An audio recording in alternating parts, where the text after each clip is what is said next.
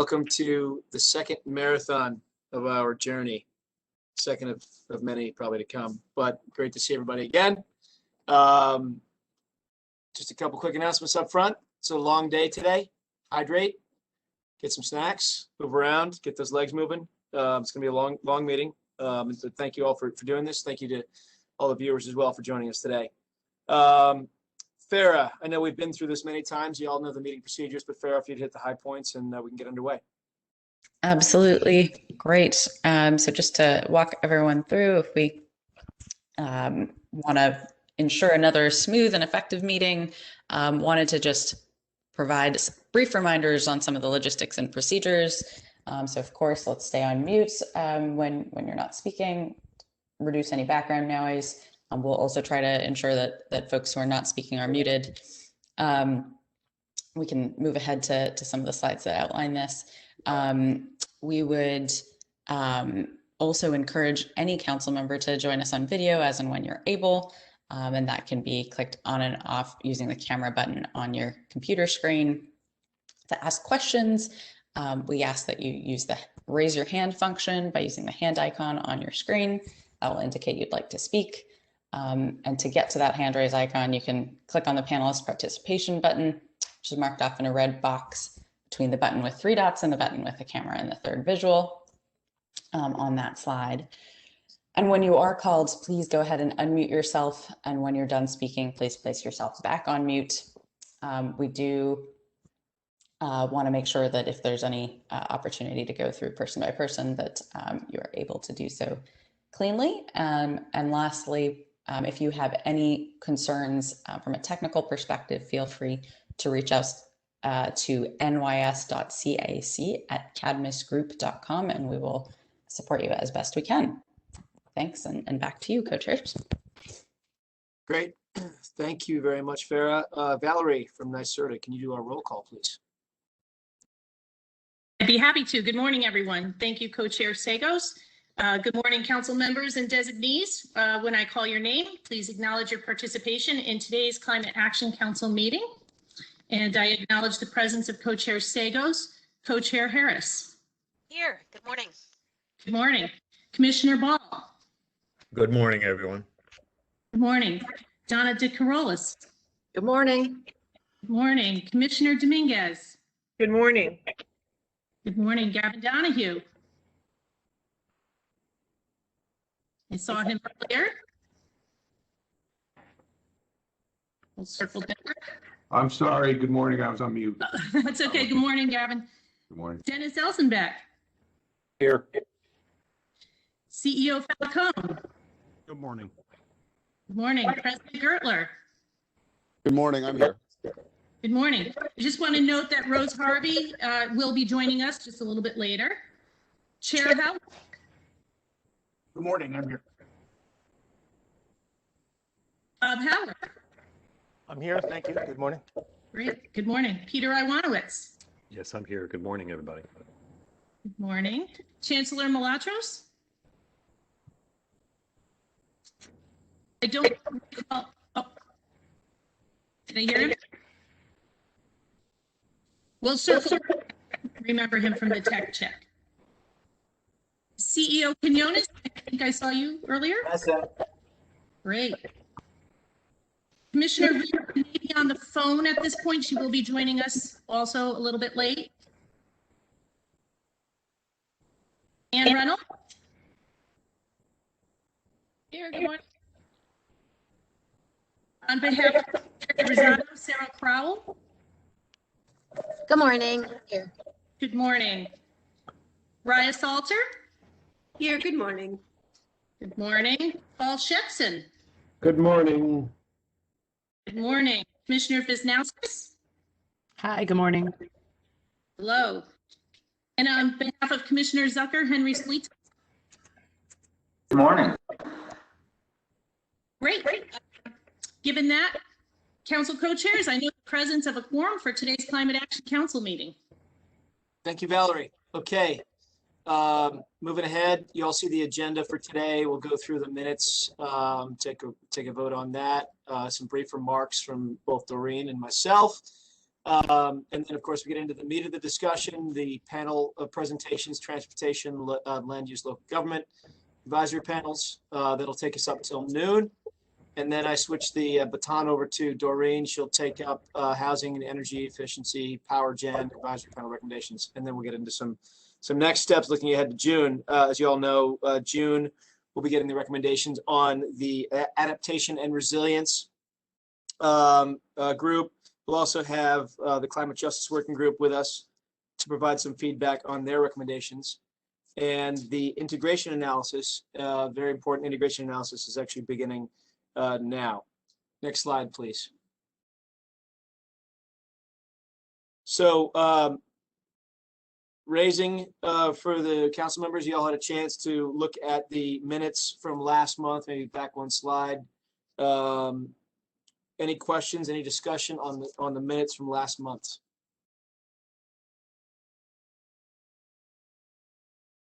If there are none. Basil, this is Dennis Elsenbeck. I Hey. just note that I have a role change, and I have submitted that role change to the appropriate folks within both your organization and Doreen. So do you need that now or just later? Okay, I didn't see that. Dennis, if you want to raise it now, or we can. Yeah. So I just need to change my role to president of Verity Perante Incorporated. Okay, Thank you. got it. Thank you. Any other questions or comments on the minutes from last month? If there are none, can I have a motion to approve the minutes from last month? So moved. Second, Second, Dennis. all in favor? Aye. Aye. Any opposed? Okay, thank you. The motion carries. Now we'll advance it, and I will turn the baton quickly to Doreen. Well, good morning, everyone, and it's great to see everyone bright and early today. If we turn to the next slide, just wanted to provide a quick recap of what was a pretty thrilling Earth Week here in New York State, as we are making substantial progress together toward the achievement of many of the goals of the Climate Act as we speak. So Earth Week 2021 featured an especially active whirlwind of announcements, launches, and events here in New York for many of the agencies and organizations reflected here on the council. And in fact, in my 10+ years at NYSERDA, I personally have never witnessed an Earth Week like this one. We announced the launch of NYSERDA's Clean Transportation Prizes and support for municipal zero-emission vehicles and infrastructure.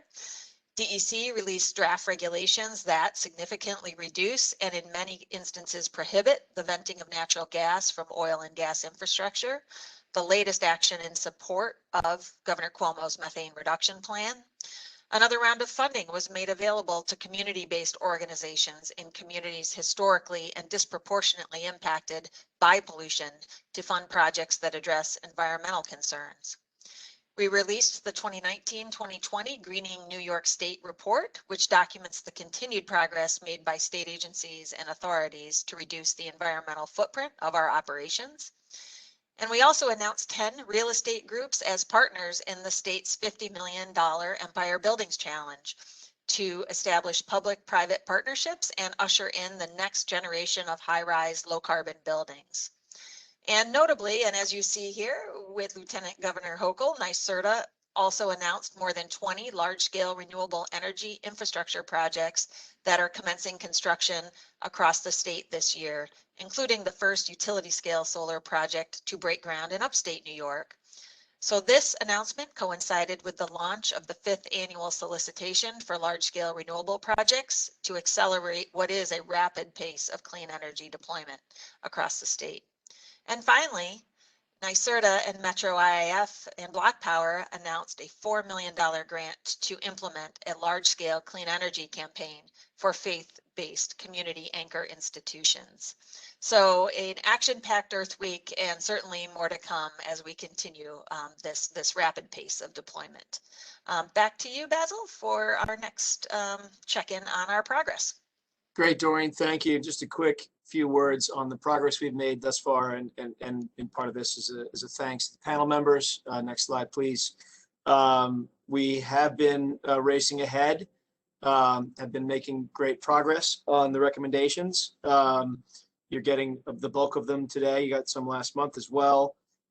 We've had 65 public meetings from the panels, 24 public input sessions, and numerous other meetings, cross-panel meetings, and so forth. It's been a Herculean effort thus far, and I want to recognize the amount of work that's gone into this. It's all been volunteer work, so thank you.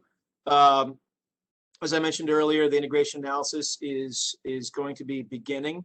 We'll be certainly discussing and checking in on that with everyone on a regular basis over the summer. I mentioned that adaptation and resilience is going to come next month. And then once the integration analysis is rolling ahead, we'll be working on pulling together some of the draft chapters for the scoping plan, and we'll be presenting those to you for your review and feedback. So that will be the next real chunk of work that we do. Of course, throughout this process, the public is watching today. We welcome the public input on all of this. The standard email, of course, you can reach out to many of us, but the standard email is climateact@decit.ny.gov. It's the best and easiest way to provide feedback, but please, if you have feedback, please keep rolling that to us. But thank you. Again, the timeline here is again, very ambitious, but we are on track. It's not to say we don't have challenges ahead, but it's exciting to know that we've been able to do this over the last 18 months of not to mention the pandemic. So next slide, please. So now we're going to get into the advisory panel recommendations. It'll follow the same format as last month. If you remember that, the chair will begin by discussing some of the giving an overview of some of the work from the panel. And then, of course, we'll have that open discussion. We'll be a time keeper on that. I'll do my best to do that. Maureen Letty's going to help. We'll have at least an hour of discussion after each of the panels, and that'll bring us right up to the noon break, where we'll split for lunch and come back together. You all know where we are. This is, again, relatively high level recommendations. There will be a great deal of work ahead on all of it. This is not the end of the line on any of these recommendations, but just another stage, of course, a very public stage and an airing of some of these great ideas. We will have an additional time to review these and vet these in the future. So as not to delay any further, let's get right into it. If you could bring the next slide up, and I'll turn the microphone over to Commissioner Marie-Therese Dominguez from the DOT to talk about the Transportation Advisory Panel. Good morning. Thank you, Commissioner Segas. And thank you, President Doreen Harris.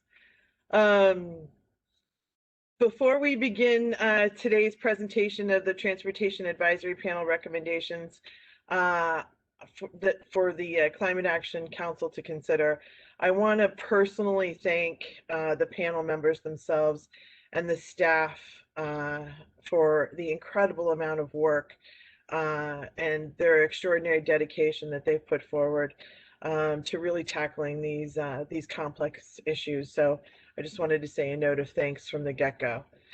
Next slide, please. Next one.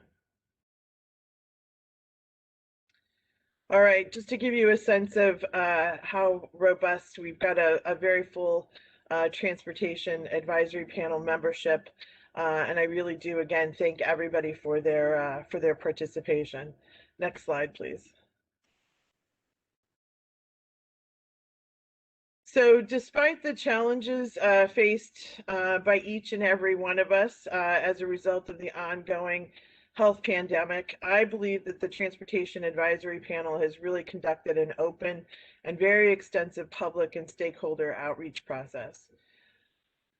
Thanks to technology and virtual meetings, the recommendations presented today have been informed through a variety of mechanisms to include 12 open to the public meetings, 12 advisory panel meetings that we've had, 2 designated meetings for the public to provide comment on the development of the draft recommendations, 2 direct engagement sessions with the Climate Action Council, and cross-panel and work group discussions that have occurred in coordination with the Ag and Forestry panel, the Waste panel, Power Generation, Land Use and Local Government, Climate Justice, the Climate Justice Working Group, and the Just Transition Working Group. In addition, the panel members individually have had very spirited and impactful discussions and expressed their clear direction and their sentiment through the course of these many engagements. I'd also note that the delivery of recommendations for consideration to the Council represents only a point in time along a spectrum towards the development of the larger scoping plan, which Commissioner Sagos referenced at the beginning of the meeting. Indeed, we have a lot of work ahead of us as we move forward on all of this. Next slide, please. So let's take a little bit of perspective on transportation writ large. I'd like to underscore the importance of the transportation sector as part of the solution to both of New York's goals. And those goals are aggressive climate action and economic competitiveness. And just taking a step for context, dating back to the earliest days, the evolution of transportation has served as a catalyst for economic growth. It's also served as a catalyst for productivity and land use and development patterns. In fact, transportation investments significantly influence where economic growth ensues and at what rate that growth occurs. The construction of roads, canals, seaports, airports, and railways in the 18th and 19th centuries really fueled New York's position as an global economic leader across the board. Most individuals look at New York and think of tourism and finance and insurance and real estate as the foundational economic drivers for the state. But as Agriculture Commissioner Ball can best attest, New York is also a national leader in agriculture and farming sectors as well. Through new investments in seaports, New York is shipping increased amounts of soy and other grain products to Asia and other global destinations. And the challenge before us today is how to balance that growth facilitated by transportation with mitigating harmful greenhouse gas emissions. Compounding this challenge are historically low fuel prices. Individual consumers are buying vehicles designed for longer distances to sustain primarily short trips. And innovations in commerce, such as just-in-time delivery and dispersion of production facilities, has made commerce more cost-effective. However, the convergence of these examples illustrates the sustained decrease in trip efficiency while increasing the amount of discretionary vehicle miles traveled. The Transportation Advisory Panel approached the challenge of carbon neutrality strategically, and with an eye towards recognizing the opportunity and the delicate balance of facilitating transportation's role in economic growth with the need to address adverse community, atmospheric, and human health impacts. The comprehensive recommendations developed by the Transportation Advisory Panel respect and adhere to the CLCPA framework. Having stated that, the Transportation Advisory Panel also recognizes that to fully implement the required CLCPA while maintaining the state's economic competitiveness, New York needs the support of complementary national and regional strategies. The panel's recommendations are also highly dependent upon a few key factors: encouraging robust community engagement, facilitating public-private partnerships, advancing regulatory and incentive-based strategies, continually reassessing strategies and technologies over time and adjusting as needed, developing new measures for transportation investment decisions, and promoting education and awareness that support personal travel behavior changes. Next slide.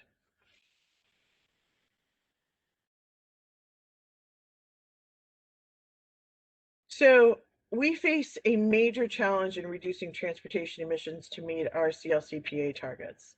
And the transportation sector, you can see by this slide, emissions grew consistently from 1990 to 2006, but have been declining since then. Emissions in 2018 were about 107 million metric tons of CO2 equivalent per year, based on CLCPA accounting rules. New York State has been working with the Cadmus Group to develop estimates of what the impacts of our transportation greenhouse gas reduction policies could be. And based on Cadmus's modeling, we expect that the policies recommended here could reduce New York's transportation emissions by about 23 million metric tons per year by 2030. This is about 16% below 1990 emission levels. The modeling further shows that the policies could reduce New York's transportation emissions by an additional 61 million metric tons per year by 2050 to 23 metric tons. This is a reduction of about 77% below 1990 emission levels. These reductions are impressive, but may fall slightly short of what may be needed from the transportation sector based on E3's pathway analysis. If that is in fact confirmed by the integration analysis, the panel may reassess alternatives for achieving our goals. Next slide. So, what are some of the mitigating strategies that we're talking about? For the purposes of today's discussion, we have aggregated the recommendations into 4 buckets that are demonstrated here. 1, transitioning personal and commercial vehicles to electric and zero emission technologies and supporting cleaner renewable fuels for use in that transition and for hard to electrify transportation sectors. And number 2, enhancing the availability, accessibility, reliability, and affordability of public transportation. Number 3, aligning and integrating transportation investments into land use and development to mitigate carbon emissions. And number 4, implementing market-based strategies to impact travel decisions and finance investments in clean transportation. Next slide, please. So how do we look at transitioning to zero emission vehicles? Converting the transportation sector to run primarily on zero emission technologies is one of the most impactful things that we can do to reduce transportation greenhouse gas emissions and other pollution. Zero emission transportation technologies includes both electric vehicles and hydrogen fuel cell vehicles. These technologies are now available in a wide range of vehicle types, from light duty cars, SUVs and trucks, medium and heavy duty trucks and buses, and non-road vehicles like construction and lawn equipment. The Transportation Advisory Panel recommends increasing sales of these vehicles through a combination of regulations requiring increased sales and market development activities to increase consumer demands for these vehicles. The panel recognizes differing viewpoints on some of the recommendations that will continue to be taken into consideration as the scoping plan proceeds. On the regulatory side, the advisory panel recommends that New York adopt the Clean Advanced Cars regulations, which would require an increasing percentage of cars that are sold to be zero emissions, up to 100% of new car sales by 2035. The advisory panel also recommends that New York adopt advanced clean truck regulations, which require an increasing percentage of truck sales to be zero emission, up to 100% by 2045, and regulations that accelerate zero emission vehicle sales among specific fleet types, like trucks at port facilities. These initiatives are consistent with recommendations that Governor Cuomo made last month in a letter to President Biden, where he was joined by 11 other governors. But regulations alone won't be enough to enable a seamless transition to zero-emission vehicles. We will need to support the market through approaches like fee-baits and incentives, which can lower the purchase of which can lower the purchase price of zero-emission vehicles relative to gasoline and diesel vehicles. We will also need to invest in charging stations and hydrogen filling stations, and we'll need to reduce barriers to EV sales and maintenance. We'll also need to address rates to support EV adoption that also minimize impacts to the electric grid and increase consumer awareness. The Transportation Advisory Panel also recommends strategic investments in electrifying off-road vehicles, including construction equipment, farm equipment, airport ground support equipment, landscaping equipment, and small marine vessels, all through incentives, and implementing zero-emission requirements for the state fleet and state contractors' fleets and equipment. We'll need to really look at how we best target policies to ensure that zero-emission vehicles are deployed quickly in disadvantaged communities, where really they've borne the largest burden of transportation emissions to date.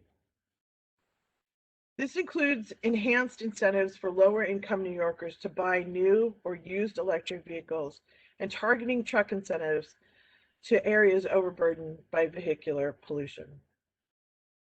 Also important is a holistic approach in supporting workforce development and community ownership models to ensure that economic benefits from electrification flow to these communities. Next slide, please. Let's take a minute and talk about clean fuels. As you can see from this slide, our electrification policies will also eliminate gasoline consumption by 2050, which is seen in yellow here, and greatly reduce diesel consumption in black. But there's a significant delay in achieving these reductions as the fossil fuel fleet is retired over time.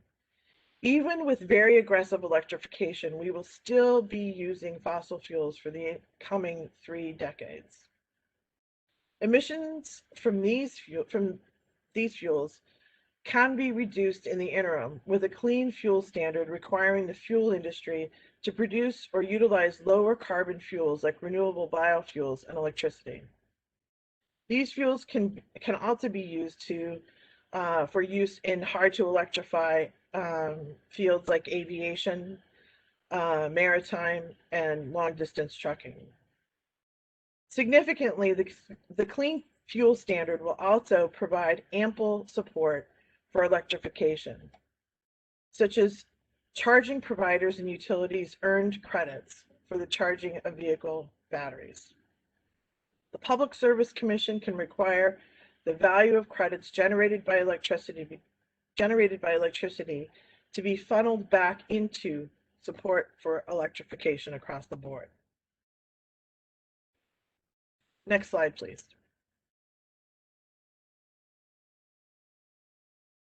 Let's talk a minute about public transportation. One of the greatest opportunities to bridge the Council's emphasis on energy efficiency, housing, and land use is to strategically invest in high-quality, high-frequency public transportation services. For the purposes of today's discussion, the Transportation Advisory Panel is defining public transportation broadly to include transit, micro-mobility like Uber, Lyft, Via, and even longer distance passenger rail services. New York's current public transportation services alone result in the state using the least energy per capita for transportation purposes than any state in the nation, and provide a net reduction of more than 17 million metric tons of carbon annually. Through incentivizing transportation-oriented development and mandating the coordination of transportation and land use plans and smart growth, we can increase the availability of public transportation, reduce the need for unproductive single-occupant trips, and mitigate greenhouse gas emissions. Investments in public transportation, however, must prioritize and transform infrastructure. That includes operations and accessibility to low and moderate income communities, including supporting first and last mile connectivity through safe pedestrian and bicycle infrastructure, deploying zero emission vehicles and fleets that are appropriate in size and in scale for the communities that they're serving, and creating targeted opportunities and investments in STEM initiatives to really support the new technology and the fleets. We also need to look at increasing the number of destinations that are accessible by bus and rail and walking and biking. We also need to look at the service frequency, the reliability, and the hours of operations. And we need to look at increasing the responsiveness and the number of mobility options, whether that's microtransit or micromobility. We also need to look at providing high quality amenities at public transportation facilities and stops, and accelerating new technologies that provide real-time schedules and make transit truly easier to use for everyone. The Council may want to consider strategies that facilitate smart growth and disincentivize auto dependency and congestion through area pricing and parking strategies with a goal towards reducing unproductive trips. As new zero-emission technologies evolve, the panel also recommends investing in and investigating hydrogen fuel cell bus technologies. Next slide. Let's take on our other significant bucket here, which is smart growth and land use. Smart growth and land use patterns reduce auto use, or VMT, and help us reach our transportation goals for reduced greenhouse gas emissions. Generally, smart growth integrates the three E's, which are actually expanded to a fourth E. The three E's are economic concerns, equity, and the environment, and increasingly the emergence of energy. More specifically, we're talking about compact, mixed use, diverse, mixed income communities that are walkable, bikeable, and transit accessible, and that can offer safe and accessible public places and accessibility to outdoor spaces as well. But with smart growth, you just know it really when you see it. And so that's why we've given you some pictures here to kind of bring home the point. So if you look at the top picture, the before and after, on the before picture, the top is really clearly not a smart growth pattern. For our purposes, it also does not help us in reducing VMT and GHG emissions. There's only one form of mobility as demonstrated in the before picture, and that's really the reliance on the car. And land use really is focused in this example on spreading out, sprawling kind of land use policy. There's not a lot of mixed use here, and the low density and streetscape configuration doesn't really support transit options here. But fortunately, in New York, our policies are moving us closer to the second picture here, which is the after picture. And that is a community that is more climate friendly. As you can see, there are several mobility options. Walking in the second picture here in the after picture.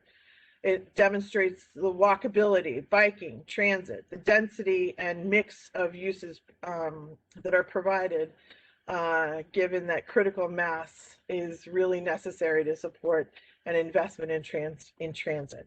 And there's plenty of greenery, which is great because that looks at absorbing carbon and reducing, what's known as the urban heat island effect. We've worked closely with our colleagues on the land use and local government advisory panel because land use and transportation outcomes are inextricably tied. They influence one another in a very, very cyclical way to either enable sprawl or enable smart growth. And obviously, our goal is more smart growth. We're trying to create a mutually reinforcing cycle that supports smart growth. But we're often confronting past investments and policies that support sprawl. So we're cross-endorsing the land use and local government recommendations to support transit-oriented development, but expanding on that to really make it transportation-oriented development, which is basically concentrating smart growth within a half-mile radius of a rail or a bus station. We're not going to reach our VMT reduction goals if we're only addressing that limited geographic scope. So we've coined the phrase, as I mentioned, transportation-oriented development to ensure that we align our transportation goals and investments, especially around public transportation, with land use outcomes on corridor-wide and multi-municipal scale investments. Put simply, we can't achieve our goal of significantly expanding public transportation without complementary smart growth and land use policies at the state and local levels. The words alignment and coordination came up frequently during the course of our discussion, particularly in a regional context, and you can see why. So, some of our recommendations seek to bring together the major stakeholders early in our process and transit agencies. And we've really looked at how we can best support smart growth and public transportation through a transportation-oriented development process. This really does realize the CLCPA's vision for greater social economic equity. Aside from reducing transportation-based air pollution, our recommendations enable more affordable and mixed income housing that is accessible to transit and other mobility options. And in doing so, we are working to address the disproportionate amount of time and money that lower income households spend on transportation. Smart growth also enables greater outdoor activities and access to fresh, nutritious local food and health services, which addresses the public health disparities endemic in lower income communities. We were often reminded that all of our recommendations, when implemented, must recognize that there's no one-size-fits-all formula for smart growth. We must adapt the basic formula to vastly different conditions in rural, suburban, and urban communities, with particular attention to disadvantaged communities.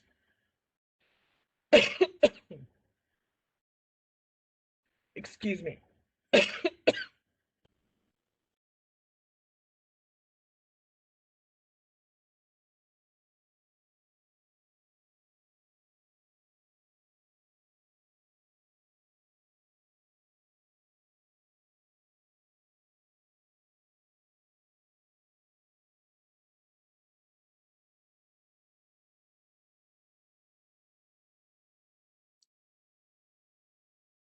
Marie Tracy, okay? Apologies. When you said hydrate, you really meant it. Everyone take a breath. Everyone breathe. Sorry about that. Okay. So next slide, please. All right, let's talk about our third big bucket here, which is market-based strategies.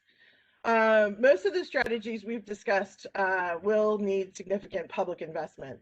And the panel evaluated a number of strategies to fund clean transportation and really recommends that the council consider a few strategies that will both reduce emissions directly and provide funding to implement the other strategies that we've discussed. The Transportation Advisory Panel recognizes that market-based pricing mechanisms are needed to achieve CLCPA goals. And in that regard, the panel recommends participation in the Regional Transportation Climate Initiative, otherwise known as the TCI program, as part of a regional and national approach. That would cap and reduce transportation emissions across the region to close to 25% by 2030, while also raising some revenues for investment in electrification and public transportation, with a priority for investment in disadvantaged communities. The Transportation Advisory Panel discussed economy-wide legislation over TCI, and the CAC, of course, may choose to go in that direction, in which case TCI could be considered as part of an economy-wide approach. So I wanted to put that all out there. I think it's important. Other potential funding strategies identified by the panel include congestion pricing, which is very important to discourage driving into congested downtown areas, and obviously something New York is firmly putting on the table. Parking to encourage other modes of transportation, and increased registration fees for high emission vehicles, which are similar to the fee-based concept that I mentioned earlier. In the longer term, pricing of vehicle miles traveled should be explored as a replacement for or supplement to the gasoline tax as we phase out the use of liquid fuels. And the panel also recognizes that there's a very important role for private financing. Funding provided by these market-based programs can be used to leverage private financing of clean transportation, particularly for fleet electrification and EV infrastructure. There's a number of models to work from, including, but not limited to, those used by New York's Green Bank. So I think this is an ever-evolving area for us to continue to look at. All right, next slide, please. Let's look at the consolidated benefits of all of these recommendations. As I stated earlier, the Transportation Advisory Panel's recommendations adhere to and advance the aggressive goals established by the CLCPA. In the aggregate, the package of recommendations submitted for consideration really does look at promoting equity and inclusion through a series of things involving low and moderate income communities in investment decisions, policy development, and program implementation. Really looking at investing in alternative modes of transportation, whether that's transit, walking, biking, all in collaboration with integrated land use development. And supporting emerging workforce training and development opportunities. These are all critical and all go hand in glove. In addition, the recommendations also look at prioritizing investments in low and moderate income communities through targeting investments to accelerate the deployment of zero emission vehicles and commercial fleets, thereby mitigating harmful health impacts. Also, through driving innovation, carbon neutrality in the transportation sector will support economic opportunity and growth in all communities across the board, as well as implementing strategies that maximize flexibility, minimize costs for transportation-related businesses and developers to help grow employment opportunities. And lastly, these market-based approaches that we're talking about really do incentivize alternatives and generate revenues to support the greening of transportation infrastructure writ large. They also facilitate collaboration between the public and the private entities that are involved here and generate revenues to support all of these policies and programs. And lastly, it really does build upon New York's nation-leading commitment to climate change and to climate leadership in particular. So I think we've given a very holistic view of all of the segments that the Transportation Advisory Panel has taken on. I really thank everybody for the opportunity. Again, want to thank, this is not the end of the road here for our Transportation Advisory Panel members and the great team that's been working on this, but certainly really appreciate their assistance getting us to this step in the process here, and appreciate the opportunity to present these recommendations to the larger CAC. So thank you all very much. Great, Marie-Trace, thanks very much. Maureen Letty, where are we on time right now? We are right on time. Okay. Great. So before we get into land use and local government, I think we're going to set aside some time now. What do we have, 60 minutes, Maureen? That's correct. Okay, 60 minutes to dive deep into transportation. Again, raise your hand there in the little button. I see Dennis. Dennis, take it away. Thanks, Basil. So as usual, very comprehensive overview.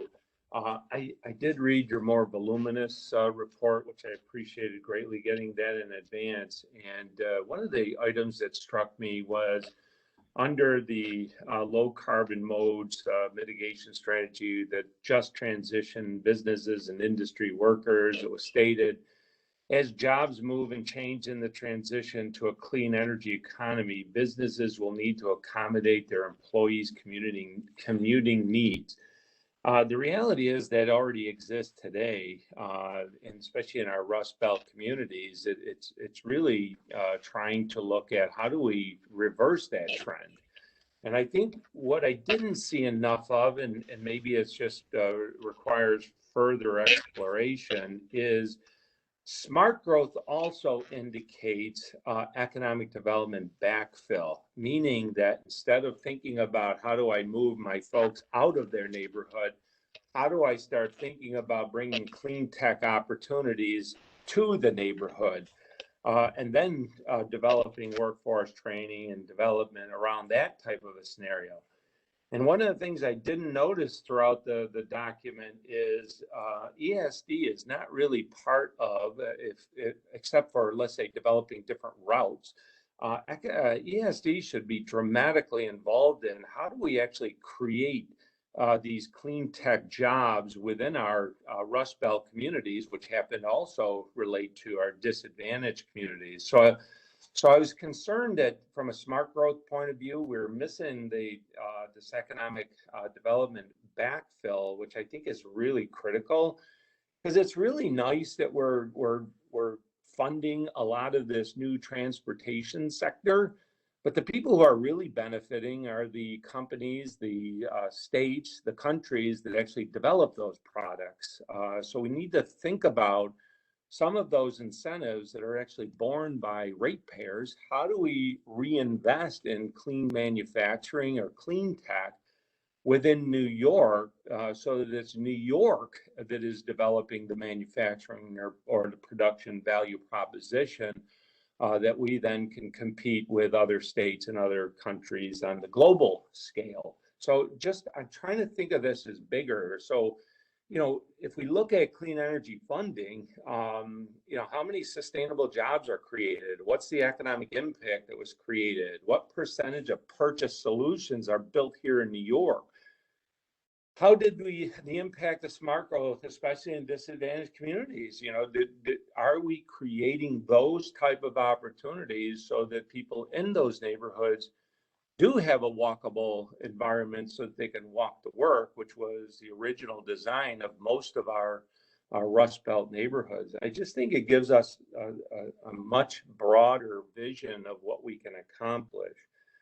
The second thing is about infrastructure, and I do overemphasize this because I keep trying to make sure that we're looking at infrastructure in its totality. That means, do I have local infrastructure in order to support these type of initiatives? And do those infrastructure issues not only include transportation, but the buildings move to decarbonization, and what are the local economic development needs? Our Rust Belt communities, and I'll generalize this, do not have the right infrastructure, nor do they have electric capacity to develop this type of economic opportunity. And I just think we need a broader view.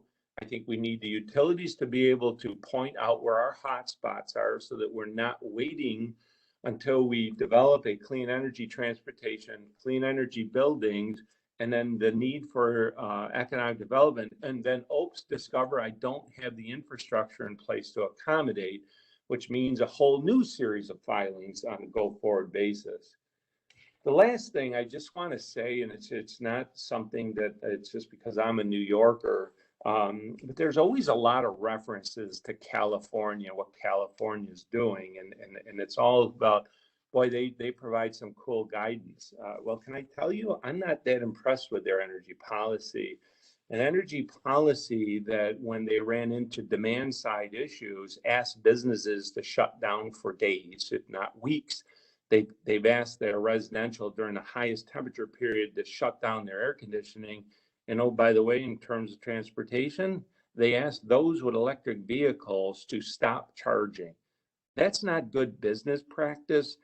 We can develop a better balance between environmental sustainability and business, and I think we got to incorporate that in our recommendations.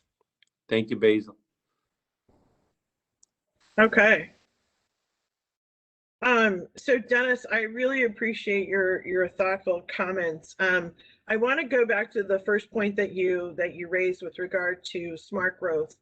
One of the things that, if I didn't make it very clear, one of the things that that the Transportation Advisory Panel and the Department of Transportation in particular are looking at in a very focused way.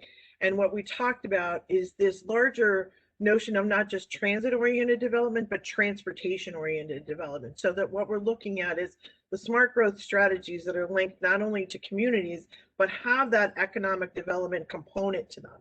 So when we work with the downtown revitalization initiatives and the REDC and all of the things that all of the state agencies that come to the table, not just ESD has a huge component of that, but all of the state agencies that are involved in working with the local communities on those revitalization initiatives, transportation is often the key component of that. So if you go, an example of that right now is if you go to Oswego, looking at the downtown revitalization dollars that have been put in there, it's become much more walkable, bikeable, pedestrian friendly, and it's led to additional economic development opportunities. And as they invest in that level of growth in revitalizing their core economic demand, and talk about a Rust Belt town here in New York, you've got everything from port activities to to businesses that are being spurred to develop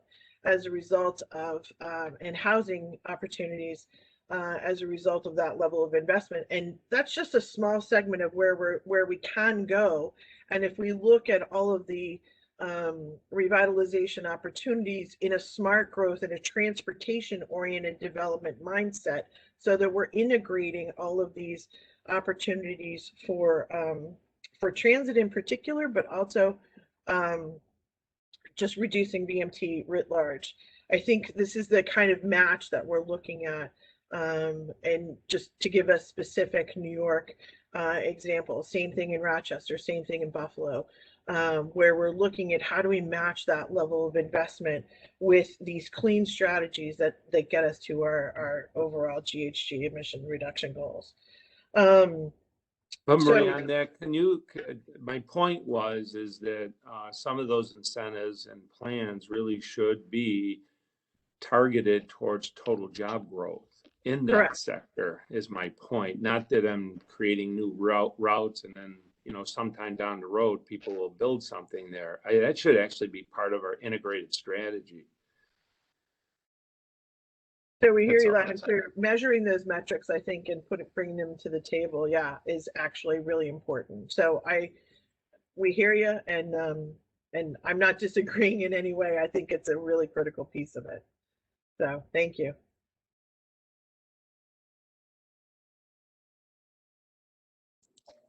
And on the California issues, I will tell you that we're looking at what they've learned from what they've done, not necessarily copying them writ large, but like what have they've been doing it a little bit longer. What can we learn from what they've done? Not necessarily applying it wholesale. Okay, thanks, Dennis. Raya. Hello, thank you so much. Again, a lot of excellent ideas, a tremendous amount of work. Thank you so very much for that. I've got a couple questions and I'll be quick in asking them. And first is, how do these recommendations ensure that populations are benefiting and adverse impacts aren't happening in disadvantaged communities and elsewhere? We know that in California, cap and invest has not always resulted in benefits. So will these recommendations include accountability, protections, and metrics, and how? And my second question is, we know that TCI is controversial to many. There are diverse opinions. So were there minority opinions in the TCI recommendations and other recommendations here? And if so, what were they? So we know that a few members of the Climate Justice Working Group have expressed concern to the market-based programs, including TCI, and at least one panel member who was with an environmental justice organization indicated preference for the CCIA. IA legislation and very much understand and appreciate that. I think that the panel has envisioned TCI as a way of really looking at it as a funding strategy that actually benefit LMI communities, such as incentives for the purchase of electric trucks, you know, and other vehicles that are really targeted. And under the CLCPA, at least 35 to 40% of the investments have to benefit directly disadvantaged communities. So we really want to continue our work with the Climate Justice Working Group. And we'll do that as we go into the June CAC meeting. But the larger view of it is really to make sure that we, as we develop these potential strategies, that we really do continue to listen and look and learn and make sure that we're integrating as best we can. Yeah, Marie Therese, I mean, just to play off that a little bit, I mean, it is going to be incumbent upon us as a Climate Action Council to ensure that we're hitting the targets in the law in terms of ensuring that the benefits are actually directed into communities. That is something that we'll have to take up. That will be part of the rulemaking processes, any legislation in the future, and so forth. So I don't know that the transportation panel has fully fleshed out how those dollars will be directed from whatever source, but that they have to be. We understand they have to be. Right. Yeah, I hear you. I think what I'm encouraging every panel to do as we work to put those markers in the plan is help us develop those metrics and those markers, because we're not going to be able to, that every agency needs to be recommending sort of how do they see the best way to see, what progress will look like. And so that's personally what I hope to see encouraged. Thank you, Raya. Definitely. Those markers, the 35 to 40% investments, really, benefiting LMI communities, those and the metrics that you're talking about, those, we are taking those very seriously. So we'll look to do that. Thank you. Okay, Raya, if you're done, I'll move to Anne. Hey, good morning. Thank you. Thanks so much for that presentation, Commissioner. Lots of great information. I wanted to make a comment about money.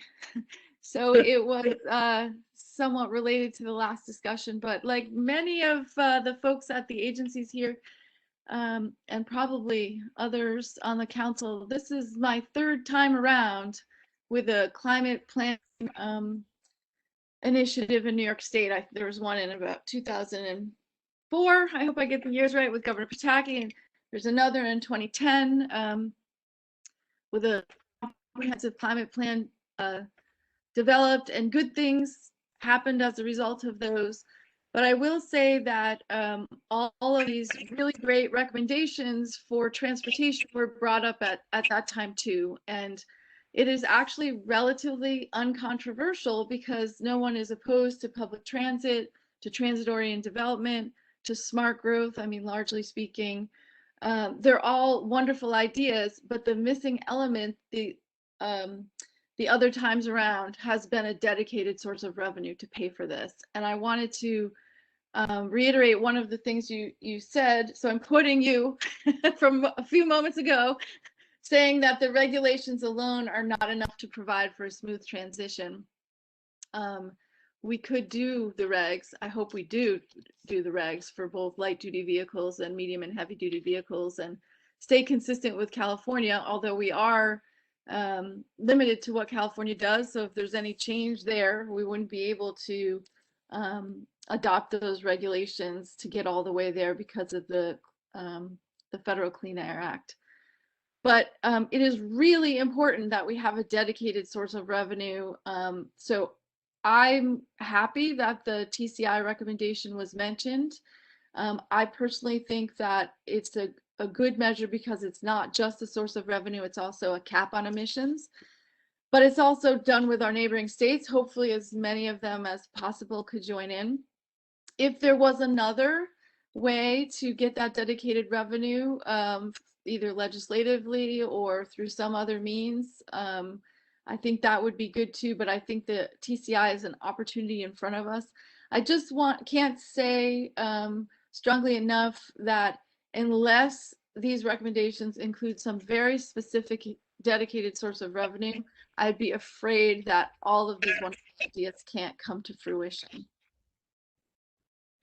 Well, thank you. I recognize that one of the things that we're looking at is there's not a one solution for a pay for on all of this. And it's got to be a mix of things, which is why I referenced that as well. So we're looking at a series of investments. How do you actually, one thing builds upon another. That's why I talked about the green bank strategies and what we're looking at. But in addition to that, it allows us potentially to leverage some of these investments into public-private partnerships in different ways. But any new revenue streams, would really need to be something that we take on holistically.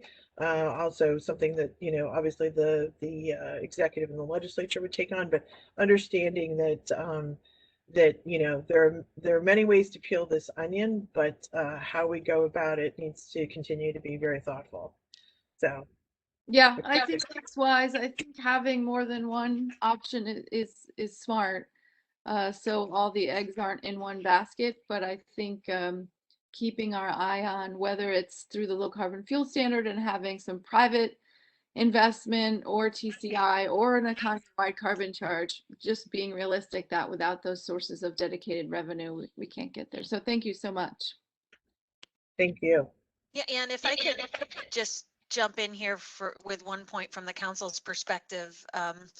I think this is a really important topic for the council to be taking up as well through the coming months as part of this integration analysis, but also really looking at these recommendations together.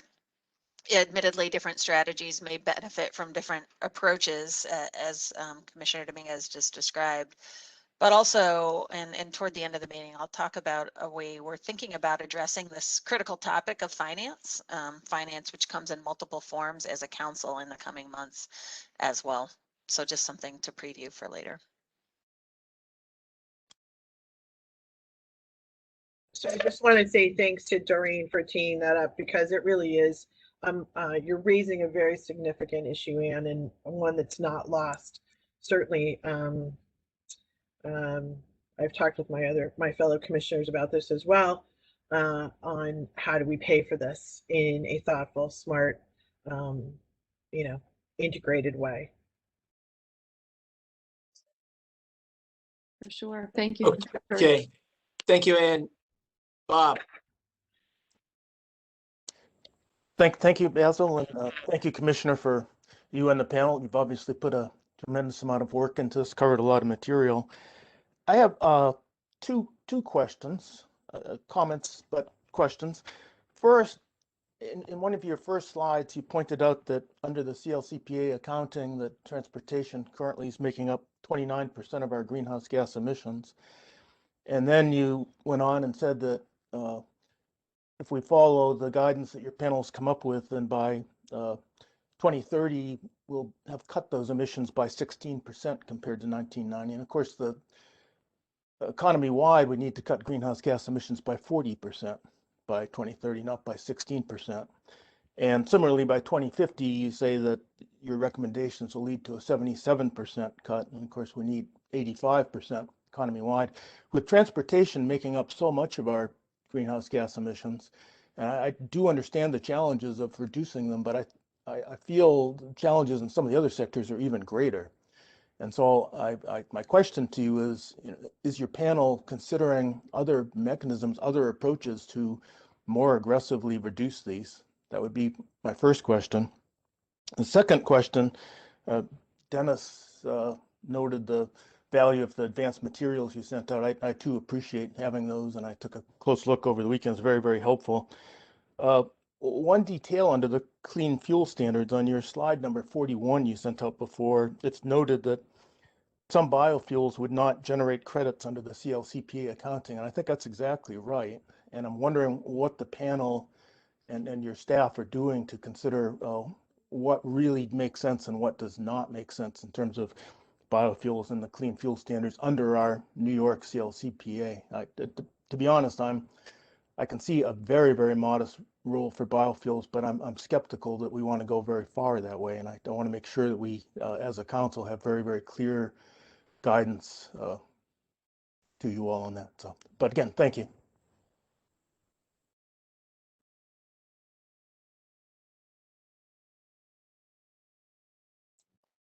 Ray Trace, you're muted. Thank you. So to your first question, Bob, I think that the advisory panel really looked at recommending strategies that are really going to significantly contribute to achieving the larger CLCPA goals, and that level of ambition specifically for transportation is going to be, it will really help inform the integration analysis that's going to take place, and we hope that it'll be addressed through the scoping plan that's developed. But that said, we really need to look at, the self-help mechanisms that are assumed in our recommendations, and the advisory panel, I think, really understands that to fully implement the requirements of the larger CLCPA, we really need to look both at the complementary strategies nationally as well as regionally, but and also recognize that technology is going to advance over the course of this period, and that as we do that, we need to adjust accordingly. So whether that's through investments, additional investments, et cetera, we really need to look at how we can further evolve, and that larger integration analysis, I think, and the scoping plan will help provide room and flexibility for us to do that.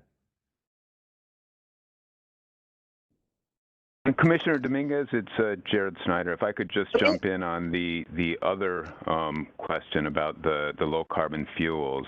Bob, I think that's something that will be addressed in part in the integration analysis of evaluating what fuels are available, what is the capacity, and what are the best uses. We certainly see a role for technology or for fuels like biodiesel and renewable diesel that would achieve some level of greenhouse gas reduction under our accounting strategy, in part because they do not involve imported fossil fuels. A fuel like renewable gas, biogas, that might be a bit more difficult, and that will need to be evaluated in the integration analysis, what carbon benefits are achieved and what is the best use of it. And if I could just weigh in also on the emission reduction piece, one thing you see at the end there, with that 77% reduction, big part of the rest is aviation fuels. And, as Commissioner Dominguez said, there will be, technology development. We're going to need technology development to advance in that area of aviation fuels to address that nut, because, at this point, we don't have the silver bullet for it. It may be an area for lower carbon fuels currently existing or in development. But I will say it was very purposeful to make sure that we had representation from the airlines and the aviation industry on our transportation advisory panel. So I think it's been a robust discussion that we look to continue with the members of our advisory panel. So thank you, Commissioner, and thank you, Jared, for that extra detail. I'm glad that you're paying attention to the details of the biofuels, and I also greatly appreciate that the panel actually put some quantitative numbers into your. I understand totally that 2050 is a long way out, and air transportation is going to be a challenge. But I would like to see us be more aggressive in addressing the 2030 target of 40% reduction. Thank you. Thank you. Bob, thanks. Donna. Good morning. Thank you, Basil. Thank you, Commissioner, for the Thanks. really detailed presentation. I really have two questions, and one is just, and maybe it speaks to the integration process, but how do we look at these policy recommendations for transportation that they're going to require a lot of infrastructure build out? They're going to require, customer behavior changes through the incentives that you put in place. And so the timing of the demand growth that results from these recommendations, and how does that then get matched to the timing of the supply growth on the power gen side and the decarbonization of the power gen?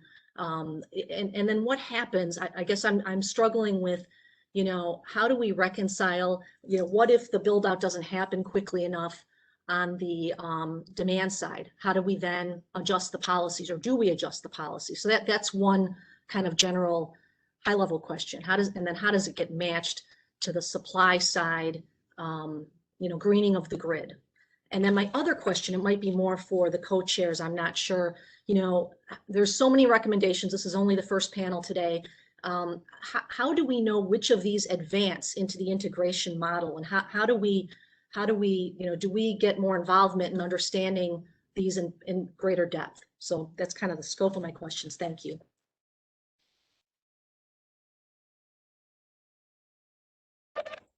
I keep putting myself on mute to avoid any reverberation, but the question that you asked is a global question, right? The first question that you asked with regard to infrastructure and timing and integration. And that is really a function of what we're looking at in the integration analysis, to make sure that all of the work groups and all of the work that they're undertaking, whether that's on the power gen side, the infrastructure piece, electrification, everything, and the timing of all of that is included in it.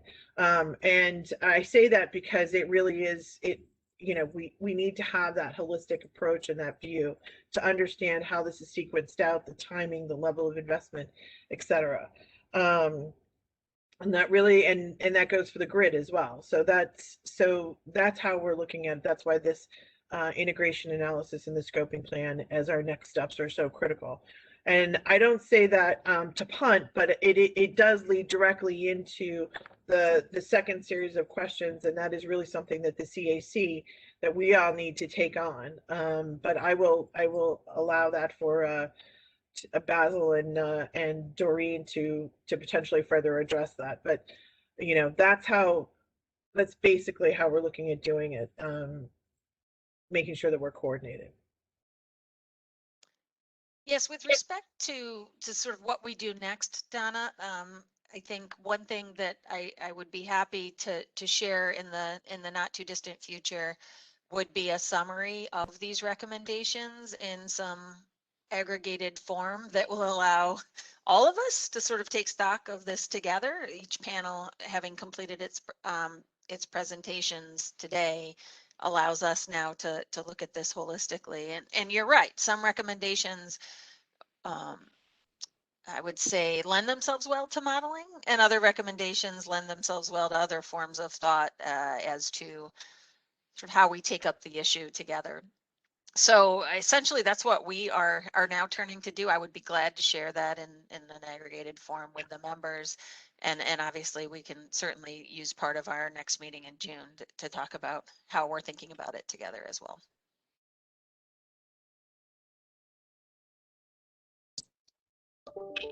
Okay. Anne, you have your hand up still. I don't know if it's a remnant. I think Gavin is up though. Yeah, it's not a remnant, but I don't think it's my turn. Okay, Gavin. Thank you. Thanks, Commissioner. Couple comments first, and I have a couple questions.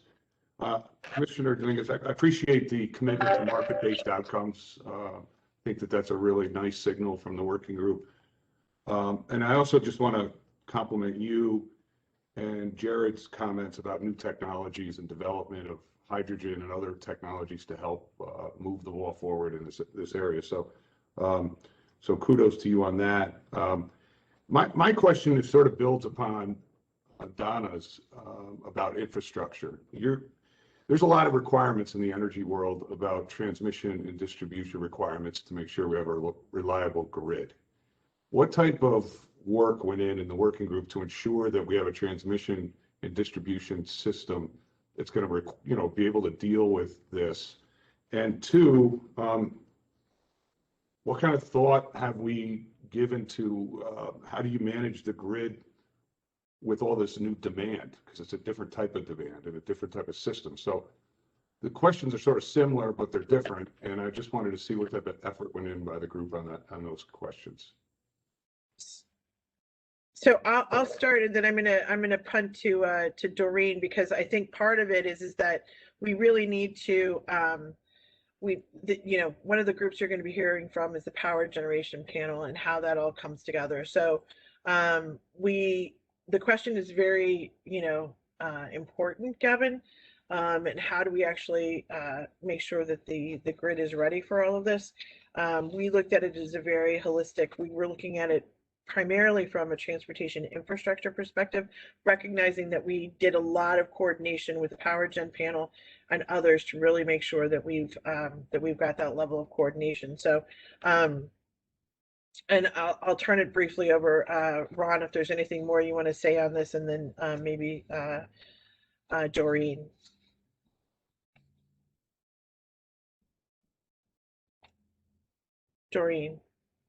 Well, Commissioner Sorry. Dominguez, maybe I'll mention Yes. that the panel met with the power generation panel, met with the utility group to discuss some of these issues that Gavin identified, including, policies that would shift demand to periods, demand for charging, for example, to periods where there may be excess capacity available on the grid. And so, a very important piece of the electrification strategies is exploring rate design that stimulates that type of charging behavior.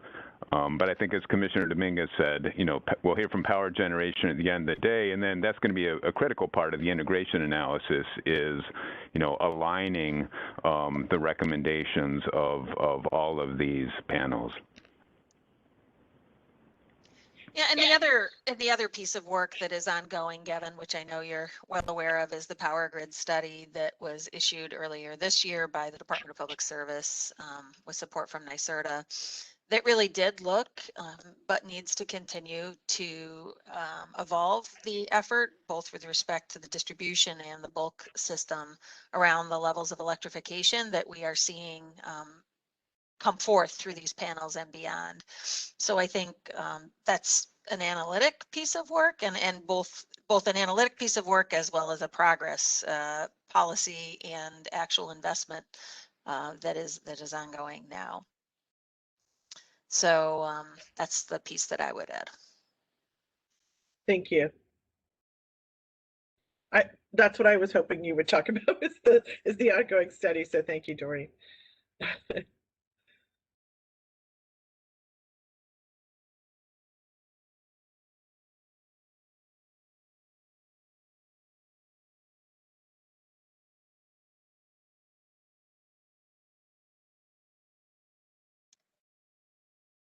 Oh, looks like we have Commissioner Sagos is not on camera, so I wonder if he got pulled away. Maybe we could just go to Peter Iwanowitz. I see his hand is raised. Maybe Basil is hydrating like I was. Yes. That's great. Peter? Great, thanks. Good morning, everybody. Commissioner Dominguez, thanks for your presentation. And again, thanks to everybody that was part of the panel for putting together the written materials, which are very comprehensive. I echo Bob and Dennis's comments earlier. I've got a couple of comments and then a series of questions. They're going to be clarifying ones, so I'll try to go through them slowly because there's a number. I'll ask them first and maybe have some interaction. So my first overarching comment is, I don't know how we as a Climate Action Council can actually put forward a draft scoping plan that doesn't contemplate the complete elimination of the transportation sector emissions. I want to uplift a comment that Bob Howarth had made a while ago. If this is an area that probably is going to be a heck of a lot easier, even though challenging, than other sectors like existing building stock, all the furnaces we have in people's homes. when I think of that challenge, I think of, the motor vehicle sector. So with that, in the transportation sector, I think Jared mentioned aviation, which I'm highly skeptical that we wouldn't be preempted on dealing with biofuels in the aviation sector by FAA. But what else isn't covered in that 23% shortfall if we were assuming that we have to zero out transportation sector emissions if we have any hope of achieving our overall? So that's my first one. What's not there? And then a side clarification. Did I hear you say that the transportation panel is recommending that all farm vehicles and equipment get zeroed out? Because that was not a recommendation made by the agricultural panel at our meeting in April. And I'm happy to hear that because I think that was a glaring omission, but I just wanted to not put words in your mouth. So transportation is what's in the 23% that's not covered by 2050, and then the farm is the subset. A follow-up question on transportation. In 2013, New York State signed a multi-state MOU to achieve a significant increase in electric vehicles hitting our street. I think it's 800,000, 850,000 is roughly New York State's proportion of that multi-state MOU. Is that still in existence? And where are we with that? Or what lessons have been learned that the panel sort of looked at? Because if we'd been working for the last 9 years, I think we'd be a little bit further along towards that 850 number by 2025. So that's another question. Transit-oriented development, love it. I think it's a really smart approach. I really enjoyed your comments, especially the one where you said, when you see it, you know what it is. Firmly believe that. My question is actually just sort of logistically, outside of the consultation with the land use and local government panel itself, did the transportation panel directly consult with local governments on the whole issue of transit-oriented development? And if so, which local governments did you reach out specifically to, independent of any consult with land use and local government? Not to sound like a broken record, but we all know that that panel does not have any direct representation from local governments on it. Low carbon fuels and TCI. You dropped into your comments related to both this whole concept of carbon neutrality. And I'm very concerned about that whole concept in the transportation sector because having advocated for a number of years and been intimately involved with the creation of the CLCPA and the law, I don't see how carbon neutrality fits into the transportation scheme, to be honest, where you could offset emissions somewhere else to cover emissions that were happening elsewhere. So my concern about low carbon fuels and TCI is, and actually the written materials, you said something to the effect, or the materials had this statement, that things like TCI do not necessarily achieve emissions reductions in specific communities. I'll just posit for someone that's worked in this space for almost 30 years that these specific communities typically are ones that are predominantly where Black and brown people live.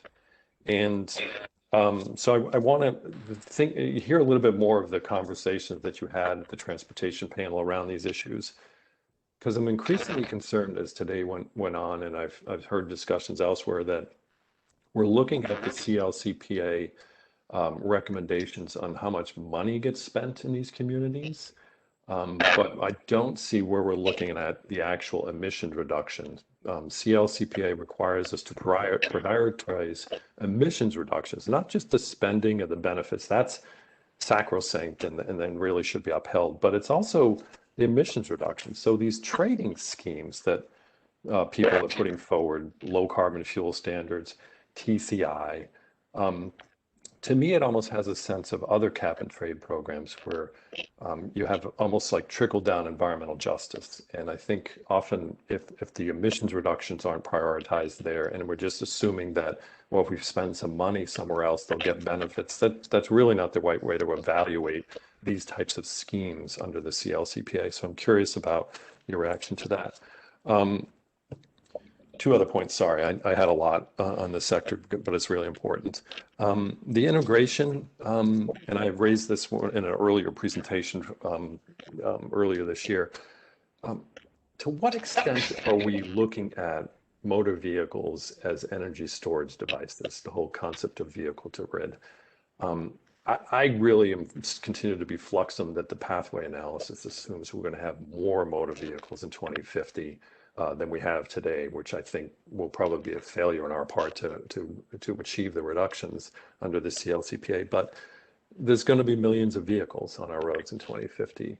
If they're battery powered, they will be energy storage devices. But I'm not seeing a lot of conversation in the materials about the role that motor vehicles will play in grid surety and sort of, dealing with the issues that Donna DeCarroll has sort of raised earlier with harmonization with the power sector.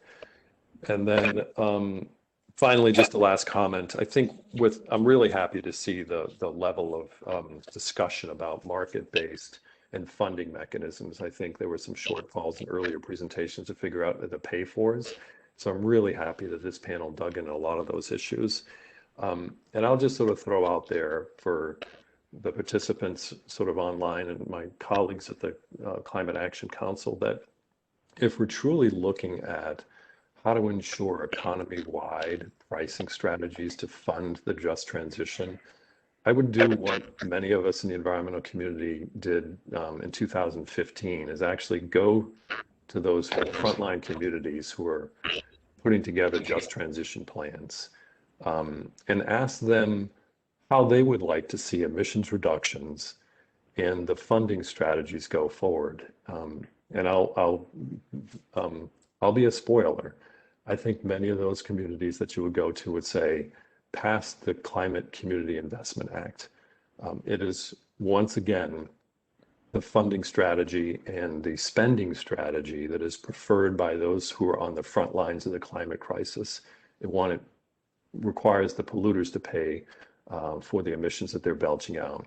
And it also then ensures that the spending happens in those communities with an eye towards exactly what those communities want it spent on. It's not going to be dictated by this council or parties from afar like the TCI conglomerate. It will be really dictated and driven by what the communities have wanted. So just like the CCPA that became the Climate Leadership and Community Protection Act, the CCIA is again developed by those on the front lines for the front lines to help the front lines. And I would really implore folks to take a look at that legislation that's been introduced by the Senate and the Assembly, because I think it is that across the board thing that harmonizes pricing in the power generation sector, pricing in the transportation sector, even in the agricultural sector. So I'll pause there and look forward to your answers on the questions I raised. This is Maureen. I just want to interject for a second on a time check. We have just a little over 15 minutes left.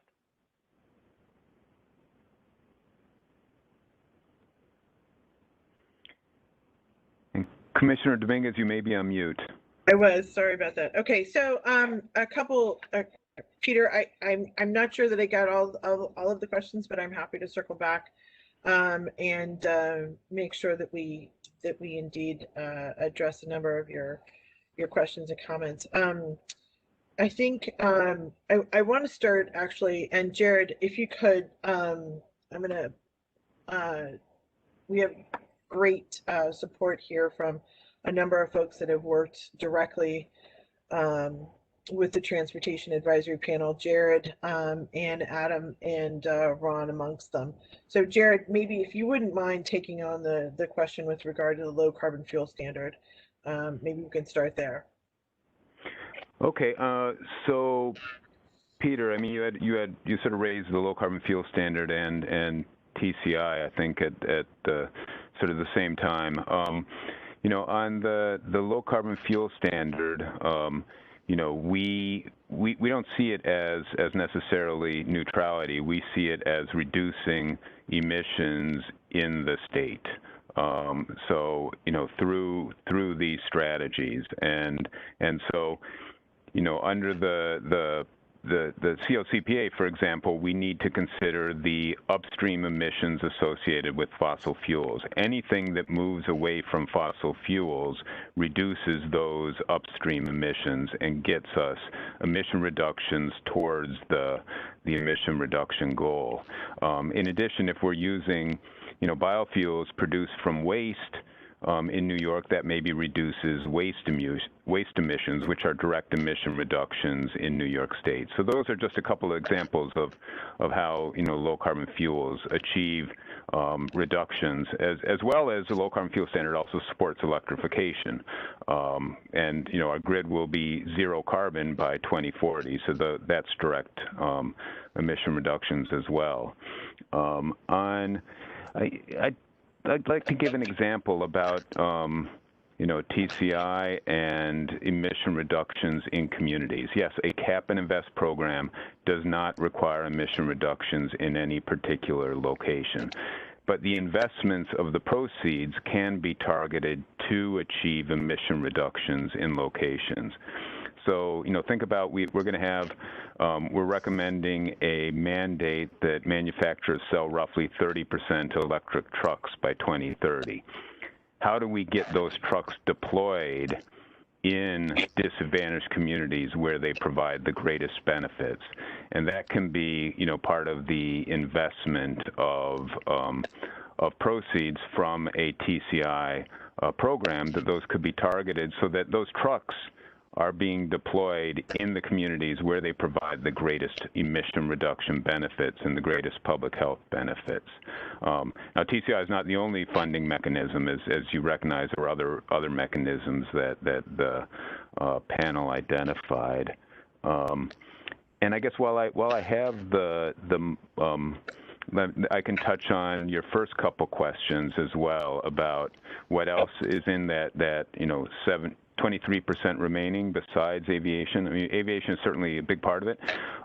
One part of it is there will still be some diesel emissions by 2050, as you saw in that one chart that we showed, and that's because we won't be electrifying all new truck sales until 2045, which means trucks sold until 2045 that run on diesel will still be on the road at that time, unless we have, you know, the incentive programs that get them off the road, you know, some kind of cash for clunkers for trucks or something along those lines. And then I think off-road may be part of it as well. The panel did not specifically address farming emissions in response to your question there, but recognize the need to electrify off-road equipment. And it really depends on, you know, I think there's different challenges in different sort of subsectors, farming versus construction versus port equipment, you know, all have different challenges, and we recognize the need toward moving towards electrification of all of those subsectors, but they may have different policies and different schedules. So Thank you, Jared. Let me end there, yeah. Thank you very much. I want to underscore what Jared said about farming equipment and the other subcategories. We did not make a specific recommendation, but rather recognize the goal towards electrification. The other question that you asked specifically, Peter, was around the local governments and smart growth recommendations. We did have a series of engagements with the local land use and local government advisory panel, as well as expert roundtable discussions with various members. And so I think the takeaway from all of that is really understanding that local governments in New York and really across the nation, I think, are really looking at smart growth and transit and transportation-oriented development as really a smart business model, and we've seen that consistently. I think you know, people are moving back into communities that are more walkable and bikeable and accessible by public transportation across the board. And where we see that development and encourage it through some of these strategic investments is really where we can have significant impact. So that's really the way that we've looked at local government, and we'll continue to do that level of outreach and engagement as we move forward. So I'm not sure we covered everything, but I think that was a good swath. You did cover most, but there was one that I was hoping to get a little bit more clarity on. Is this multi-state MOU from 2013 of where we are there, what was looked at, the benefits. Is it still in force? Are we still anticipating to hit 850,000 vehicles in 3.5 years' time? So maybe I can touch on that. So Peter, that 850,000 number was based on the amount of vehicles that would need to be sold to meet the California standards, which we adopted, so the zero emission vehicle mandate that we have in place. The way that is structured, fewer electric vehicles now need to be sold to meet that mandate because the vehicles get more credits because they have greater distance. They can, go 250 miles on a charge. So they're earning, more credits and fewer would have to be sold. That MOU also has a pretty steep curve starting around now of picking up. We have been on pace really through 2018, 2019. We ran into, a little bit of an obstacle with the Trump administration lifting, the authority to enforce the waiver, but sales continued to increase in New York of electric vehicles due to our incentive programs and our build out of charging infrastructure. So I think we're making really good progress. And, this is an area where, we're working with other states and California on, making sure the manufacturers, abide by the standards that we put into place, and then thinking about what's the next stage in the zero emission vehicle mandate, so we can meet that goal of 100% by 2035.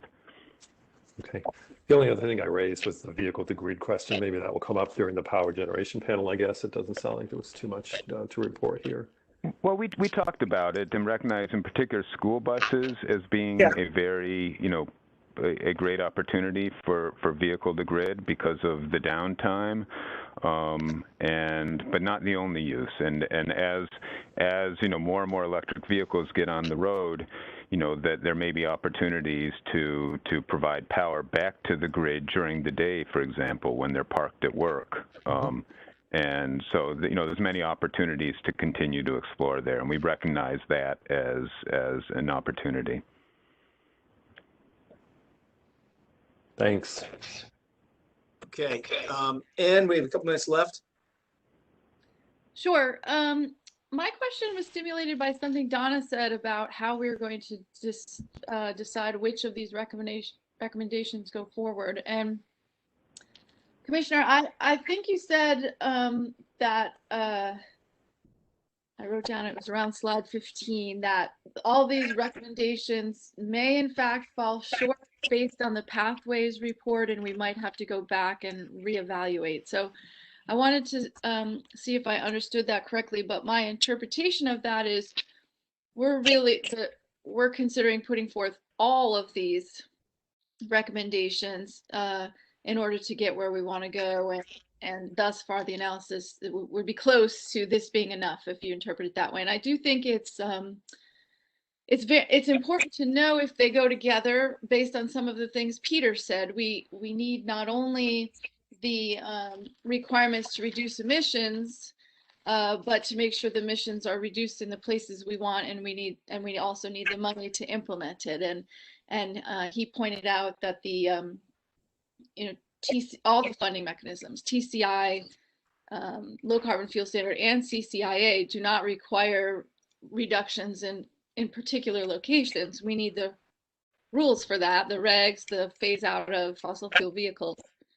So did I interpret that right, that you sort of expressed a little bit concerned that all of these recommendations together you think is going to get, but based on pathways, maybe not? It was an early slide. So it's an acknowledgement of really the fact that, this is what we're taking on. It's the holistic measures that I put forward in the presentation, recognizing that as we move towards these goals, not only will technology advance, but there will be other things that we need to consider in addition to help adjust those greenhouse gas emission reduction goals. So this is one part of a larger strategy, and I think we just have to keep, as a CAC, keep in mind that, you know, what we have on the table right now is very comprehensive, and we need to continually be open to additional technology advancements in technology and other things that can help us further achieve our goals. So that's what it was really a nod to. Okay, Dr. Shepson and then Raya. And that should close us out. Okay, I'm glad we haven't completely run out of time. Yeah, I'm impressed by the comprehensive character of this report. Yeah, part of it is investment in public transportation, which is in part on a collision course with extreme events related to climate change. And I'm wondering if you can comment on the extent to which the panel considered specific investments in areas where there is vulnerability, like we saw in New York City during Sandy, and those sorts of problems are going to get much worse in the next 3 decades. So can you comment on building efforts to build climate resilient public transportation infrastructure? So Paul, this was a huge element of what we actually did talk about, in particular, not just for transit, but writ large, and the resiliency factor that we need to build into our transportation standards, our floodplain standards, everything that we've got that help really look at the larger sustainability and resiliency factors for infrastructure. And one of the things that we benefited from was having Pori from the MTA, who's in charge of environment, on the panel. And she provided, in fact, a very specific presentation on the resiliency measures that the MTA in particular has learned, the takeaways, what they've done, how they've approached extreme weather events, and how that's getting translated across the entire system. And as a result of that, how we can take those lessons learned and apply them for all of transportation, but specifically for transit. So what you see here in our recommendations, one, reflects that input, but two is also the level of coordination that we're undertaking with our other work groups here that are looking specifically at resiliency and sustainability. I assume that presentation you're referring to is available somewhere. I don't know, but we'll make sure that we can provide it. I think it's material that FTA has published publicly, so I'm happy to share it with you. Thanks.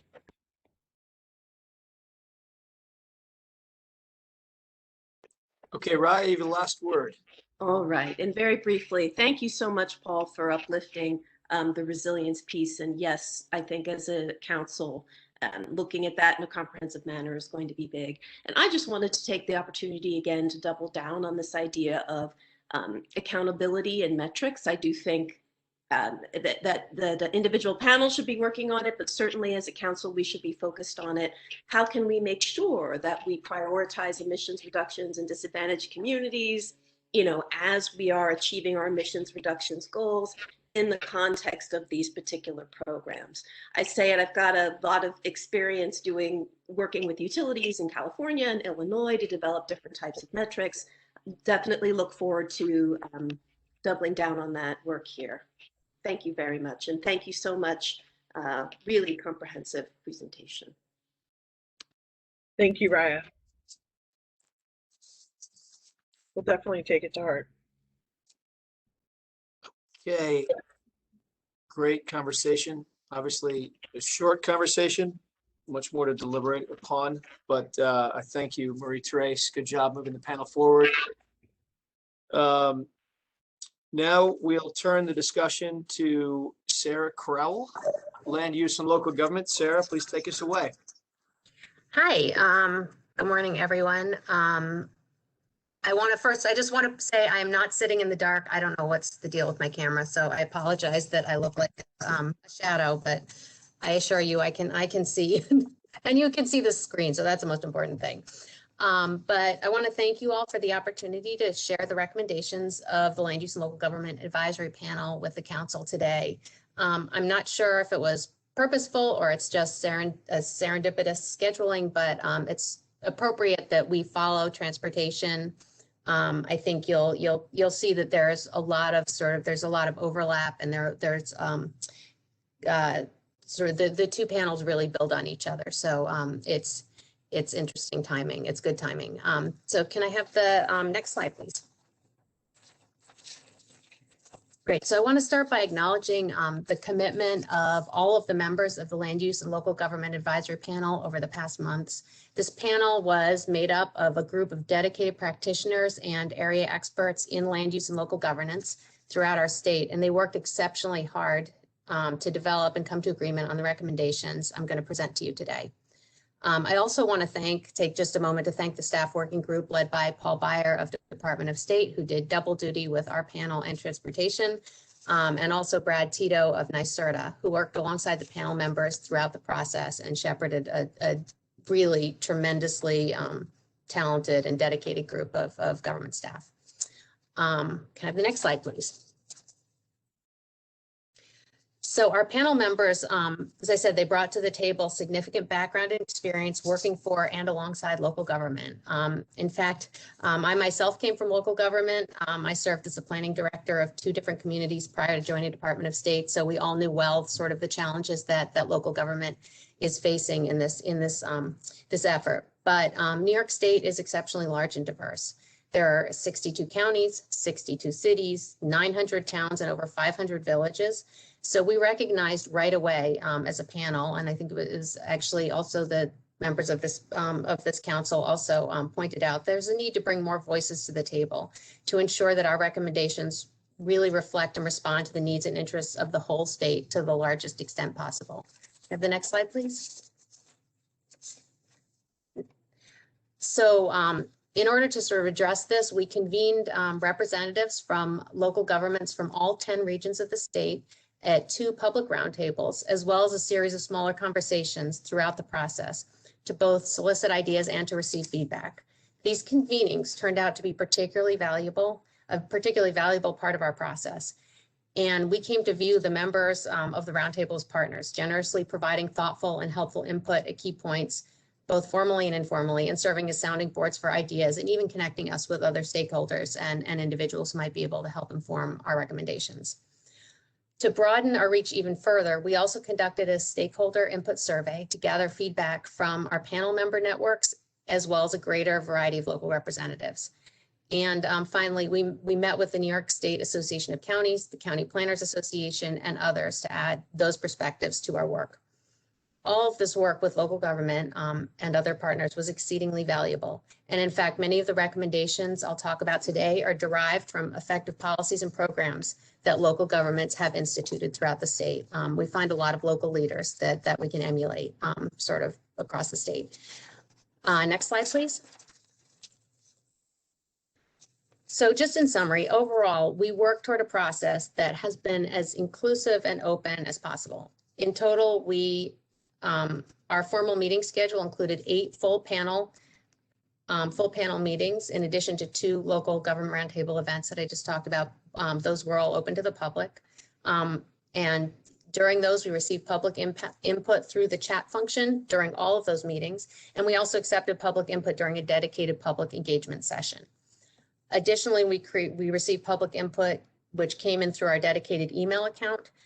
We received over 100 written comments throughout the process, and they're still coming in. In addition, recognizing that local government has a role that transcends sectoral boundaries and that our recommendations must provide some of the scaffolding needed to realize the goals of other panels, we collaborated closely with the other advisory panels, both through multi-panel meetings and staff working group consultations.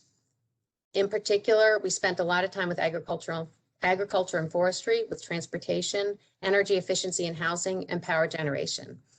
We worked on working out challenging issues related to the role of local governments across all those sectors, and coming up with strategies to address our ambitious goals that will work at the local level. Next slide, please. So just quickly, I just want to talk about how we tackled our issues. We to really address the myriad issues that our panel had in front of us, we broke into 4 subgroups. Land use, which is based largely on the principle of smart growth that all our agencies support. Clean energy, where we focused really on local government-based energy systems and development of renewable energy. Carbon sequestration, which was based largely on strategic land and natural resource conservation, and adaptation and resilience. Now that group, those recommendations will be presented at the next meeting, so we won't be really diving into that today. But these 4 subgroups lent organization to our approach. They gave us a framework within which we worked, but in practice, there's really no clear line dividing these 4 categories. They're all based in land use decisions and local government authority, particularly in a state that supports distributed community-based energy. Our energy systems are in our backyard, sometimes literally. And with that in mind, our subgroups often overlapped, and many of our members participated in more than one, and some participated in all 4. Not honestly sure how they made the time. And again, I'll just reiterate, they were incredibly generous with their time, our panel members. So both as a full panel and subgroup working sessions, our panel began by defining our scope and organizing our ideas into coherent buckets. We identified and consolidated themes and priorities. We translated those themes into simple and actionable strategies. And finally, through an iterative process, we translated our strategies into achievable recommendations for detailed multi-level review and readied them for the integration analysis and consideration by the Climate Action Council. Can I have the next slide, please? So as our panel developed our strategies and recommendations, there were several key themes emerged, listed here on this slide. First, it was supporting local and regional initiatives to promote efficient land use and smart growth that reduces VMTs. Secondly, maximizing the carbon sequestration potential of both developed and undeveloped land. Third, facilitating responsible development and adoption of clean energy sources and renewable energy. Fourth, providing communities the necessary tools and resources to lead on climate and to fully participate as partners in attaining our ambitious statewide CLCPA goals.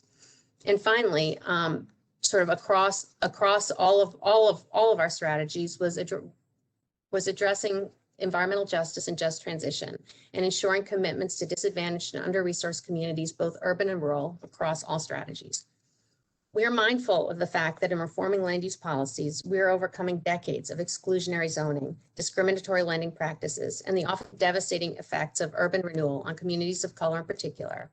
And our panel's recommendations really were made reflective of that throughout all of the recommendations. May I have the next slide, please?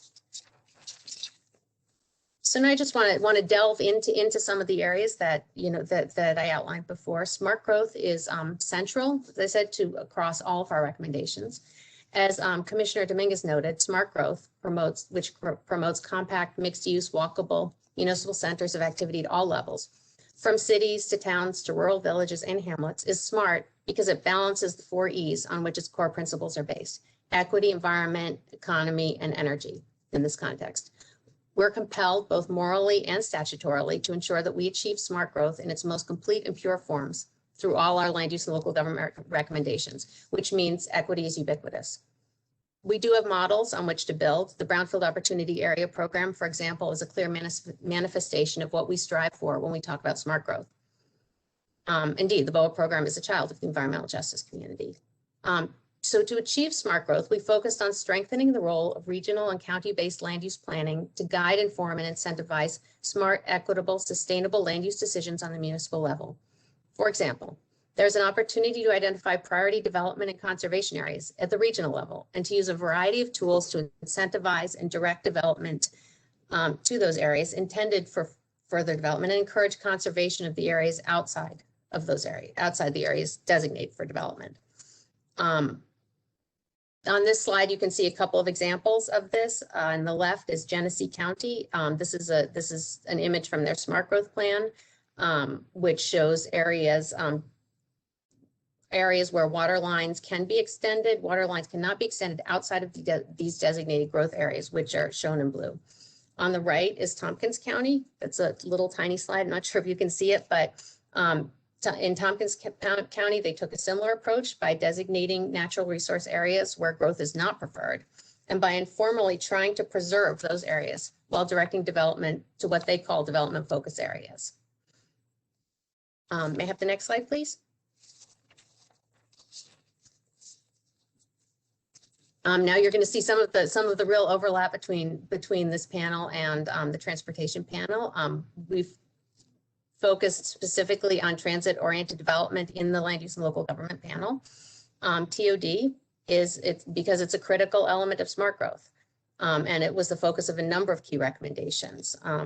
TOD is defined as walkable, bikeable, compact, mixed use, mixed income development within a half-mile radius of a rail station or bus rapid transit service. TOD is recognized as one of the most energy efficient and climate friendly forms of land use and development in the 2015 State Energy Plan because it reduces vehicle use and dependence and thus transportation-based greenhouse gas emissions. It also offers clean and accessible mobility options such as walking, biking, and transit.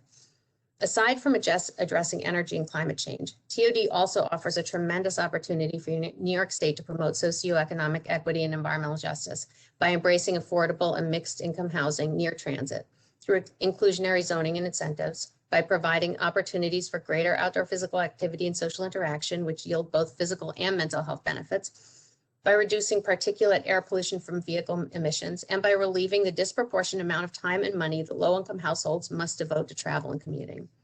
It's important to note that TOD is not just about rail, nor is it confined just to downstate or just to urban areas. Through other means of public transit, such as bus rapid transit and emerging first mile, last mile options, TOD also is relevant in more rural areas and can and should be considered in town and village centers and hamlets throughout the state. Next slide, please.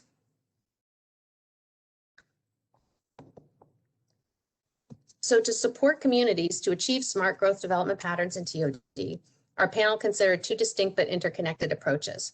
First, direct planning assistance in the form of planning grants, technical assistance, and capacity building. And second, providing the tools and resources necessary for localities to independently make the best and most informed decisions about where to grow, how to grow, and where not to grow. We won't be able to reach our land use greenhouse gas emissions goals unless we proliferate smart growth and planning zoning.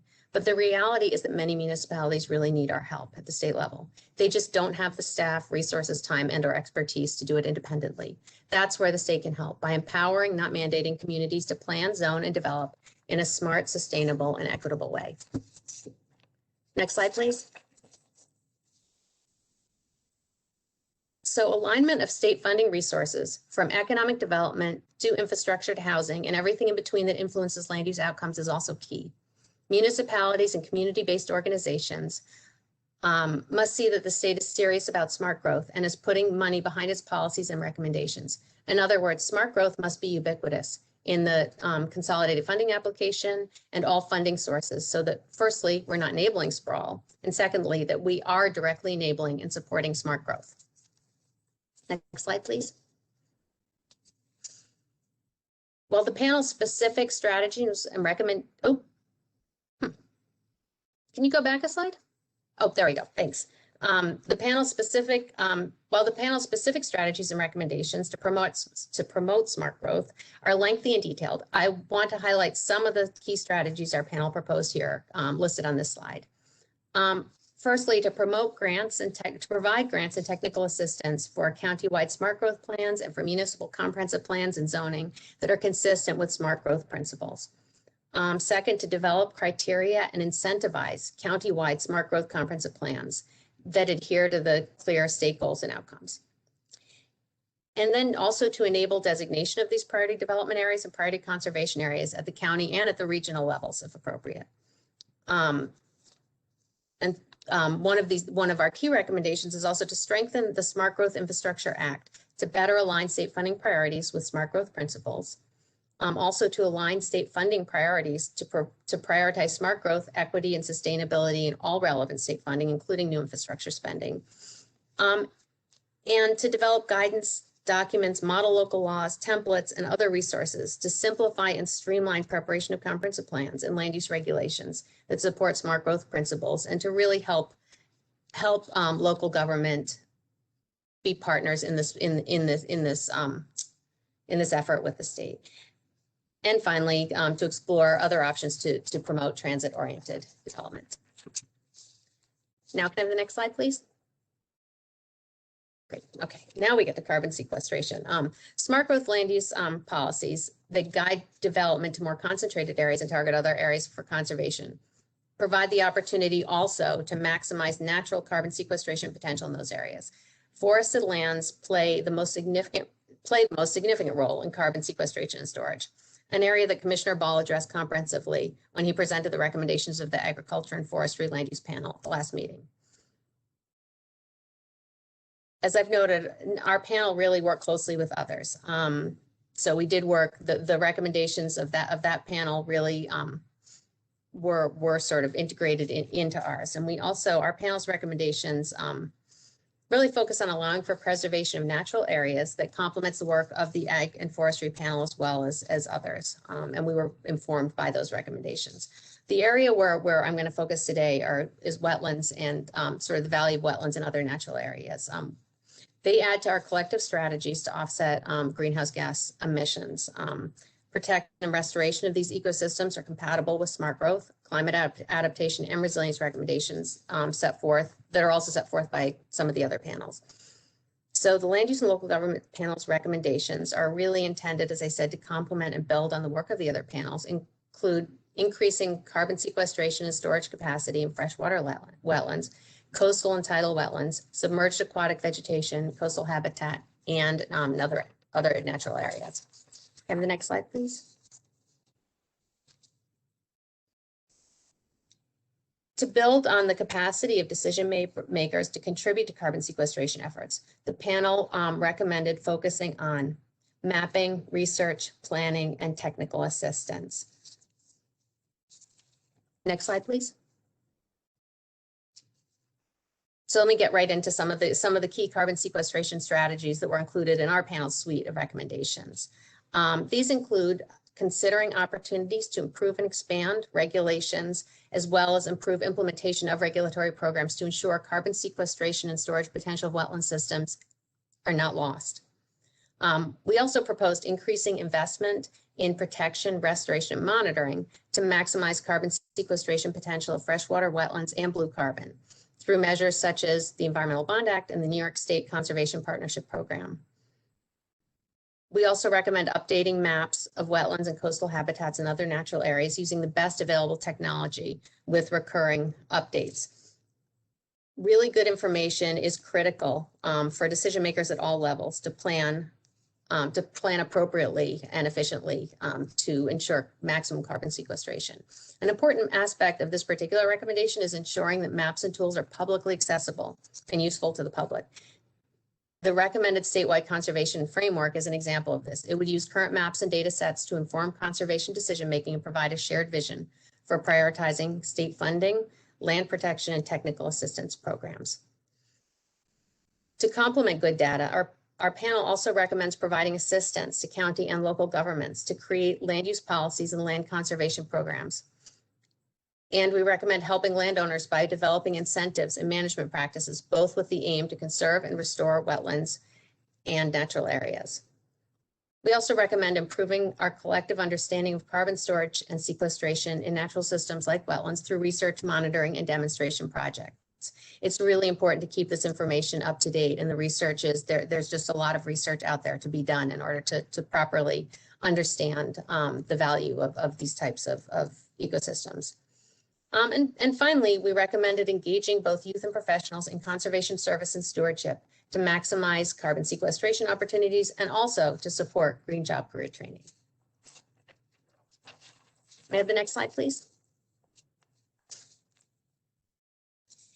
So we've talked about promoting smart growth and effective land use patterns, as well as protecting and preserving carbon sequestration potential. But another key land use decision land use point of decision that our panel considered was the development of renewable and clean energy. Local government plays a central role both in achieving all of the ambitious solar and clean energy goals set forth in the CLCPA.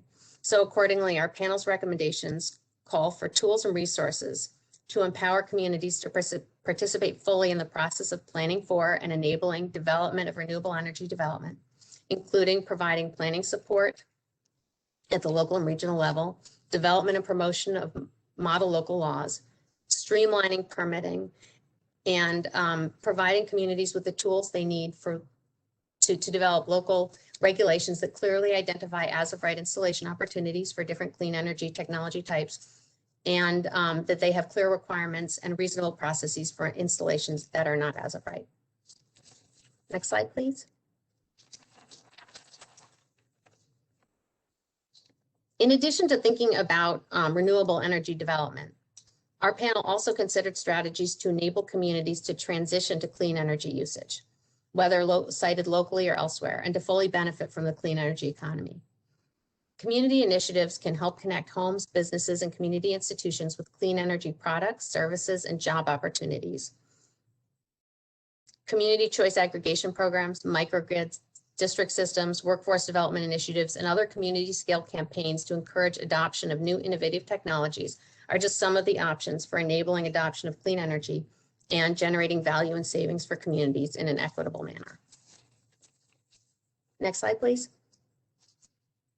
Some of the specific strategies that our panel is proposing to empower local government to facilitate clean energy development and adoption include providing technical and financial assistance to develop regional clean energy roadmaps that identify low impact locations for solar and wind development that are preferred by the community. This provides a clear path for energy developers to come into a community and work in partnership with that community. Developing a statewide mapping tool that provides communities with information needed to plan for appropriate clean energy siting decisions. As I said previously, I think it's a theme throughout our recommendations, good access to complete and high quality information is critical for local government to participate with the state in achieving our CLCPA goals. Encouraging development of community choice aggregation programs where communities can choose 100% renewable energy as the default supply. This includes potentially empowering counties to be the primary sponsor of a CCA, which will help overcome some of the challenges of of local capacity at the smallest municipal level. Finally, exploring opportunities to create more robust community host benefits and evaluating options to reduce barriers to development of municipally owned solar installations.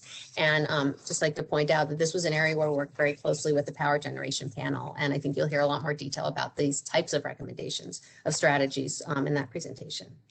Next slide, please. So throughout our conversations, we heard from local governments that their main limitations are lacking the capacity and resources to effectuate change at the local level. These local governments need simple and achievable programs and funding sources. They need expert technical assistance from trusted sources. They need resources to implement their climate priorities, and they need accessible data, information, and tools to craft informed decisions and policies.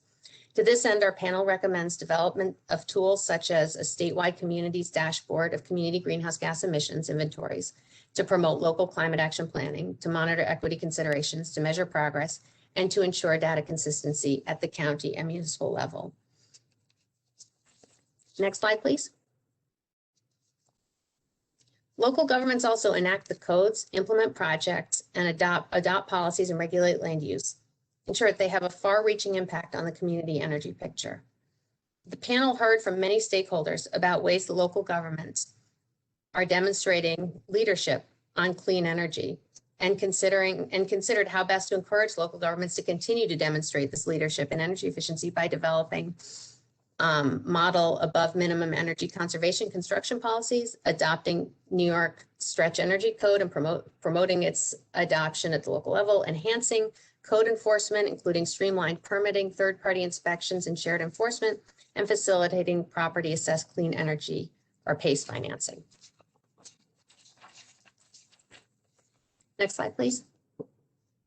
So some of the, in summary, some of the specific strategies our panel's putting forth for consideration include the following that are shown here on the slide. One is expanding availability of hands-on support and training for municipalities across a range of climate actions, with a focus on increasing support to small, resource-constrained, and underserved communities.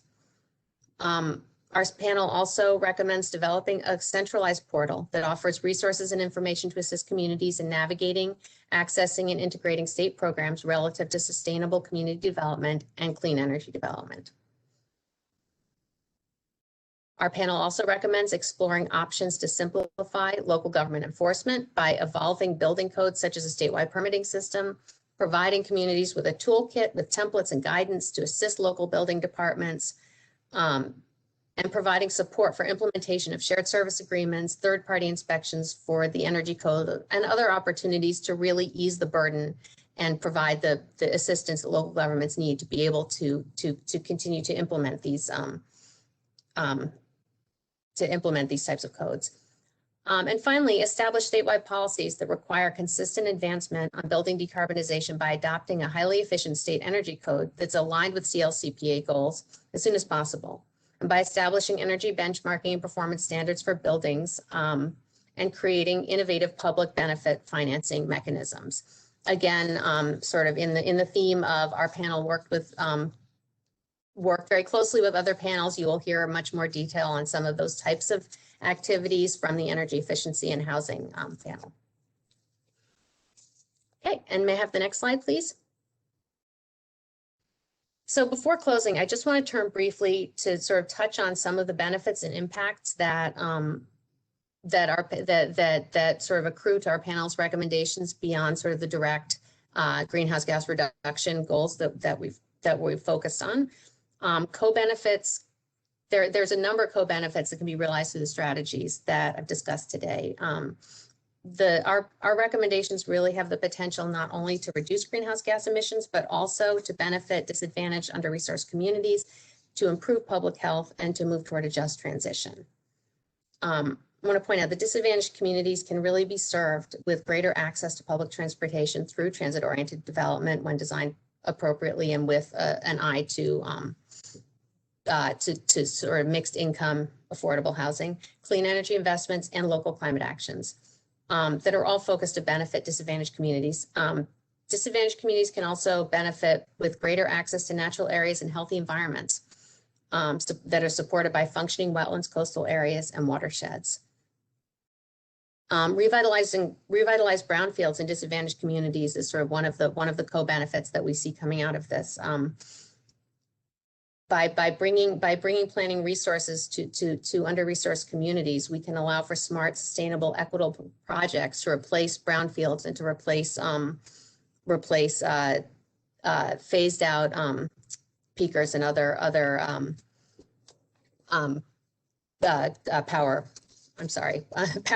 former power plants, sites of former power plants.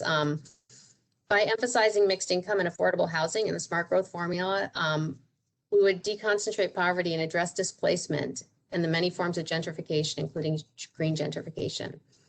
We also discussed in our panel new shared equity and ownership opportunities, such as community land trust, deed restricted ownership, and other opportunities to bring community wealth, increased home ownership, and increase displacement and gentrification in disadvantaged communities. We also felt the focus in clean energy investments in disadvantaged communities has the potential to help create jobs, drive investment, and reduce the energy burden by reducing household energy costs. Local programs can be designed to prioritize improvement of energy consuming assets located in disadvantaged communities.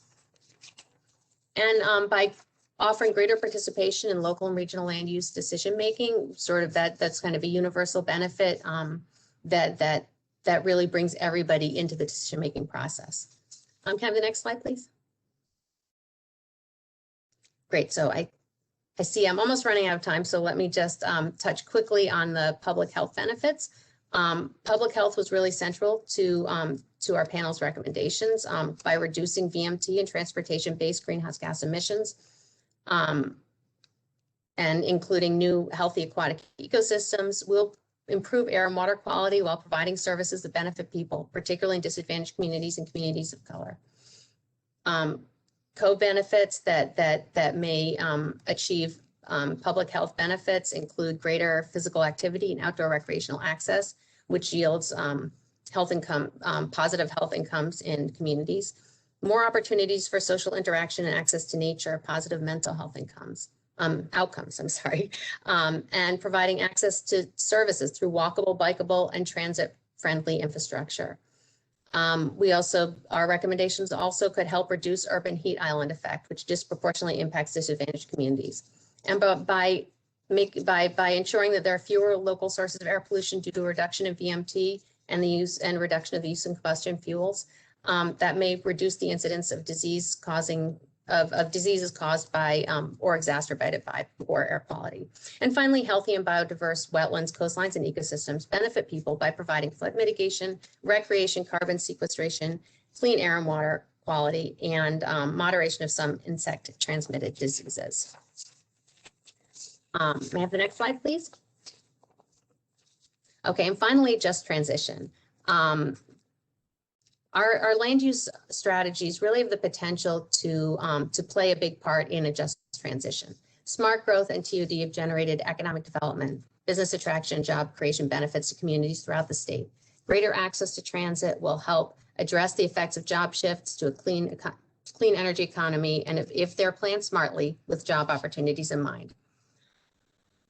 There are an estimated 164,000 clean energy jobs across New York State, including energy efficiency, renewable energy, grid modernization, and storage, renewable fuels, and alternative transportation. Smart growth and land use patterns can help attenuate the spatial mismatch between jobs and housing, particularly in low-income households who spend a disproportionate amount of their time and income commuting, and really give everybody access to these new clean jobs, and really jobs in general. I guess I want to just close with a quote from the Smart Growth and Economic Success, the business case, which was a publication of the EPA in 2013.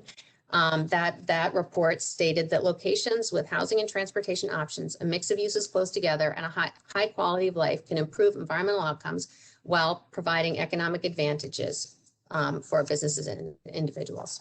All right, next slide, please. Okay, before I completely close out, I want to just once again thank our advisory panel members and the staff at DEC, DOS, and NYSERDA for all their hard work. And I want to thank the council for your time, for your earlier comments, and for your consideration of the strategies our panel is putting forth today. Look forward to your questions. Thanks very much. Sarah, great job. Great job for all of you. Let's start off with Paul. Thanks very much for that, Sarah. I really enjoyed it. And in particular, I want to comment about the community and statewide dashboard idea. I'm delighted by that idea. I think it's extraordinarily important. You use some, for me, what are magic words, measure progress. I really feel like there is tremendous feedback opportunity. There is a feedback between observations of rates of progress and stimulation of community action, political pressure, and so on. I think it's a really important part of the overall strategy for everyone in New York State to be able to observe in real time where we are and where we're going. So a dashboard that shows where we should be given the Climate Act, where we are according to inventories, but also I'll just comment that it's widely known that inventories are always wrong to various extents. And that's particularly true for methane, which might be a third or so of the total greenhouse gas emissions. And so it is widely known that it is extraordinarily helpful to have interplay between inventories and observations of actual greenhouse gas emissions at various scales. And I'm wondering if the panel had any conversations about the importance of incorporating observations across the state at various scales of greenhouse gas emissions and incorporating that into the information that would be the foundation of the dashboard.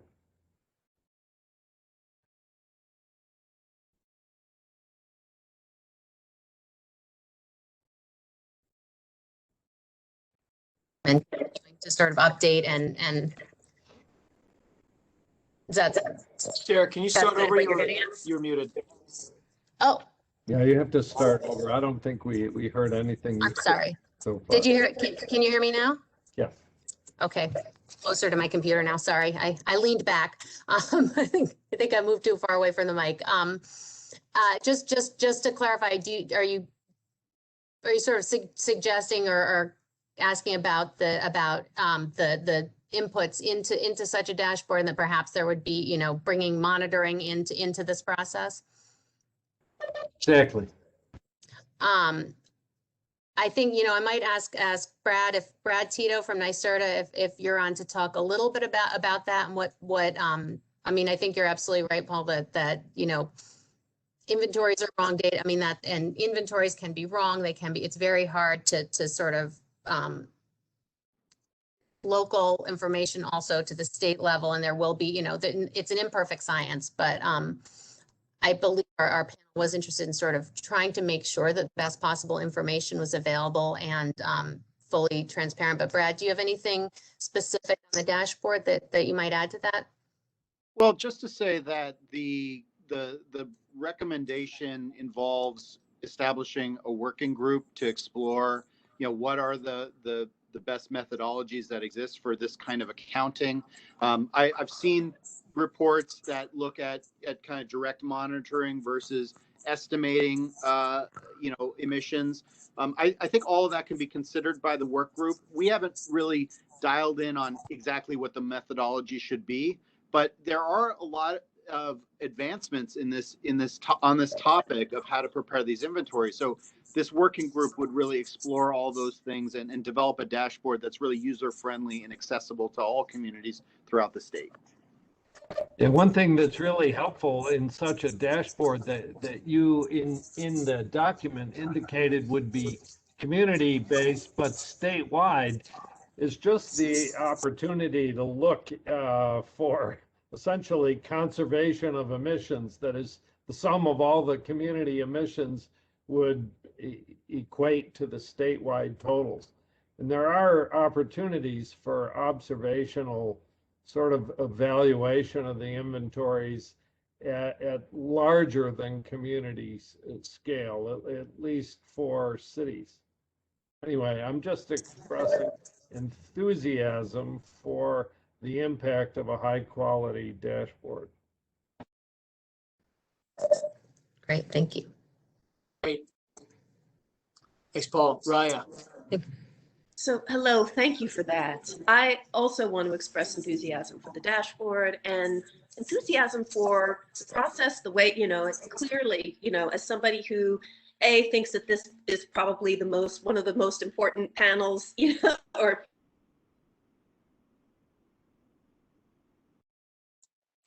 Raya, we lost you for a second there.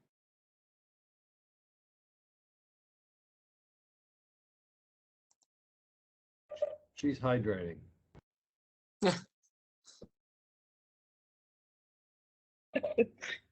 Thank you, Paul. Is she actually still on board? Or did we lose her? I don't see her icon here. Well, she'll get back on and we'll bring it right back to her. Bob, can you take up the helm? Sure, happy to do so. Thank you, Sarah, for that comprehensive presentation, and thanks to all of the panelists. I noted that my friend Ed Marks from Tompkins County was there, so shout out to him for his work on it. have a question and then a couple of related comments. You presented a lot of different material, and I'm wondering if you are going to recommend particular priorities for us. I mean, it seems to me that we're more likely to do something well if we focus on fewer possibilities as opposed to taking everything on. So my question is, have you thought about that, and do you have a process? But then two comments. One one sort of positive, one very positive, and then one negative. I agree totally with Paul on the dashboard idea.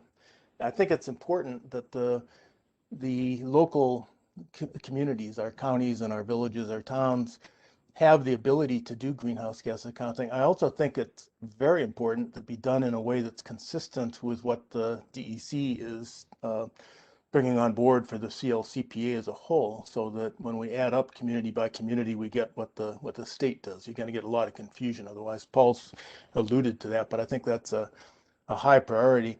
I will say that I've been trying, well, more than trying, I've been working closely with Tompkins County and the city of Ithaca for the past several years to try and develop accounting systems for them that are consistent with the CLCPA. And they're doing well. They're trying to do so, but they have not been able to find other areas of help. And the software that they use, the software that's commercially available that all governments use, it's not New York specific. It doesn't deal at all with the CLCPA guidance. So Paul mentioned the importance of methane. The software that's available just does not include all of the methane emissions that are associated with our use of fossil fuels because they don't occur in the community, they occur over the state. CLCPA makes a big deal of that, so we really need to get that in. And I would think that ought to be perhaps the highest priority coming out of here.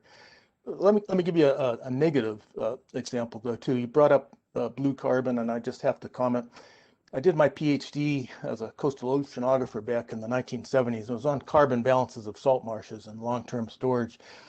And I continue to work on related issues. We've been funded by the U.S. National Science Foundation for the last 15 years to look at carbon balances and storage in coastal seagrass systems. And these systems really store very, very little carbon in the northeastern context. They cannot really be important in the New York context. So I love seagrasses, I love salt marshes, I spent a lot of my time in them, but I don't think blue carbon in the New York context makes sense. So I would push you as a priority to let's do what really matters and push towards the land use planning, the smart growth planning, and the greenhouse gas accounting. Anyway, the question is, do you have a process for thinking through your priorities? So that's a good question, and one I might punt on just a little bit because I don't want to speak for all the panel members. I think that that everything that we presented was important and had champions. By the way, Ed Marks was one of those panel members. Just sort of point out who attended every single subgroup meeting, was there for even some of our staff meetings, and was a particularly productive and helpful member of our panel. So we're looking forward to keeping him involved. If he's listening, I want him to hear that and know that we're not letting him go. I'm not surprised at all to hear that. He's a very, very talented and thoughtful person. Very thoughtful. But in terms of let me go backwards for a minute. Blue carbon, I think that is true. And you'll see that we did not have, our panel really was focusing on enabling recommendations. We did not do, for a variety of reasons, we didn't calculate the direct carbon, greenhouse gas reduction potential of the recommendations from our panel, because that's not primarily, we're more thinking about enabling other panels to really achieve their goals. And as far as blue carbon goals goes, I think we recognize that it may not have, the potential, the carbon sequestration potential. That may not be the primary goal for or the only goal for protecting those ecosystems, but there are very significant, as I'm sure resilience benefits to focusing on coastal, protecting coastal ecosystems and wetlands, and also inland wetlands. So that's part of the reason we focused on that area. But we do recognize, as you said, that although more research is needed, that the direct carbon sequestration is not to the level that our forested areas are. As far as as prioritization, though, while I said everything is important to everything we're recommending is important to our panels, I do think sort of those central goals of providing tools such as a dashboard and such as, and planning assistance, providing increasing one of the models that our state that we have now. I'm sure many of you are familiar with the clean energy coordinators that work through NYSERDA and provide sort of hands-on assistance. It's not just project-based, it's hands-on assistance ongoing to municipalities. Enhancing that kind of support to our municipalities is probably one of our key priorities and was a thread across everything, and providing the tools. And I think, the frustration that Tompkins County is finding and finding the right tools to be able to do these kinds of work is something to do the kind of work that they need to do is are the challenges that we hope to overcome. Not sure if that fully answered your question. No, that's great. That's Okay. very thoughtful. Let me just briefly respond, particularly to the wetlands and seagrass beds. They definitely should be preserved and protected. They're beautiful systems, and they're incredibly important in the resilience of our coastal systems to climate change. But I think we're best off describing their true value and pushing that true value, as opposed to getting disoriented by the blue carbon argument, which in the New York context is just not going to work. I would love to see, to the extent we have research dollars flowing into the community of people who study those, please don't do it for blue carbon. Let's look at other issues in those systems. But thank you. All right, Bob, thank you. Raya, welcome back. You've got the stage. Thank you so much. Apparently the internet does not want me to gush about the about the recommendations in this panel. It just clearly, from the process, you can hear the type of feedback as someone who's very active in my local municipal, committees, that, the things that we're crying out for and asking for. So I think a lot of what came from here was really, really great. The folks who I heard anyway speaking before, to the point about dashboards and data, excellent. One question is, have you thought about the role for our schools, our universities, our local colleges, et cetera, training organizations, in getting done some of this research, this data, this planning, which to me is I think one of the most important things that we could be doing is getting that local research done with our local communities and local research institutions. So that was one question. And also, another piece is clearly one of the main things I think that will come out of this plan is exactly what you're talking about, this idea of how do we knit together the policies, the rules and regulations at the state level with the local, local regulations, local laws, in a way that empowers, in a way that incentivizes, and also in a way that does not double down on disproportionate burden to disadvantaged communities and creates participatory economies. So identifying that, I think that's a critically important project, something that we can do, without, millions of dollars of funding. And then I guess for the first questions about the research and schools and training organizations, and then the second, have folks thought about, and this is something, in this process, how can we have what the CLCPA requires, which is this environmental justice requirement that we not cause disproportionate burden to disadvantaged communities as we're making those plans. So to your point of to your question of schools and universities, et cetera, I think we do in our more detailed recommendations, we do consider universities and educational institutions as partners, as critical partners in achieving some of these goals. And I can tell you, just on a practical matter, we Department of State, we pull in, we work very closely with universities on some of our resiliency planning, for example, bringing students in. I think it's the only way. I think we need to bring to bear, I think we all recognize, all of our resources statewide. And it's critical not only because that's where the to bring in educational institutions, not only because that's where the sort of the research and innovation may be happening, also to build that next, it's workforce training. It's bringing the next generation of folks into professionals in to make this stuff happen.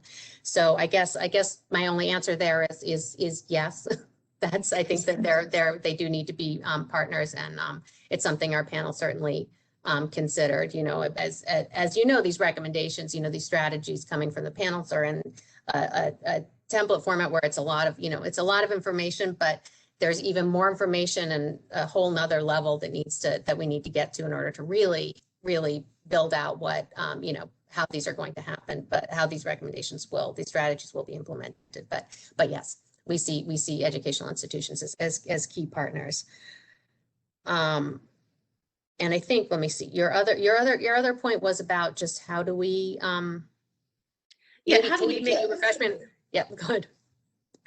Yeah, it's just that the CLCPA requires that we make decisions about these investments and plans in a way that does not cause disproportionate burden to disadvantaged communities. And there was a lot of thoughtfulness there about disadvantaged communities and how we can not, double down on harms that have occurred. But how can we, in this particular area, build in systems that accountability frameworks that begin to do that? And I get that that's cross-cutting, and I get that we'll do that on a but this is where the rubber meets the road, in terms of how these policies actually play out on the ground. Well, I do think that's, as you said, it's a cross-cutting question. It's a very big question, and I don't know if I can fully answer it, but again, one of the, I could, as an example, one of the ways I think that, that we can ensure that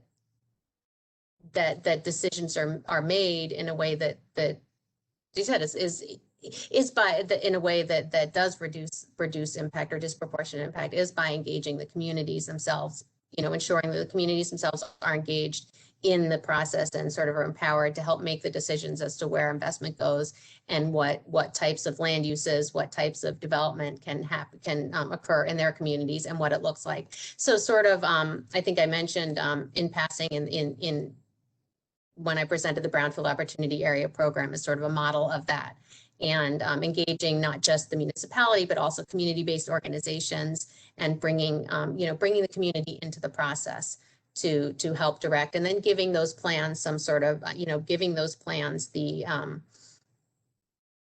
giving those plans some value, and in terms of helping to direct investments. So they're not just plans, they're plans that carry some weight. Well, I think that's a fantastic start of an answer. Thank you so much. And here in Westchester, we've got so many colleges, training institutions, and so many of them are struggling right now. So it's just such a win-win way, to engage. Thank you so much. What a compelling presentation. Thank you. Great. Thank you, Raya. Dennis. Just goes to me when I'm looking the other way. Sorry. So I just want to reflect back on Doreen's statement about the summary of all these recommendations. I think that's a most worthwhile effort that we've got to get.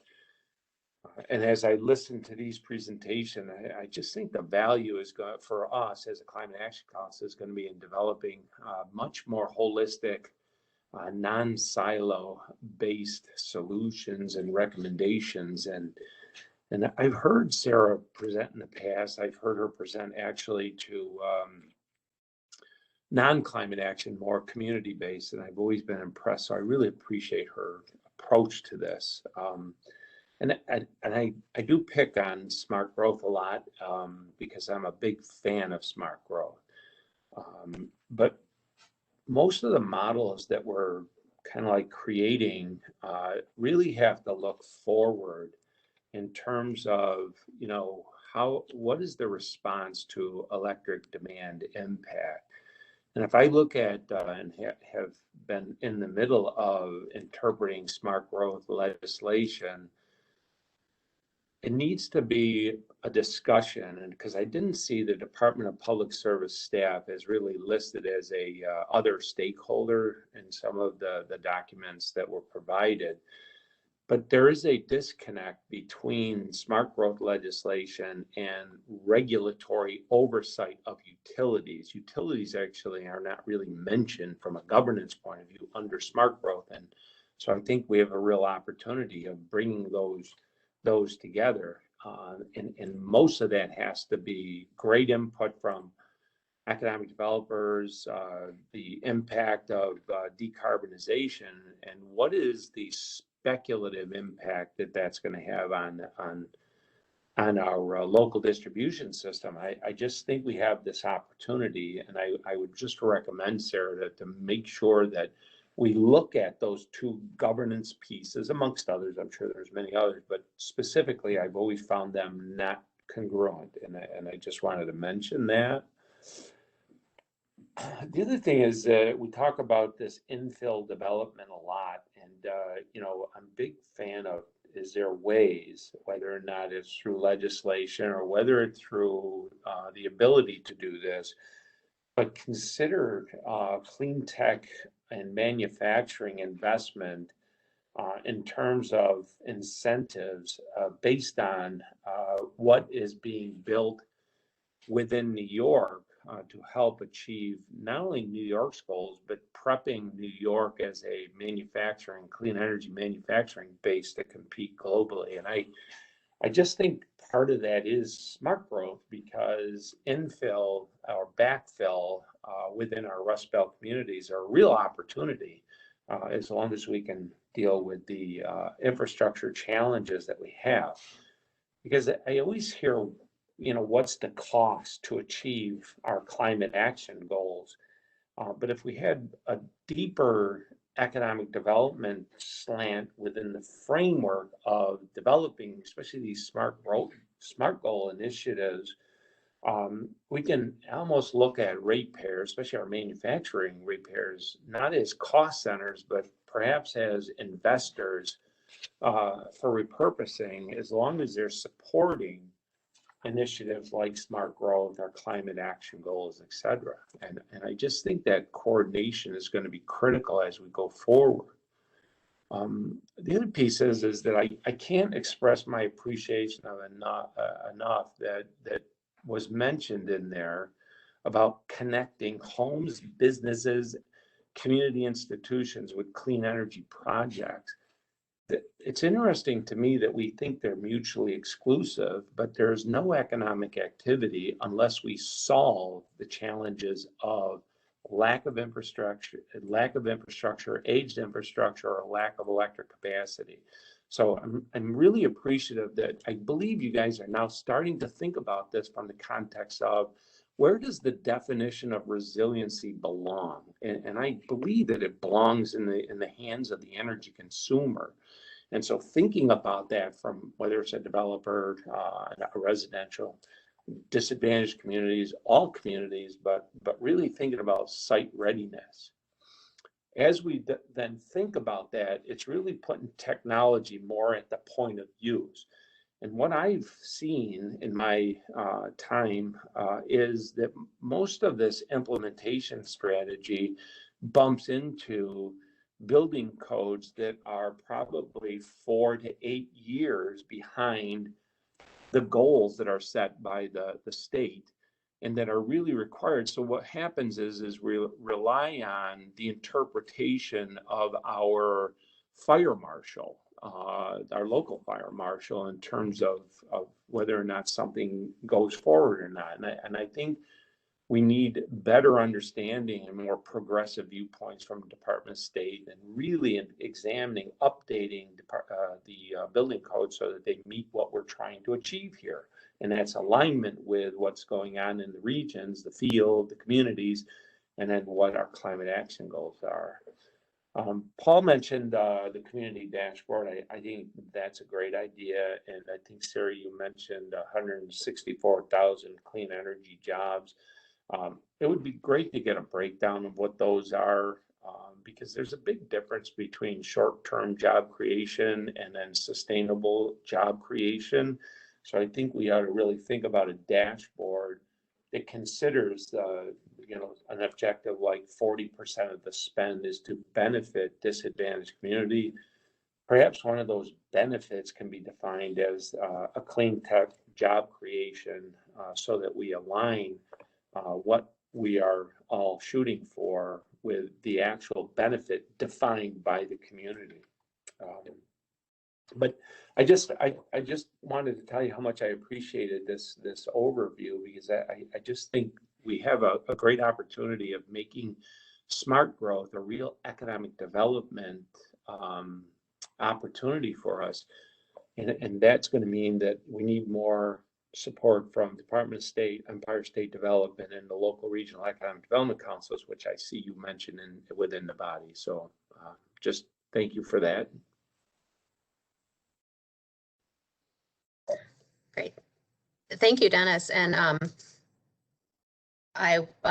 yes, that it is an economic development. I think that was central to what to our panel's discussions was in fact, we talked quite a bit about the sort of relationship with the RIDC process and smart growth planning and the cleaner, greener regional sustainability plans that were completed, I think in 2013, and how those can be better integrated into the RIDC process in order to help, sort of knit everything together. It's a big challenge. You're right. It is unsiloing and bringing, I think that's the next challenge. And I guess that partially the charge to this council, I believe, is knitting all of these recommendations, all these sort of sectoral recommendations together and sort of bringing strategies, creating strategies that meet multiple goals.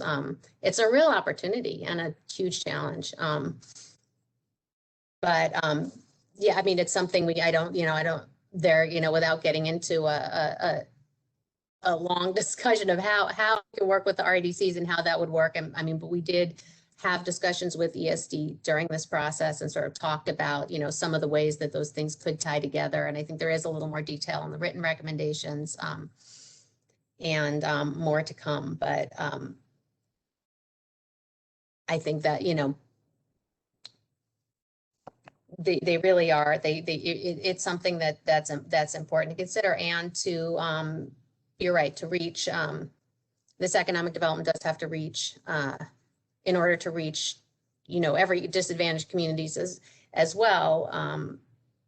I think it's important to think about infill development as job creation, and specifically for clean energy, if that's where we're, now I'm sort of riff on sort of just general, planning and economic development topics that we discussed during the panel, but it is the opportunity. We need to think about the infill and about reusing sites that were, that were in the past. They've created blight in communities. They've created all kinds of public health issues, but maybe they did at least offer jobs in the past. Now it's an opportunity to reuse those and re-envision those as part of this clean economy.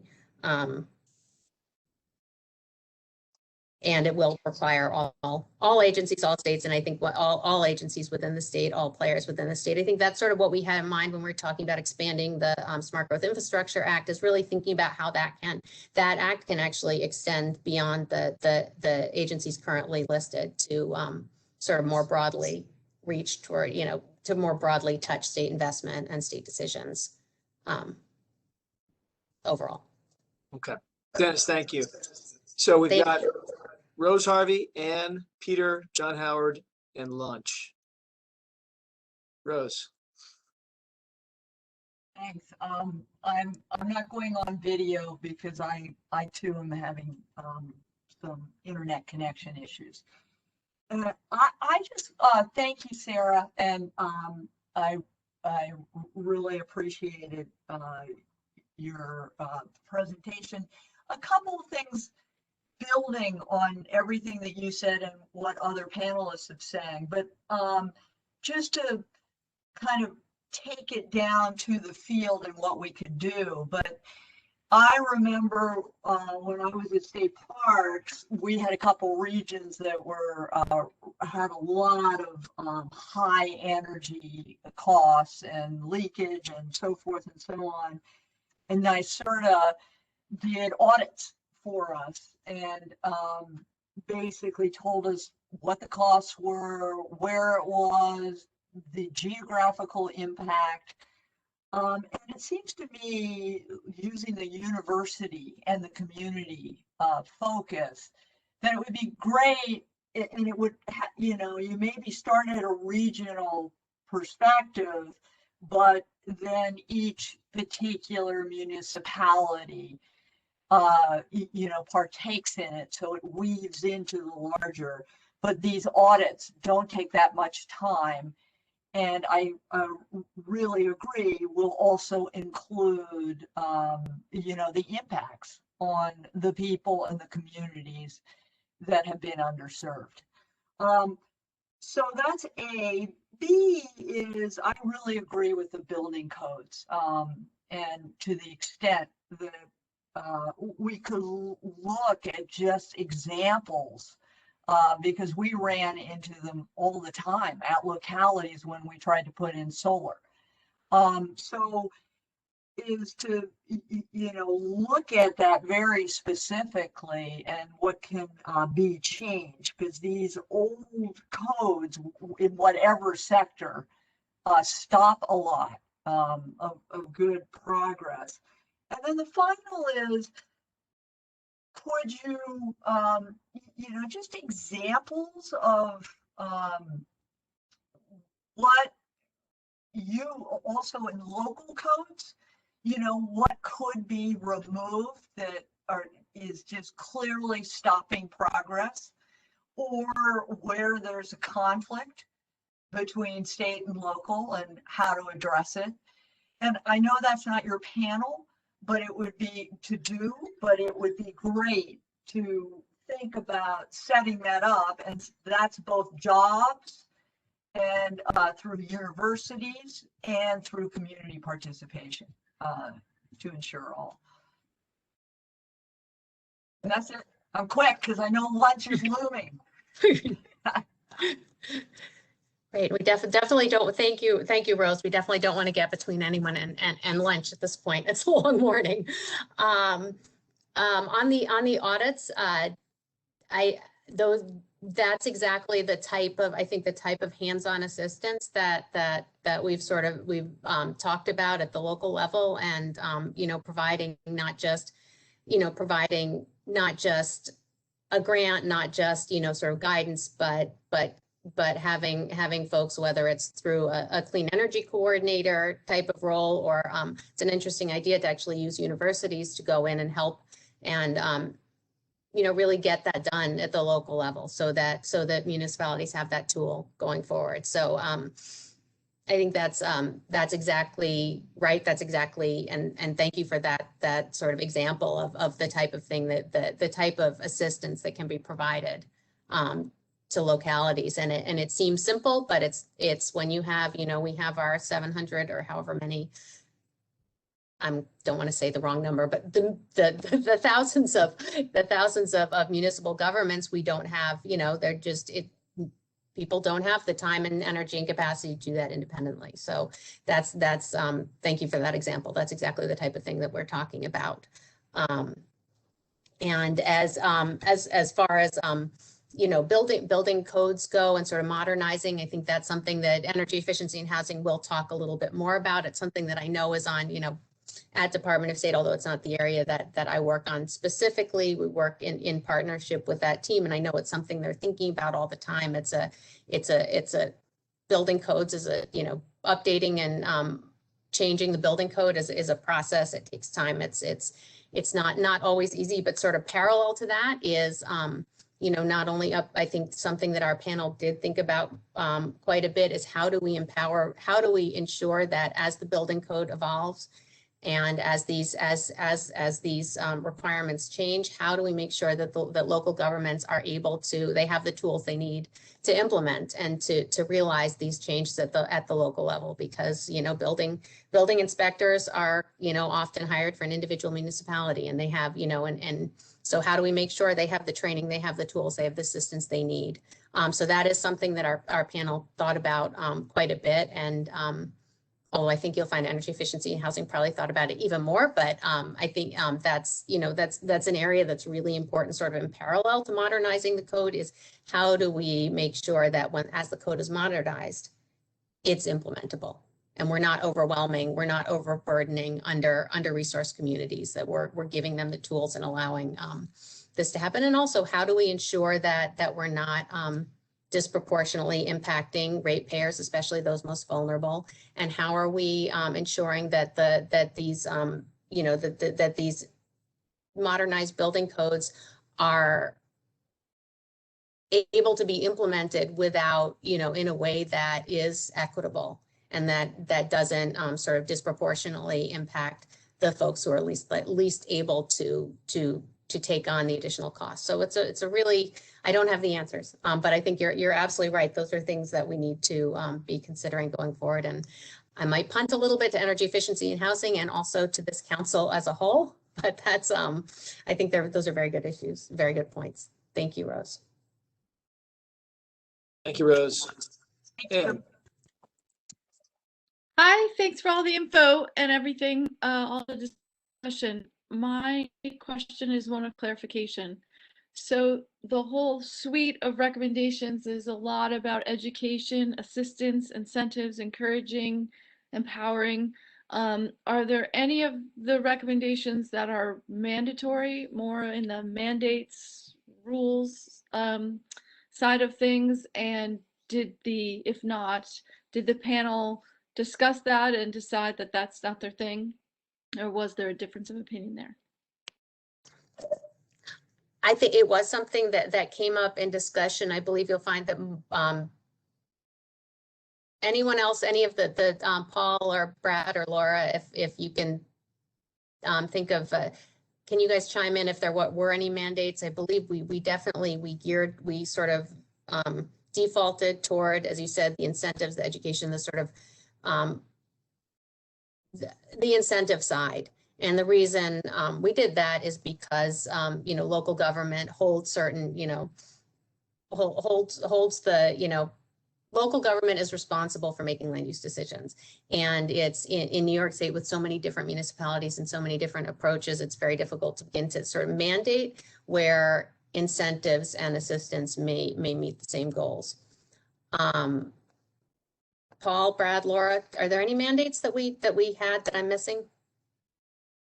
Well, on the clean energy side, our strategy 3 calls for the establishment of statewide policies that require consistent advancement of, you know, major building policies, like, you know, advancing the energy code according to the CLCPA so that it aligns, establishing energy benchmarking and performance standards for buildings, creating innovative public benefit financing mechanisms that would probably require legislation. You know, so there's a mix of things in there that, you know, really it's about creating an approach that applies evenly across the board to local government, so that one local government adopting a sort of above minimum code isn't out there on their own and potentially at a competitive disadvantage because of the clean energy policies they have adopted. You know, part of this contemplates that the state kind of establish some statewide policies that apply to everyone across the board. And that was something we heard from local governments that was very of high interest to them, you know, not to kind of be penalized for doing something that's more advanced. Helpful, thanks. great. Thanks, Okay, guys. Peter and then John, and that should take us to time.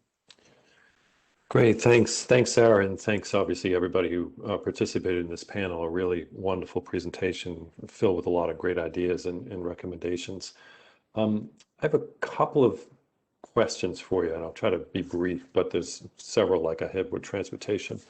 On the issue of land use and sequestration, and this is apropos of Bob Howarth's great comments on seagrass and marshes. Are we looking at sequestration for ecosystem restoration purposes and wildlife habitat protection, or are we looking at sequestration as a potential offset? Because as you know, I think the ability to offset pollution is rather limited under the CLCPA. So I don't know the extent that the land use panel took a look at that question of sequestration for offsets, or just preservation of open space for habitat and wildlife protection.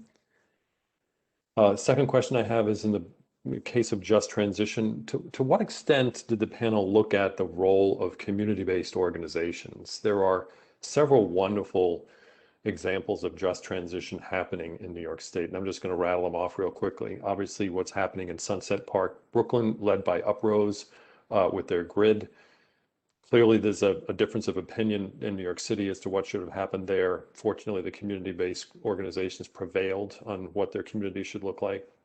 You've got El Puente doing the Green Light District, the Point CDC doing the Bronx Community Resiliency Agenda, and obviously what's happening in Push Buffalo. So did you contemplate a role for community-based organizations in implementation of just transition?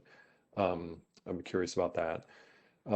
Third, providing money for local governments. I was kind of surprised not to see a straight up grant program. I know that there's a lot of technical assistant ideas with various state agencies, but I'm assuming local governments, that are further along that don't necessarily need technical assistance from the state would benefit from a grant program, such as expanding the Environmental Protection Fund grant program or other areas where we could just directly provide grants for local governments to do the law of implementation. Fourth, on the state energy plan, I'm sorry, the state, not the energy plan, but the energy code. I just want to be clear, are you suggesting that the statutory change that needs to be made there, that the agency doesn't have the authority under existing statute to update the energy code to meet sort of goals? And then last but not least, this one's going to be a little bit more granular, so bear with me, but I think you know where I'm going with this, Sarah.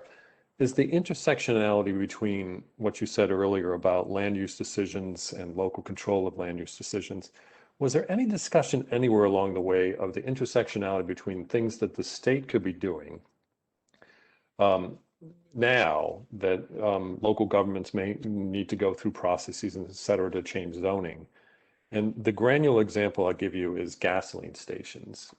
Are there things that the state could be doing that would prevent us from digging the hole deeper on climate pollution, such as giving permission or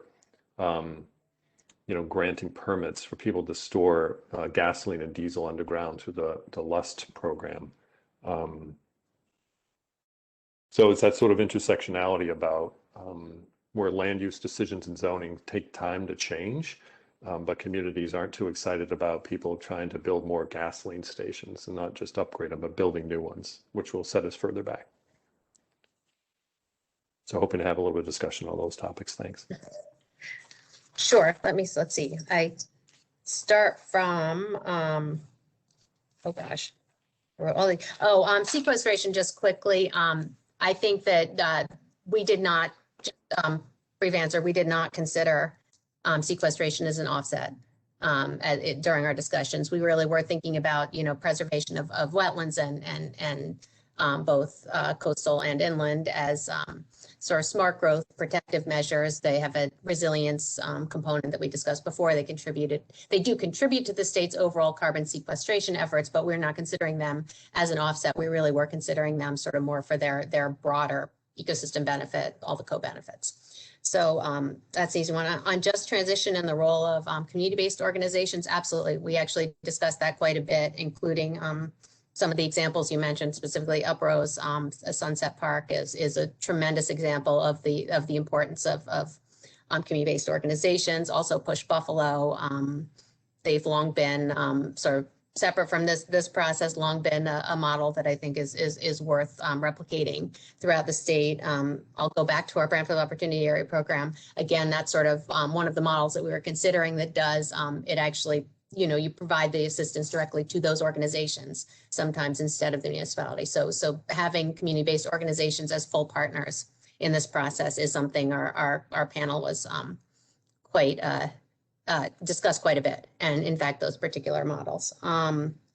Money grants for local governments. Actually, yes, we do. I didn't really talk about them, I realize now in this presentation, but we do have quite a few recommendations that for direct grants to municipalities.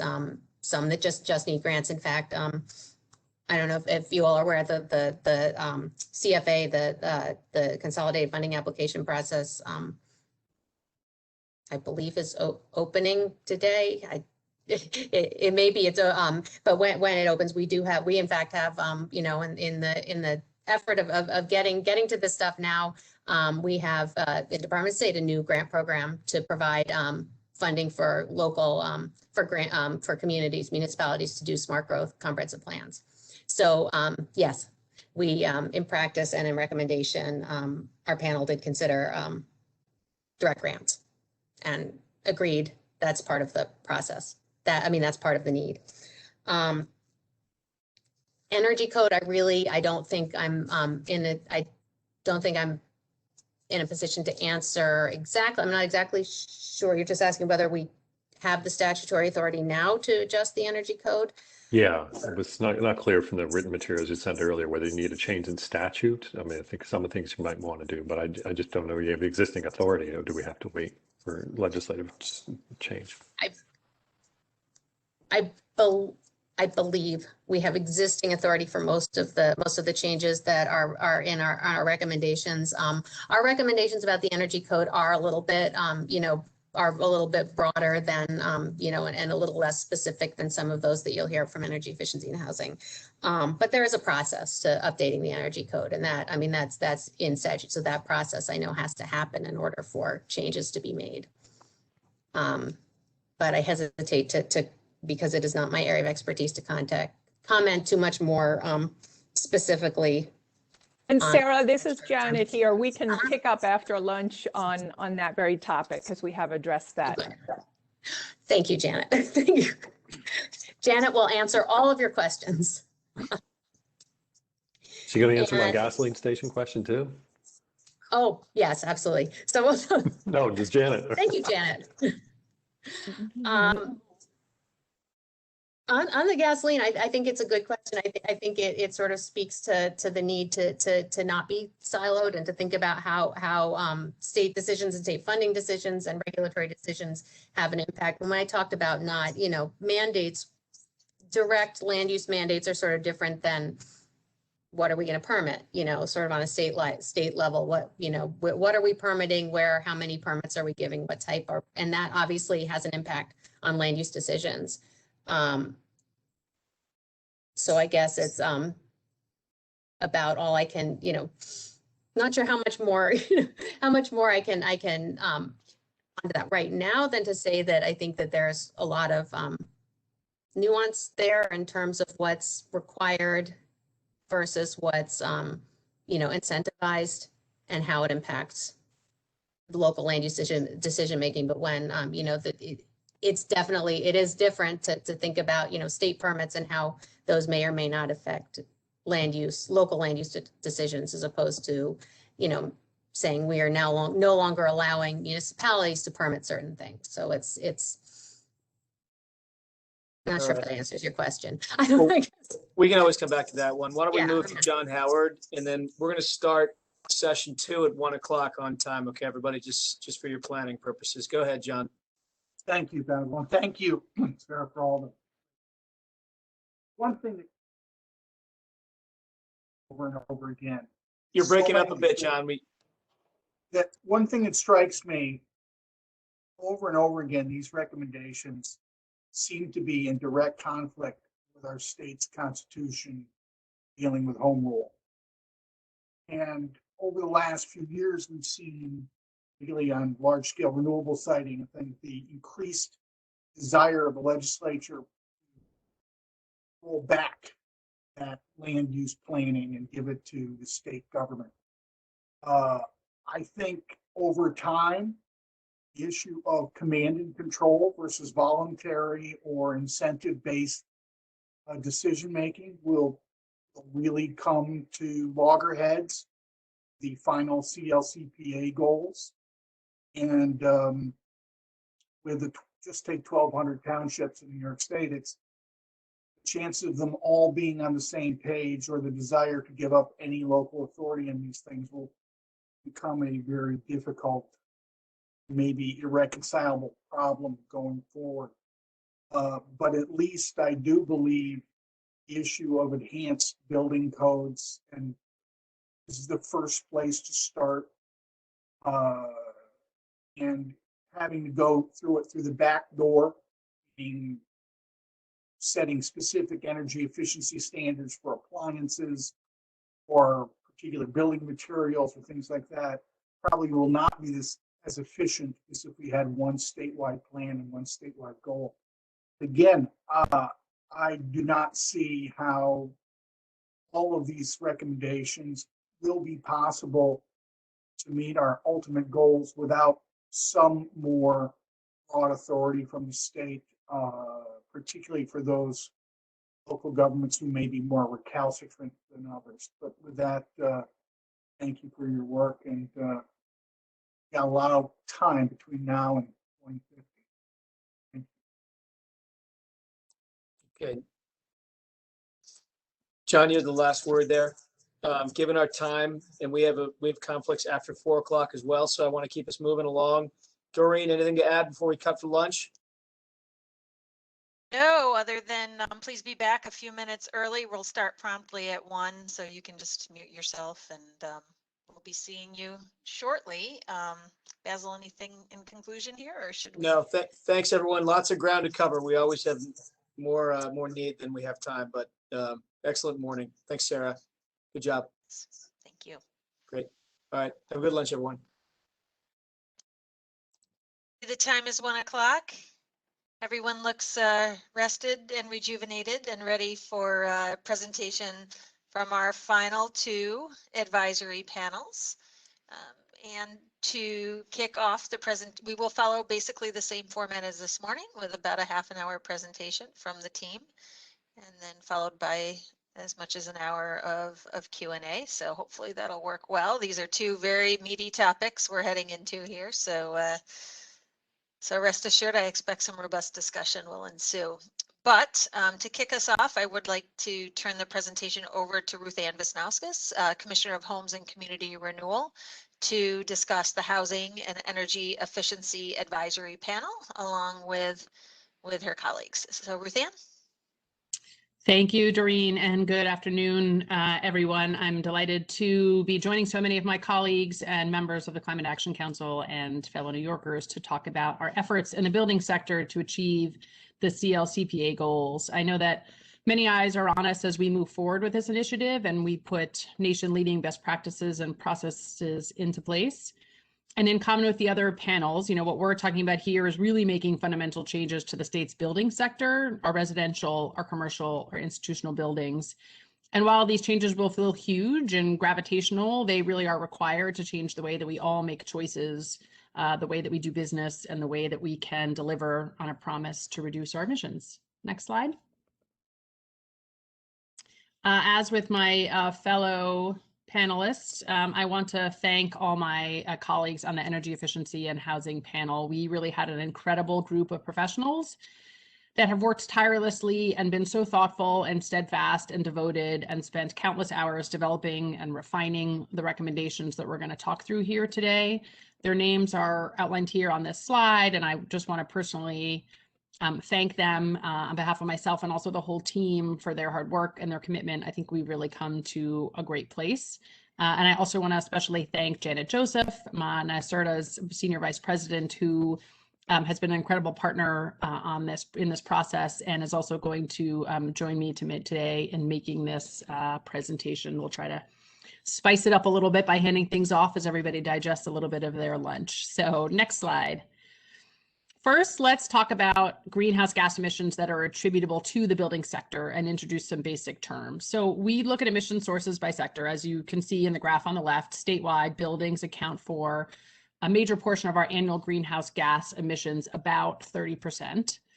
Our panel is primarily concerned with what's termed direct emissions from buildings measured in metric tons. So these emissions come directly from the source, in this case, burning fossil fuels in the buildings themselves. You can see that residential is slightly higher than commercial, gas is a larger source than other fuels.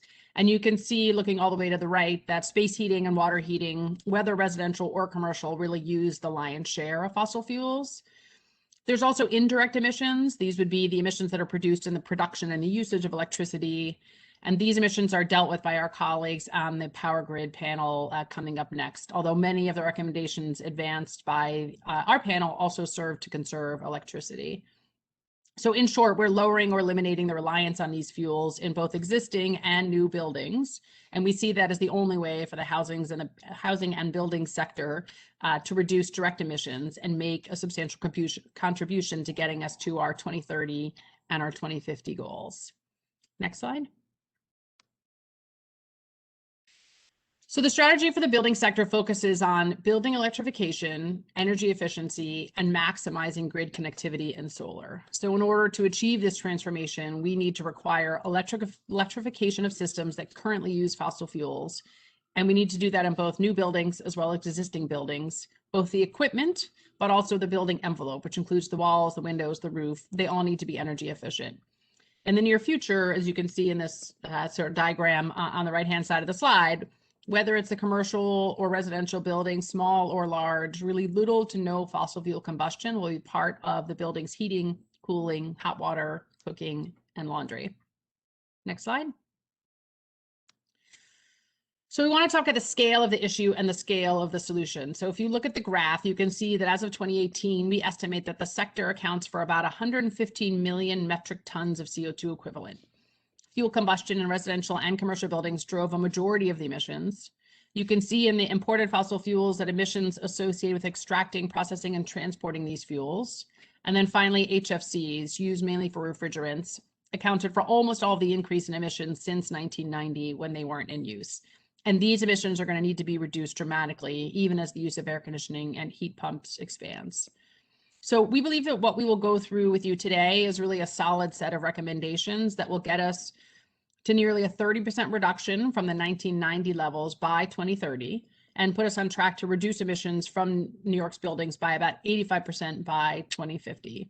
And these reduction estimates will also form part of the broader integration analysis that was talked about this morning, where the council will begin to look at some different scenarios and trade-offs to achieve the economy-wide goals. Next slide. So the scale of the problem also requires a large solution. So the scale of the effort is quite daunting. There's about 6.2 million buildings in New York State. The majority of these are single-family homes, and about 70% of the buildings were constructed before the energy code. So they weren't really designed to be energy efficient, and these buildings are really going to need both investment and upgrading. But our opportunity here is to upgrade the quality of our existing housing and also to see new residential and commercial buildings constructed to new standards. It's going to require new resources, it's going to require legislation, and we need to do this work through the lens of equity. We want to make sure that we focus on aiding the transition for all communities in our state, particularly those that are traditionally underserved. So as you can see on the right-hand side of the slide, we have some numbers. By 2030, more than 200,000 homes every year will need to upgrade to all electric and energy efficient systems. We need to be sure that the grid is ready for that. And the 370,000 office, retail, restaurant, school, and warehouse buildings across the state are going to need to cut their energy usage in half and stop using fossil fuels for heating and hot water. And we'll get there with sort of three key strategies. One, bringing private capital investment into the market to construct and upgrade and operate highly efficient buildings that can be powered by zero emissions electricity. Two, investing public resources to support market initiatives and incentives to get to early adoption of these technologies. And three, investing public resources to fund building efficiency and electrification in low and moderate income communities, affordable and public housing, and disadvantaged communities. And I'll use those three terms as both Janet and I talk through this presentation to sort of encompass what are sort of the targeted areas that we believe really will need direct assistance.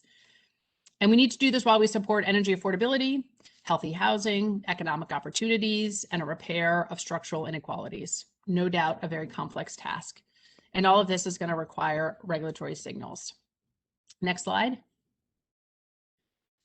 And I want to talk for a minute about jobs and job growth. The panel agreed that really all of these efforts have to be tied to bringing new technology to scale and making a commitment to job growth and expansion of opportunity. There's more than 127,000 workers that hold good jobs in the energy efficiency sector.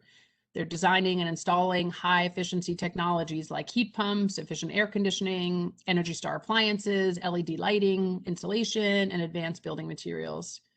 And energy efficiency jobs are found in every county and make up over 3/4 of all clean energy jobs in New York. A return to pre-COVID growth trends would add another 70,000 good paying and specialized jobs in the energy efficiency sector over the next decade. And we expect even more growth is needed to deliver on the state's decarbonization goals. Next slide. So a little bit on our approach and the approach of our panel. So to be truly successful, all communities have to realize and see the benefits, especially those that have been historically disadvantaged. So you hear from us that equity is a central tenet of the recommendations of our panel. We have to address new construction and retrofits for single-family housing, multifamily housing, and commercial and institutional buildings. And we identified a series of sort of principles to guide us through that include equity and affordability, right? So making sure that there aren't negative impacts on low and moderate income households and disadvantaged communities. Practicality, we have to have practical implementation strategies for this work. Minimizing costs, making sure this work can be less expensive and competitive. Expanding solutions, so making sure we're talking about technology and innovation. Benefits, making sure that we're talking about health and other benefits that come along with these types of investments. And finally, sustainable and resilient outcomes. And this is, as you heard sort of Sarah talk about in the land use panel, identifying and avoiding outcomes that lead to less sustainable development patterns and development in climate at-risk areas. So you'll hear a lot of that echoed as we talk through our recommendations. New York State is a leader in this, but we certainly need significant partnership with all levels of government, including local and federal, to bring all these recommendations to fruition. Next slide. So finally, I want to highlight some of the outreach and engagement that we've done. So from the start, as with the other panels, we have met with experts and stakeholders from the public and the private and the nonprofit sector. We started our public meetings back in April, and at every step of the way, we solicited feedback from both industry professionals and also everyday New Yorkers. For example, in our February public engagement session, we had 270 attendees from outside of government, and we got more than 110 unique comments and in response to follow-up emails. We've also met with advocates and residential property owner associations. We've listened to and read and considered with care every comment that we received. So for the next segment, I'm going to hand it over to Janet, and she is going to talk us through the mitigation strategies. Janet? Okay, well, good afternoon. Thank you, Commissioner. Can you move to the next slide, please? So we have 4 major mitigation recommendations, and we have outlined key components to put each of these into action. Our panel considered each recommendation's potential to reduce greenhouse gas emissions. We considered practicality of implementation. We looked at economics and opportunities for cost reduction, and importantly, the potential impacts on disadvantaged communities. The 4 mitigation strategies are shown here, and they include phasing out fossil fuel use in buildings over time, which is fundamental to decarbonizing buildings, requiring benchmarking to provide critical information for consumers, shifting reliance on fossil fuel gas to a clean energy system. And this is a major cross-cutting issue, not unique to buildings, but absolutely central to our work. And lastly, reducing use of another major greenhouse gas, hydrofluorocarbon refrigerants. Next slide, please. So our first strategy is the most transformative. It uses codes and regulatory standards to send a clear market signal, ending reliance on fossil fuel in buildings, phasing in over time. To do this, the state needs to enact legislation and adopt building codes, equipment standards, and regulations to improve energy efficiency, reduce emissions, and enhance building resilience. And we heard a good bit about the role of building codes this morning from the local government group and from council members. I want to make it clear that what the panel is proposing here is a statewide mandatory code that raises the bar. Now, this will no doubt take a committed public to support these legislative, regulatory, and programmatic changes. And while these changes may not be easy, it was the consensus of the panel that without these clear regulatory signals, in addition to market enabling supports, we will not achieve our critical greenhouse gas goals. Now, from a cost perspective, this regulatory strategy will drive the scale and the certainty that's needed to transform the market, to facilitate investment, and to reduce cost. And from a benefits perspective, the electrification, efficiency, and resiliency measures in buildings that will be driven by these policies will improve quality of life and health and will result in cleaner air as on-site combustion is phased out. Next slide, please. So now moving on to some of the critical elements, and let's start first with new construction. So we need to ensure that new residential and commercial buildings are built to a highly efficient zero emission standard and incorporate resilience across New York State. There are three major elements required to do this. First, we need a highly efficient state energy code. We need to stop wasting energy in buildings. Second, we need to incorporate low carbon resiliency solutions, and we have outlined a few of these resiliency solutions on this slide here. And lastly, we need to move to an all-electric code for new construction.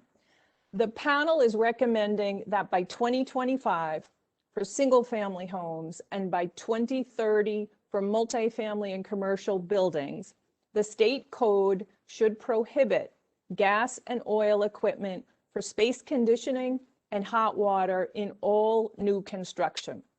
Now, the technologies to do this for new construction are commercially viable today and economic in many circumstances. Now, I will note to the question raised this morning, we do need to make some legislative changes to start this shift. There are limits to what Department of State can do today under the current code structures. And there is also an active bill in the legislature today to advance on some of these elements. So this is a high-level view of what we need to do for new construction, but the scope of our policies needs to go beyond new buildings and address the millions of buildings that we have across New York State, the majority of which will still be around by 2050. Next slide, please. So this slide outlines codes and standards that will drive substantial emission reduction in existing buildings. And remember, as the commissioner said, we have 6 million buildings across New York State. The strategy here is focused on the sale and the installation of efficient and zero emission equipment when replaced at the end of useful life. Now, this feature, targeting replacement of equipment at the end of its useful life, is being advanced to contain costs. The panel was very mindful of the need to target policies at the natural investment points in the life cycle of a building or a piece of equipment to contain costs. Now, in the very near term, we need to adopt energy efficiency standards for appliances that are not otherwise regulated by the federal government. So this means that when a consumer goes to purchase one of these devices, they will only be able to buy an energy efficient one. And the net benefits of this type of appliance standard is in the tens of billions of dollars for consumers in New York State. And by 2030, an energy efficiency performance standard for all existing large commercial properties would ensure managed demands on a clean electric grid. And that is indeed one of the foundational recommendations of the panel. Ultimately, the state will need to enact emission-based standards that prohibit replacing space conditioning and water heating equipment with fossil fuel new equipment. Now, this approach is similar to what was discussed this morning for transportation, where we're talking about 100% zero emission vehicle sale regulation by 2035. In the building space, the panel is recommending 100% zero emission appliance sales regulations by 2035, starting first with single family in 2030.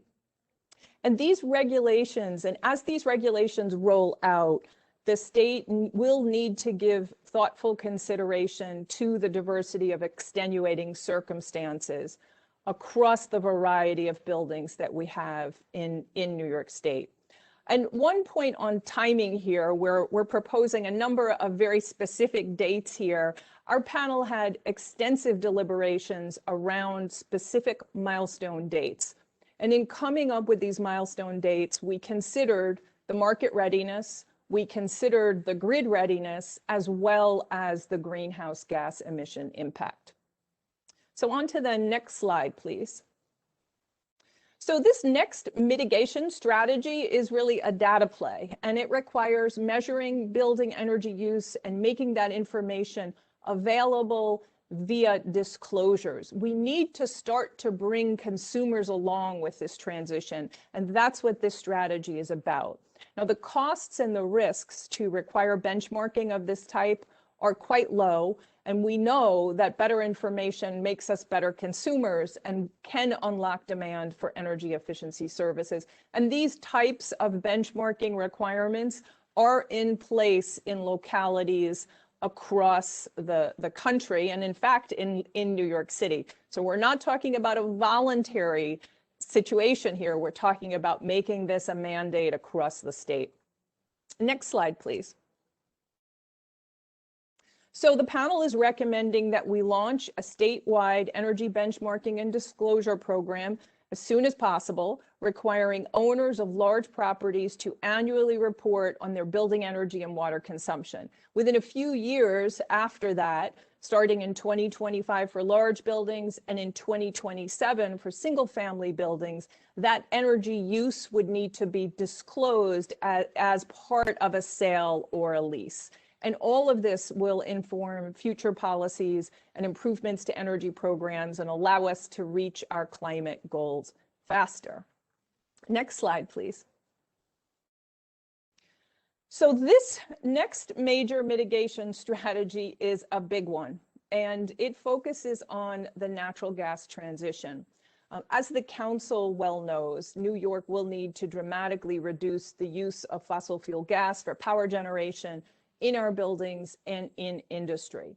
So the overarching recommendation here is that we need to advance a managed, phased, and just transition from reliance on fossil fuel natural gas and the gas distribution system to a clean energy system, including elimination of embedded subsidies for fossil gas. And we need to start this now.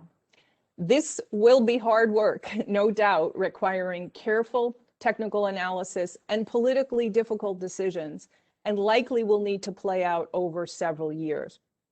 It could be costly, although with long-term planning and careful phasing, we can potentially mitigate the risks and the costs of stranded assets in the gas system.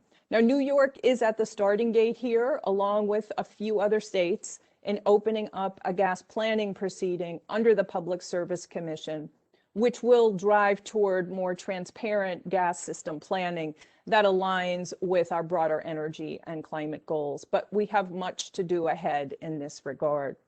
Next slide, please. And while there was debate about the speed at which this transition needs to occur or can occur, there was agreement on the need to commence this careful, inclusive, and phased planning with attention to safety, reliability, and affordability of service, with attention to understanding end user impacts, attention to investigating options for contracting the physical footprint of our gas system, and exploring alternative business and regulatory models for gas utilities in the long term. Now, concurrently, we need to develop a comprehensive equity strategy to incorporate the needs of low and moderate income households and disadvantaged communities in this transition to ensure that they are not left behind. We also need to create an equitable transition plan for the gas industry workforce. And fundamentally, this work needs to minimize new investments in gas delivery infrastructure that are not otherwise needed for safety and reliability. So this means changing utility incentives, planning, investment processes, depreciation schedules, and many other facets of how this industry is developed, regulated, and financed. Next slide, please. Now, there are also steps that New York can take concurrent with planning, and the panel has outlined a few of these. These include discontinuing marketing of natural gas as a clean and environmentally friendly solution, phasing out incentives for fossil fuel gas equipment, ensuring that up-to-date transparent information is available around grid readiness down to the building level so that building owners can plan how and when to go electric. We've had to do something like this for solar, and I think Dennis pointed to it this morning, mapping out hosting capacity. Well, utilities will need to do something a little bit different for building electrification, but it's that same transparency that owners will need to ensure how and when they can make a switch. The panel also recommended eliminating the 100-foot rule to make gas hookups less attractive. Today, the policy requires that the utility cover most or all of the cost of a new gas connection for residential customers, and those gas hookup costs are then socialized across the rate base. And there will need to be some changes considered in the public service law, among other things. Now, these recommendations are admittedly just scratching the surface, given the complexity of this topic, but they do provide a view of some early action steps that we can take in the near term. Next slide, please. So this final mitigation strategy focuses on a different type of greenhouse gas, specifically hydrofluorocarbons, or HFCs. These chemicals are potent greenhouse gases, and they're used in refrigeration, air conditioning, and heat pumps, as well as in spray foam insulation. You may recall from the commissioner's opening remarks that refrigerants are responsible for a little bit under 20% of the total greenhouse gas emissions from buildings. So we need to transition from the use of HFCs as refrigerants and in building construction products. Now here, we're fortunate in that the federal government, other states, and industry are working to drive toward technologies that use alternative refrigerants that have much lower climate impact. We do think this work could be challenging given the rapid time frame that we need to operate within. But by aligning New York State policy with other leading states and the federal EPA, we can send a strong signal to the industry while mitigating costs of the transition. Next slide, please. So there are a couple of critical elements to drive this transition from HFCs. We need to update the New York State building codes to allow low global warming potential refrigerants. This is an example of a change we need to make in the code to move us forward. Again, a point that was raised this morning. We have to require reclamation or destruction of refrigerants from appliances at the end of their life, and I believe the waste panel also touched on this. And critically, we will need to make some changes to the existing DEC refrigerant rules to drive toward new low and ultra low global warming potential technologies, again, in a manner that aligns with federal policies. Next slide, please. So to sort of wrap up the benefits and impacts of these 4 big buckets of mitigation strategies, these strategies would drive significant reduction in greenhouse gas emissions, roughly 30% reduction in emission by 2030 and 85% by 2050. If paired with the enabling initiatives that the commissioner will speak to next, these strategies will deliver broad economic and social benefits.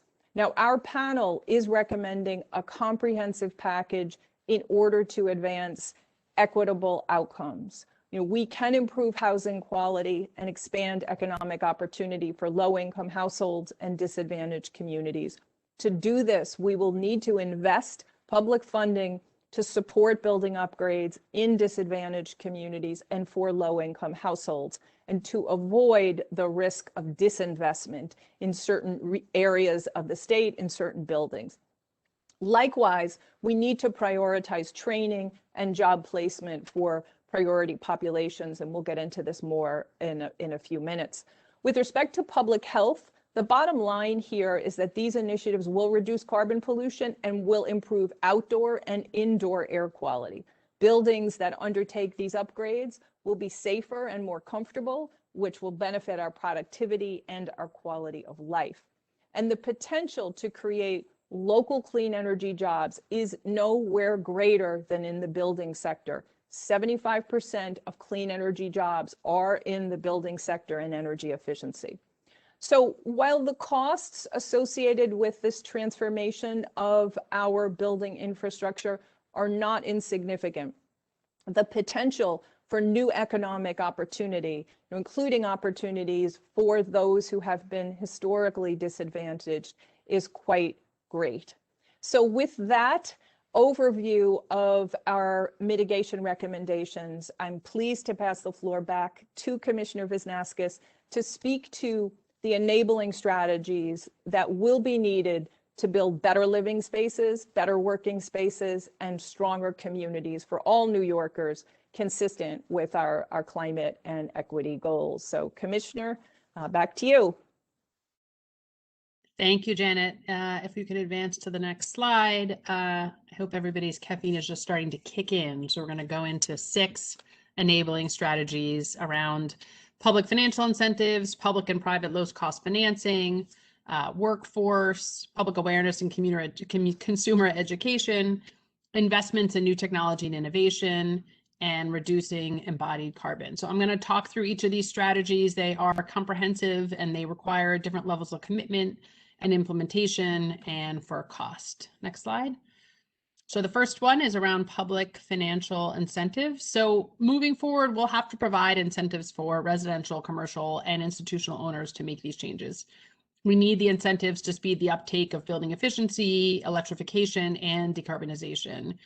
And we have to focus on low-income households and disadvantaged communities so they're not left behind or unfairly burdened. We anticipate that at least $1 billion annually in funding is needed specifically for programs that serve both low and moderate income households, affordable housing and public housing, and disadvantaged communities. Financial incentives to motivate the owners of market rate housing and commercial buildings will also be needed, at least for the coming decade. Next slide. So a little more detail on these public financial incentives. So, we need to modify our frameworks to make sure that our programs that we have now align with state objectives. We need to create direct cash incentives for electrical service upgrades to help offset the costs of getting a building ready for electrification. We need to expand and create new cash incentives for energy efficiency with a priority on low and moderate income households and disadvantaged communities. The panel also wanted to ensure that we support and accelerate efficiency and electrification and resiliency in public housing across the state. As many people know, in addition to NYCHA in New York City, there's over 30,000 units of public housing outside New York City, and public housing often serves the most vulnerable individuals and households in our state. So we need to identify funding sources that can support retrofits and electrification, including support for things like resiliency centers that provide safe temperatures and backup power and community spaces during times of disaster. The panel had a recommendation about creating a retrofit and electrification readiness fund that could supplement these other incentives and cover costs for non-energy building improvements that are often necessary to undertake energy projects in buildings. And lastly, a recommendation around leveraging healthy home services and funding across housing and health and energy for low-income households. Next slide. So in addition to public financial incentives, we have a recommendation around public and private low-cost financing. So the sheer scale of this transformation requires that we unlock private capital so that we can provide low-cost financing to homeowners and building owners and do this at scale. Right now, there's not really a large amount of awareness or regulatory signals for the market to stimulate developing these types of financial structures. And so we want to make sure that we send signals and we have tailored tools so that low-income households and buildings in disadvantaged communities can equally participate and also be protected from any predatory lending that might emerge in the market. Next slide. So a little more detail on this public and private low-cost financing includes, first is lender underwriting. So making sure we have a starting point for lenders so they can underwrite to energy performance standards and applicable regulatory requirements. Two, making sure that as requirements for green become more central to affordable housing, that we streamline access to incentives and resources for affordable housing to make it sort of seamless and painless to both build and retrofit energy efficient, all electric or electric ready and resilient developments. Third, as has been mentioned, we have almost 5 million single family homes in the state. And so in terms of retrofitting those homes, we need to make sure that there's more access to low cost financing products for low income homeowners. We also want to expand the use of performance contracting to achieve goals for state and municipal and K-12 school building upgrades.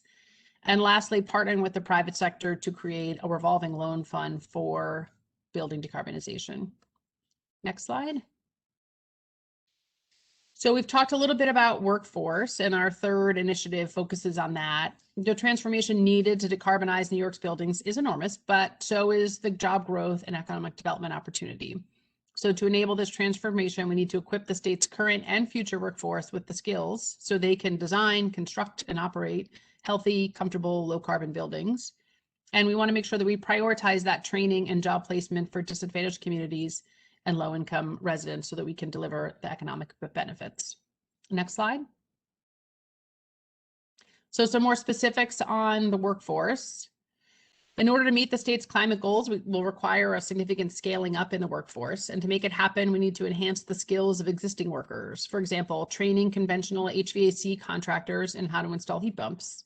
We need to train and prepare new workers for clean energy jobs. And we need to equip adjacent industries, for example, real estate professionals, home health workers, with knowledge and skills to advance low carbon buildings through their work. This will require expanding training infrastructure, new career pathway programs, and partnerships with the industry. And this work would build upon investments that NYSERDA is already making through its $100 million Clean Energy Workforce Training Initiative. To ensure a just and equitable transition, we must make the training and the job placement in disadvantaged communities and for low-income individuals a priority of ours. This should be done by creating community to employment pipelines and accessible career pathway programs. We should promote good wages, benefits, local and targeted training and hiring through models like community benefits agreements. And we can leverage state agency spending and influence and advance commitments around job access and job quality for distressed communities.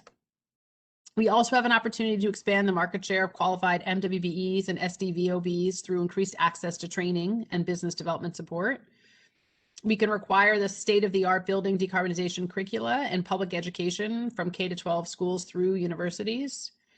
And finally, we would recommend requiring continuing ed on building decarbonization as part of a licensing for architects, engineers, trades, contractors, building services, and real estate professionals.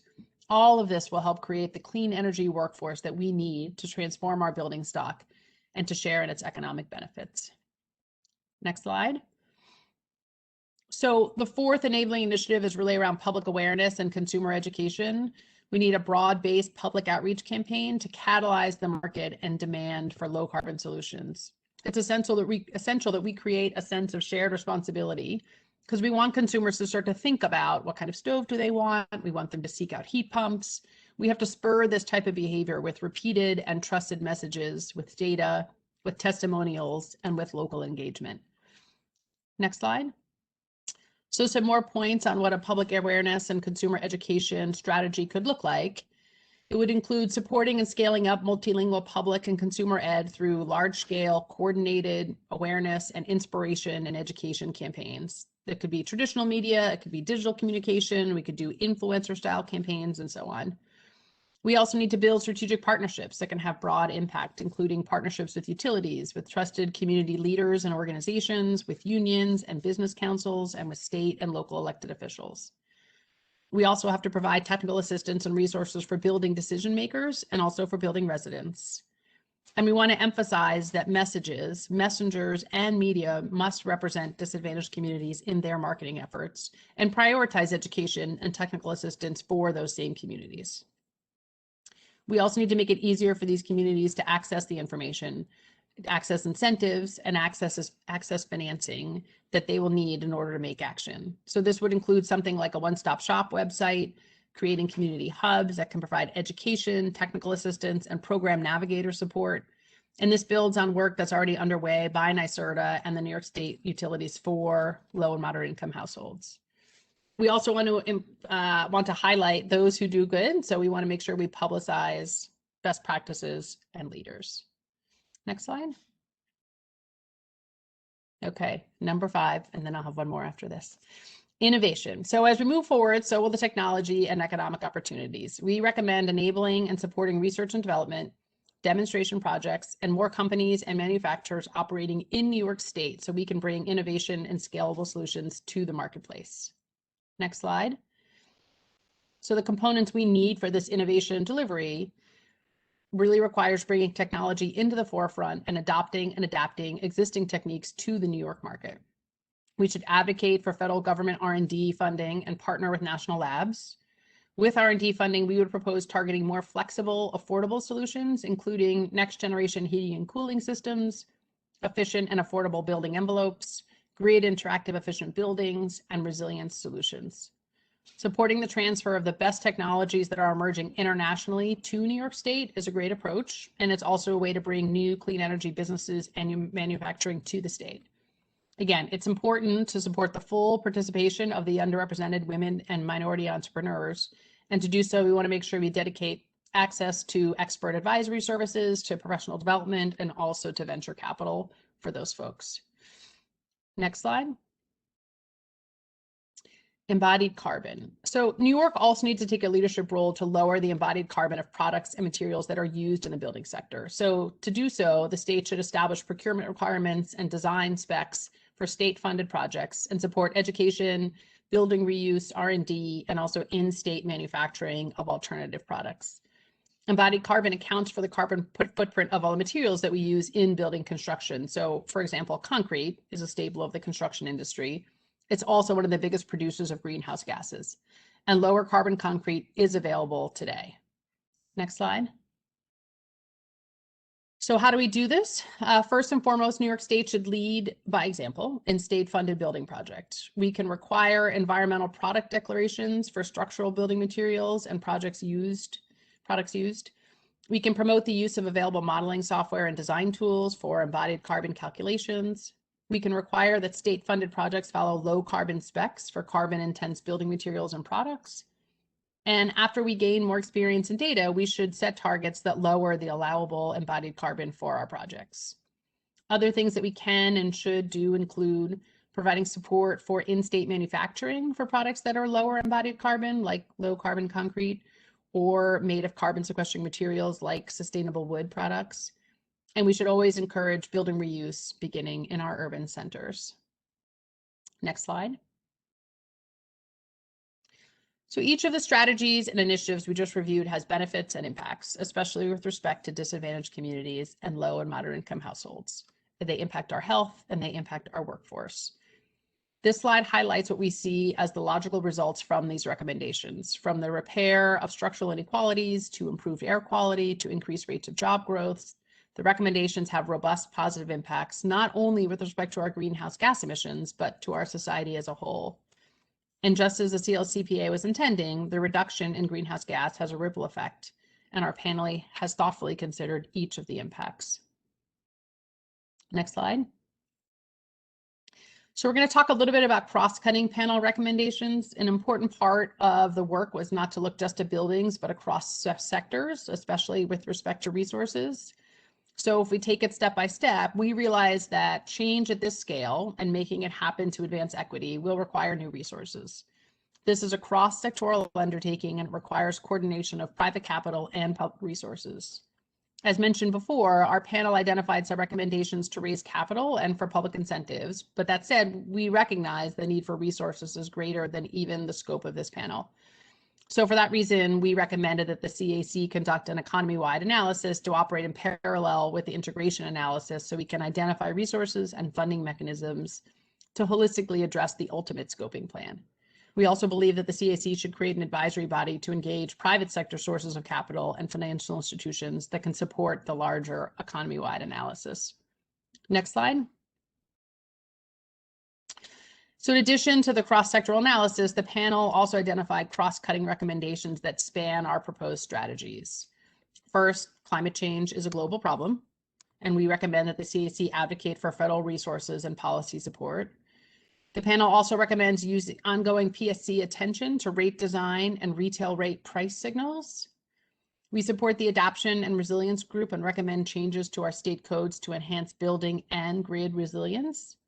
And finally, the panel identified that regulations and substantial subsidies will be needed to increase efficiency measures at scale. So that means at a minimum, funding for low and moderate income efficiency efforts will be needed and will be increased along with requiring energy disclosures. Next slide. There were some additional panel perspectives that came up. Each of the ones below were put forward by some panel members, but were not incorporated into the final set of recommendations. Nevertheless, they're all worthy of consideration and include advocating for a more robust federal agenda, expanding the weatherization assistance program. We've listed here just a handful of ideas coming from our panel that we wanted to highlight. And next slide. So this is a lot to absorb. I want to thank everyone for their time and their attention. Our full deck, including slides that we didn't run through in detail, will be available after the meeting. And I want to make sure that even though we didn't walk through every word on every slide, we really tried to cover all the important aspects of some of the work that our panel did. There is a lot of systemic change and a lot of resources that need to come into play to support an equitable transformation here. And I hope we've done a good job at covering the breadth of those. It's really been my honor to chair the Energy Efficiency and Housing Panel alongside Janet Joseph and have the opportunity to work with the panel members. I hope people feel confident that we've put together a really solid recommendations and would be happy to answer any questions. Thanks. Thank you, Commissioner, and thank you, Janet. Very complex topic, and I know we ran over on time, and as a result, I'm going to ask the members to just try to keep your questions focused on the question at hand, just to try to expedite the process. I have been keeping track of those whose hands have been raised. Just checking, Rose Harvey, your hand has been up since before the lunch break. Did you have a question, Rose? I'll let others go first. Oh, okay. I'll certainly add you though. Bob Howarth. Thank you, and thank you for that incredible presentation. I'm very heartened by what I hear. Let me just briefly comment that I think it's great that you're proposing we can reach a 28% reduction in emissions from this sector by 2030. That's, of course, less than we have to do on average across all the sectors, but I think this is perhaps the hardest sector to tackle with our existing building stock, which is part of the reason I made the point this morning that transportation really has to do better. So I commend you on where you've come there, and you have fairly ambitious timeframes, which I think are great. You might get some pushback on those, but I think we need to stick to that level of ambition if we're going to even reach this 28% reduction by 2030. So I really do applaud you for that, and I applaud you for taking on explicitly the gas system transition, which of course has to be well thought out. I do have one question. You concentrated a lot on, well, both single-family homes and multifamily homes. But I didn't hear you specifically talk about renters. And at least in our part of upstate New York, a lot of the single family homes are in fact rented. And I'm wondering if you've thought explicitly about incentives for people who own the homes that are being rented, specifically to address that stock. But, and specifically, you talked about a rating system for homes before they're sold, perhaps a similar rating system for homes that are rented, which talks explicitly about where they sit in this energy space might be helpful. Thank you. Yeah, thank you. It's a great question. We, unfortunately, if it wasn't explicit, apologies for that. We really intended the low and moderate income households to represent both renters and homeowners. And we talk about disadvantaged communities, obviously the renters and the homeowners that live in those communities. So our panel was very thoughtful, especially about renters and impact on renters, as you heard me mention a little bit there around affordable housing and public housing. So the recommendations are really meant to be comprehensive and include renters as well. Thank you. Mm-hmm. Thank you, Bob. Next up was Paul. Paul Shipson. Thank you, Doreen. So I want to channel Bob a little bit further, but first let me say how impressive the analysis is. It's really quite exciting. Except that, as Bob pointed out, if we follow the recommendations of the transportation panel and the buildings panel, we're not going to get to where we need to be in 2030. And so I've got two questions. I'm sorry, Doreen. Yeah, you'll have to give me demerits or something. Questions are good. Statements I'm trying to avoid. Yeah. Okay, no more statements. My first question is a process question, maybe for Doreen and Basil. Is related to this, will the integration analysis take this into account where we are relative to what we've heard today, and do more than integration analysis and work on, what additional steps must be taken to hit the 40% target? My other question, which could be for Ruth Ann or Janet or Marie, is to what extent would you say the shortfall is a matter of resources, or is it more other issues, technical issues, timing related to reaching the end of lifespan for heating equipment, for example? So that's it. Two questions.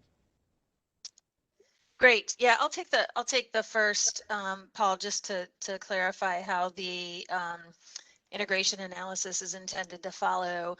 Notably, we are planning a number of different scenarios as being part of the integration analysis, which will help us really look at these trade-offs that you're articulating here. We're starting to see sort of this come forth in some of the panel recommendations, but further, it does help us just to evaluate the risks of achievement and the trade-offs associated with it, essentially through those scenarios.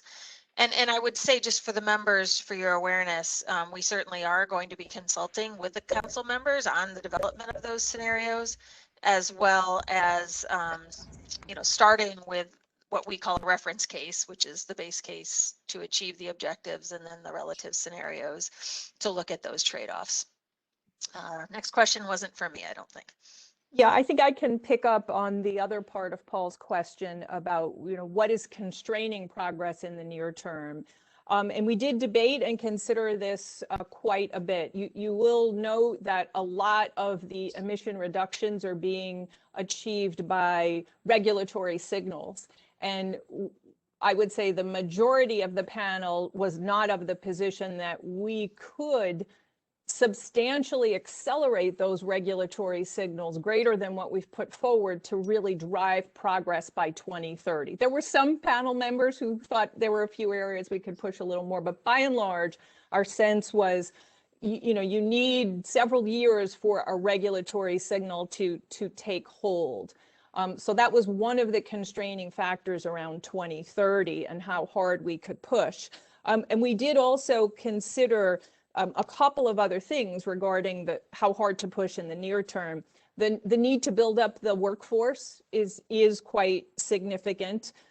We also were mindful of how quickly we can replace equipment in terms of electrification, looking at stock turnover. And then there's also this issue of phasing out of the global warming forcing refrigerants, which, you know, that's a regional, national, sort of global commodity issue, which constrained us.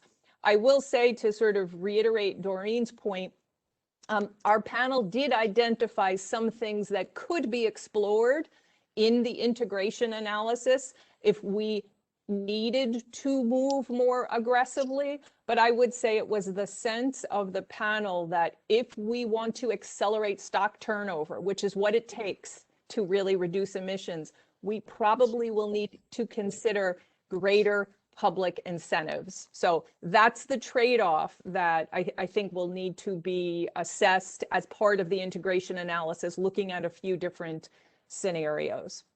But I would say I do think this is one of the hardest areas to make progress in. Retrofitting existing buildings, I would put forward across all of our climate challenges is right up there. So we pushed as hard as we thought we could reasonably move the market. Okay. Very helpful. Thank you very much. When Janet Joseph says something's hard, you have to take note. Thank you, Paul. Gavin, you were next.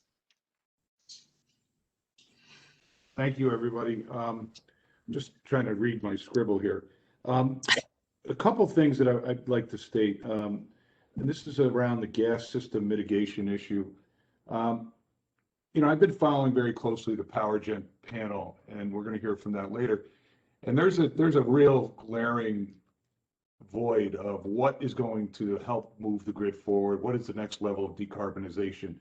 And I'm just trying to understand where there's gaps there in technology. How do you equate that into some of your recommendations you have here to transition away from a natural gas heating system? And I don't know if you could answer that question, because the two things don't seem to be on the same page.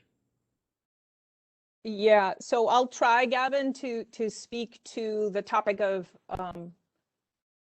zero carbon, low carbon solutions for heating, right? I think that's, if it's not natural gas, what is it? So, right. So heat pumps are commercially available. They are in widespread use throughout the globe, even in colder regions like Montreal, like Northern Europe.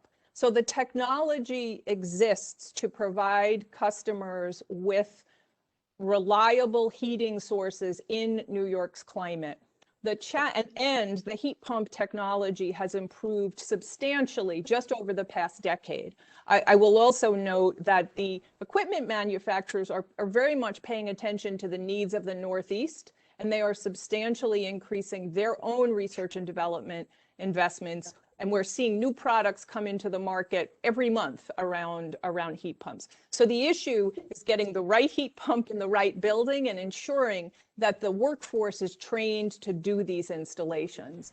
So it's not so much of a technology gap. It's about getting the right product in the right building and driving cost reduction. And we believe we can drive that cost reduction through the scale and the certainty of these regulatory signals. And the consideration regarding the application of different heat pump technologies did factor into our timelines for replacement in existing buildings commencing in 2030 and 2035. For new construction, we can do this today, and that timeline is proposed to be much more accelerated. Thank you for that. The next question is, I've been harping at state leadership on a lot of this stuff through Section 7 of the CLCPA. I think, Commissioner, it was you that raised the issue of a cleaner concrete that's less carbon, and the state needs to show leadership. Is the state doing anything to show leadership on this at this point, or is it still just being discussed? Well, certainly I would say with respect to on the affordable housing front, we are working, very hard we have over time been including many green standards and transitioning our portfolio and work really closely with NYSERDA on a lot of that. NYSERDA also has a number of programs that have been around for quite some time to provide incentives for the building sector to do this. But I think some of the discussion at our panel was the government subsidized sector of the economy is not as large as the whole. And so we really need to be getting at more market incentives and signaling that this is where we're going to get at some of the stuff Janet was just talking about, right? Like driving down prices for heat pumps to make them more competitive and really getting that transition to happen in a market-based way. Okay. I got a couple questions around buildings. This is more of a building code question. I was thinking about this. Would appliances that use cleaner burning renewable liquid fuels, will they be considered for inclusion in this process? I think that's more directed at Janet. Yeah, so our panel had some debate on the role of cleaner burning fuels like biofuels or renewable natural gas. And I would say we did not reach consensus on the role of those fuels as a core recommendation. We did and do, however, note that there may be some hard to electrify buildings where we might need to consider those types of low carbon solutions. So I think that is something that's going to have to be worked out as part of the regulatory process. And certainly deliberated by the council. Another question around buildings and biodiesel and the fact that the law in New York State requires blended heating, particularly in downstate. Has there been any talk by the panel about using a higher blended rate to achieve any of these carbon savings across the state and not just downstate? So again, there were some members of the panel who viewed higher blended biodiesel as a possible solution for decarbonizing buildings, but that was not a topic where we reached consensus on. But we did have discussion. We did bring in the representatives from the biodiesel board to share sort of their analysis on the role that that type of a fuel could play. I just, I'll stop here, but I just want to say that I just don't know how we could put all these recommendations forward without having any analysis on consumer costs. We don't talk about what the impacts are on costs and whether it's affordable. And I just want to be on the record as being disappointed about that missing piece of the puzzle here, which is, I think, is really important. I'll add on that and then Janet pick up. We spent a lot of time in the panel talking about costs. I think the costs are complex, right? In terms of, we looked at sort of unit costs about what it would take to upgrade a home, what it would take to upgrade a building. Obviously, when a building was built, the time when they go to upgrade, whether there's cost compression over that period of time or technology advances. So we did spend quite a bit of time looking at that. Jen, I don't know if you would sort of add on to that. Yeah, I mean, I'll build it out a little bit and then maybe ask Vanessa Ulmer to share the results of some of the analysis. So we did look at the costs by individual use case to try to decarbonize single family buildings, multifamily buildings, commercial buildings. We looked at incremental costs. We looked at issues around payback, and we looked at the strategies that could be used to drive lower costs over time. We see a range of costs. It could be on the order of incremental costs on the order of a couple of $1,000s for a single family home to on the higher end of excess of $25,000 for a multifamily unit that is in a state of disrepair. So the cost varies, as the commissioner said, and it's a function of the state of the building. It's a function of the electric prices in the region. If we're talking about electrification, and that is the type of cost range. Now, for a customer that is switching from oil to electrification, there could be a payback to decarbonize on the order of several years, like 6 to 9 years. So the customer economics for those who heat with oil, for those who certainly have electric resistance, is actually quite positive. The bigger and tougher nut to crack is around natural gas. With the current price structure of natural gas, it's hard to make the case around economics for this transition, which is why this panel dug into the broader natural gas issue as well. So not to minimize this, but we have looked at it extensively and would be glad to share the analysis that we've done. I think we shared some of it after the February briefing. So I don't know, Vanessa has been our technical lead on some of the cost analysis, if there's anything else to add from a consumer perspective.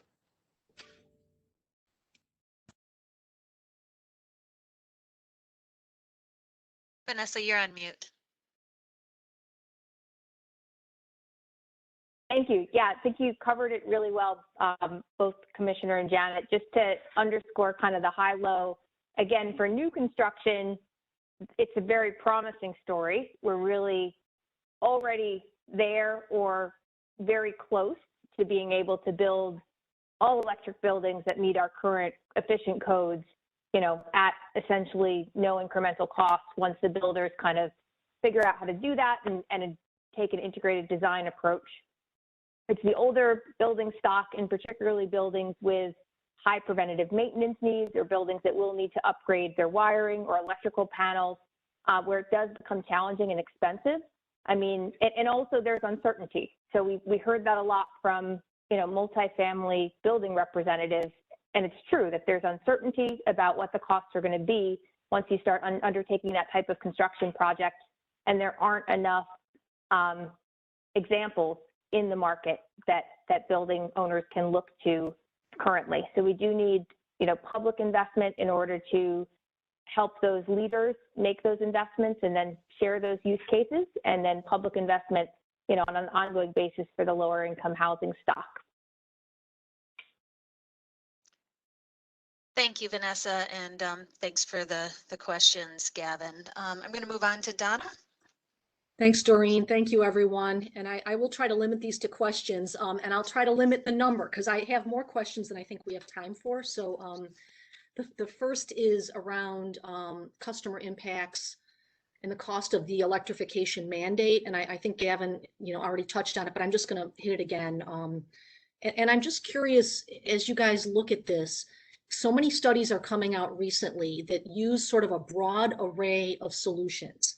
So, you know, you'll see a high electrification case versus a maybe more of a diversified approach, or a lower electrification case, whatever the consultant might call it. And I'm curious why we went to what seems to be a very high electrification, or an Uber, I would call it, electrification case for buildings. And I wonder, because when I see these other studies, I'm happy to name them, I'm sure you guys have seen them as well. You know, they point out the benefits of having, for one, I know we've talked about it at meetings off camera, I guess, about hybrid solutions, hybrid heating solutions that I think the New York City study that recently came out includes. That talks about the benefits of less of a grid build out needed, lower winter peak requirements, and added resilience for energy delivery. So I was wondering about that and the extent to which those were considered. So that was question number one. Should I keep going, or do you want me to? Well, I could pick up on that one. Yeah.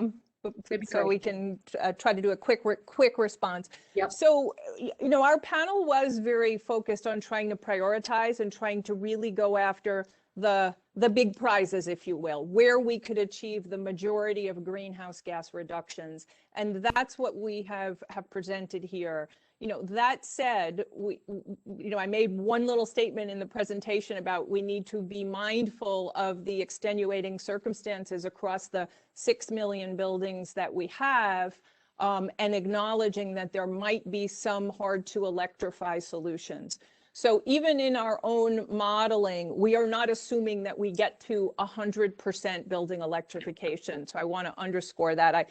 I think the assumption was that maybe we get to something on the order of 85%. Vanessa could jump in with the right number. So we do expect that there will be some buildings for which we cannot electrify. But by and large, we operated from the position of electrification being a primary strategy to drive emission reduction, and acknowledgement that there will be some hard to electrify buildings.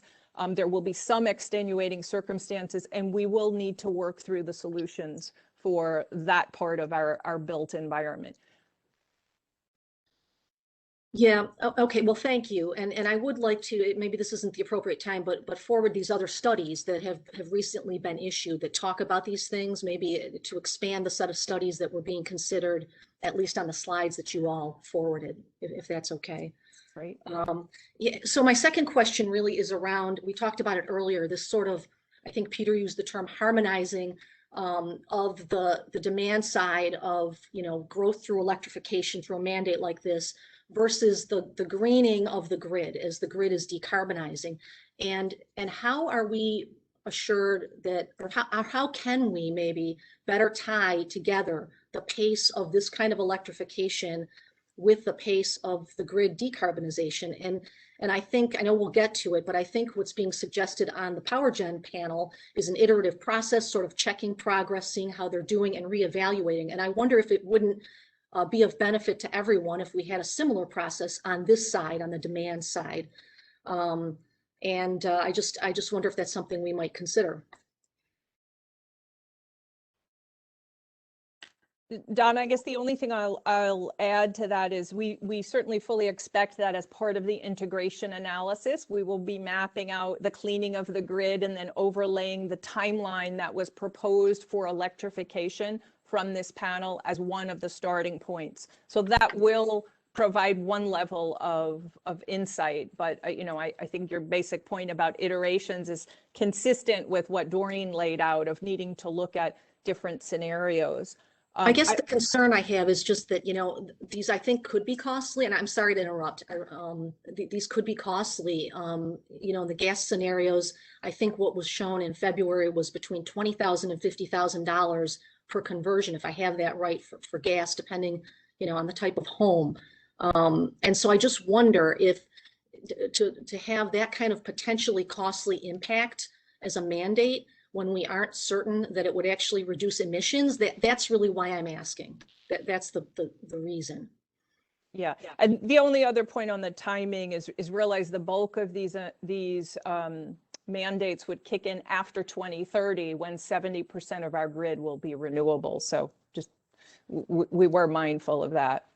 And we do know that even if people were to switch from fossil today to electric, it reduces emissions today, even with the current grid. So that's a pretty compelling data point as well. Yeah, I do think though it's fair to say that this is dynamic, Donna, definitely so. Where we sit today, I'm certain that we'll be looking at different cost curves, different grid characteristics, et cetera, into the future that will require us just to stay on top of these issues as we move forward. Thank you. And I guess I'll ask one more if that's okay. And that is relative to kind of this question of resilience. We've been talking about it throughout the day today. We've talked about it at prior meetings. How do these recommendations impact energy delivery, reliability, and resiliency for consumers as the grid is going to be generated by renewables? In our region, I know we've talked about this, we have about 94% of the energy going into people's homes in the winter from the gas distribution system. And it's storm hardened and it's resilient. So I'm just curious how that's all factoring in. Thank you. Well, I think we'll hear a little bit more about grid modernization and resilience of the electric power system in the next presentation. So I won't go there, but from the standpoint of the deliberations of the Energy Efficiency and Housing Panel, we considered sort of 3 tiers of resiliency as we look to this future. The first is certainly the reliable, resilient power grid.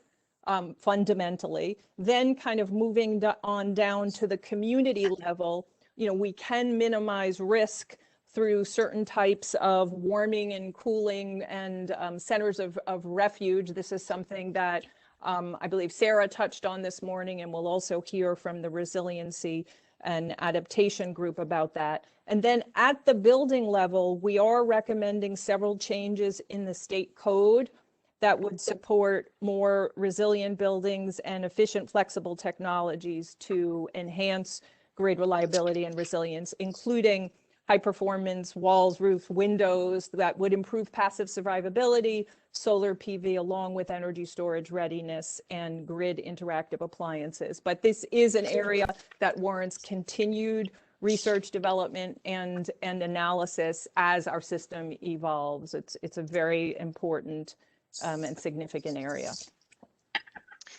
Yeah, and I do think, Donna, that Sarah Osgood will likely speak to the question of reliability in the next presentation, but totally agree that we certainly need reliability to be met, both with respect to distribution and the bulk system, as is always the case.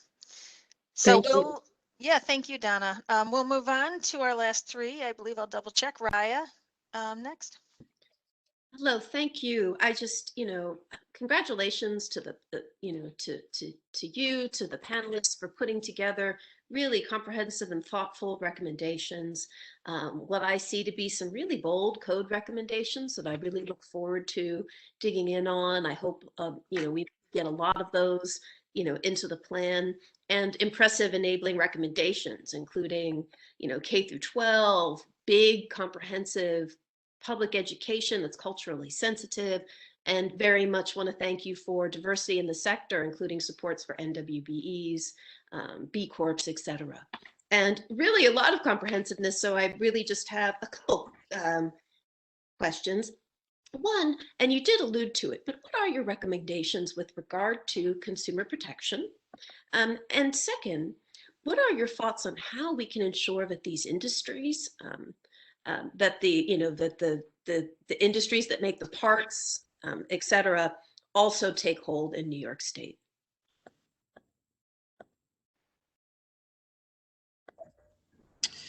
Thanks for that. There was certainly a lot of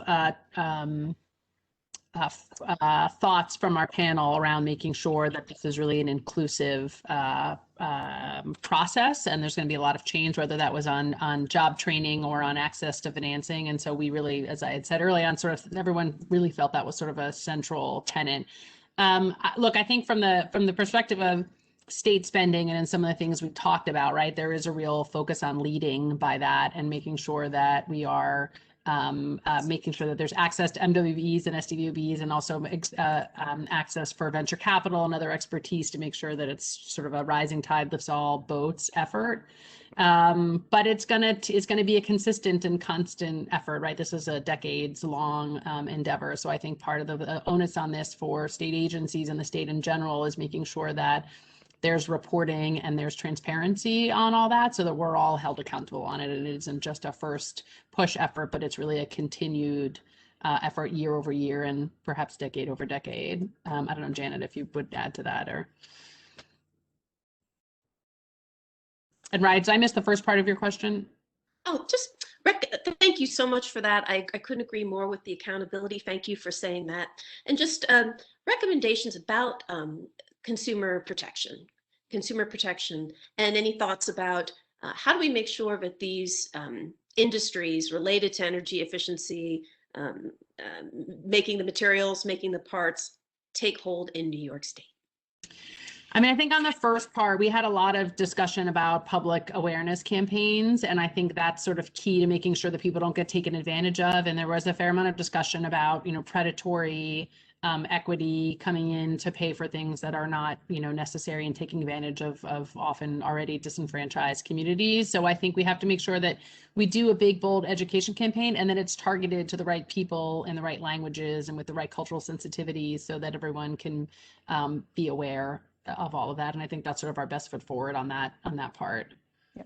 And regarding building the clean energy industry in New York, which I think was your second part, we have opportunities here to build up the supply chain for the clean energy products for buildings, in addition to building the local workforce. It's inherently local, but you're probably familiar with some of the things that New York is doing with respect to building the local offshore wind economy. We can do the same thing around certain building products, and we're having conversations with suppliers and manufacturers of major commercial, heating and cooling systems. We're talking to these companies about expanding their local operations, their local service operations, in addition to the, technician training. So we are trying to work at multiple levels to build up that supply chain for the clean energy industry looking at buildings. One of our initiatives around the Empire Building Challenge is very much trying to do that. We're trying to draw demand from large property owners and get the solution providers from across the globe to kind of pay attention to New York, and trying to see, working with ESD and others, if we can help entice them to set up operation here in New York. But there's a lot to do on that front, but I think we have a decent opportunity of really creating some more local clean energy, clean tech jobs. Thank you so much. What a thoughtful, smart, comprehensive set of recommendations. Yeah, thanks, Raya. And it's from these types of goals that these opportunities exist. Like, that's the precondition for all of this, is that New York needs to lead the way with respect to our ambition. And with that ambition comes these investments. Those two are linked. And we can be sort of selfish about drawing the industry here because of that. So that's really a really positive outcome. Next up is Dennis. Dennis? Thank you, Doreen. I really like that last statement, Janet, that you made about building in New York. I do believe that's our biggest opportunity. We have a lot of people paying attention to our goals, but it needs to be more than goals. It needs to be creating these type of manufacturing job opportunities, control our own supply chain. And I would then also include in your statement to entice and incentivize those individuals to build in our Rust Belt communities as a function of our smart growth approach here. My question's on financial incentives. So we've got the benchmarking on building use, and I know that the utilities through the Public Service Commission are doing an assessment on distribution systems. I don't know what the extent of that is. The hope is that it's going to come up with projected costs, select hotspots, prioritize distribution feeders as we go forward. So the question is, from a financial incentive, have we looked at those type of business models that look at community-based non-wires alternatives, microgrids, system solutions like heat pumps / storage / AMI, if it's less expensive to go with a market option than a utility option? Has that been considered, or just incentives and grants?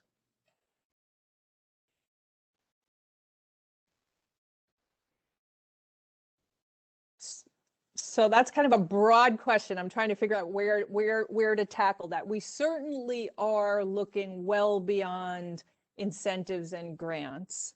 I think the Public Service Commission has started the non-wires alternative a number of years ago. I suspect that will evolve as the commission grapples with the future of the gas industry.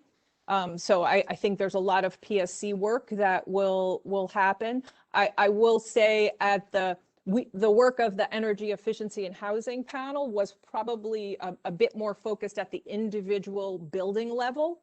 But we do have other work going on in the state where we are looking at system and community solutions, multi-building solutions for things like geothermal. And we are working with utilities in a few of these studies as well. Yeah, a non-wires alternative, traditionally, those are prioritized by the utility in a very reactive manner. What I'm referring to is more of a forward view so that we have time to plan and do a lot more community-based planning. So I appreciate that. Yeah, and actually, Dennis, I think that is what is envisioned as part of this managed natural gas transition planning work that needs to happen.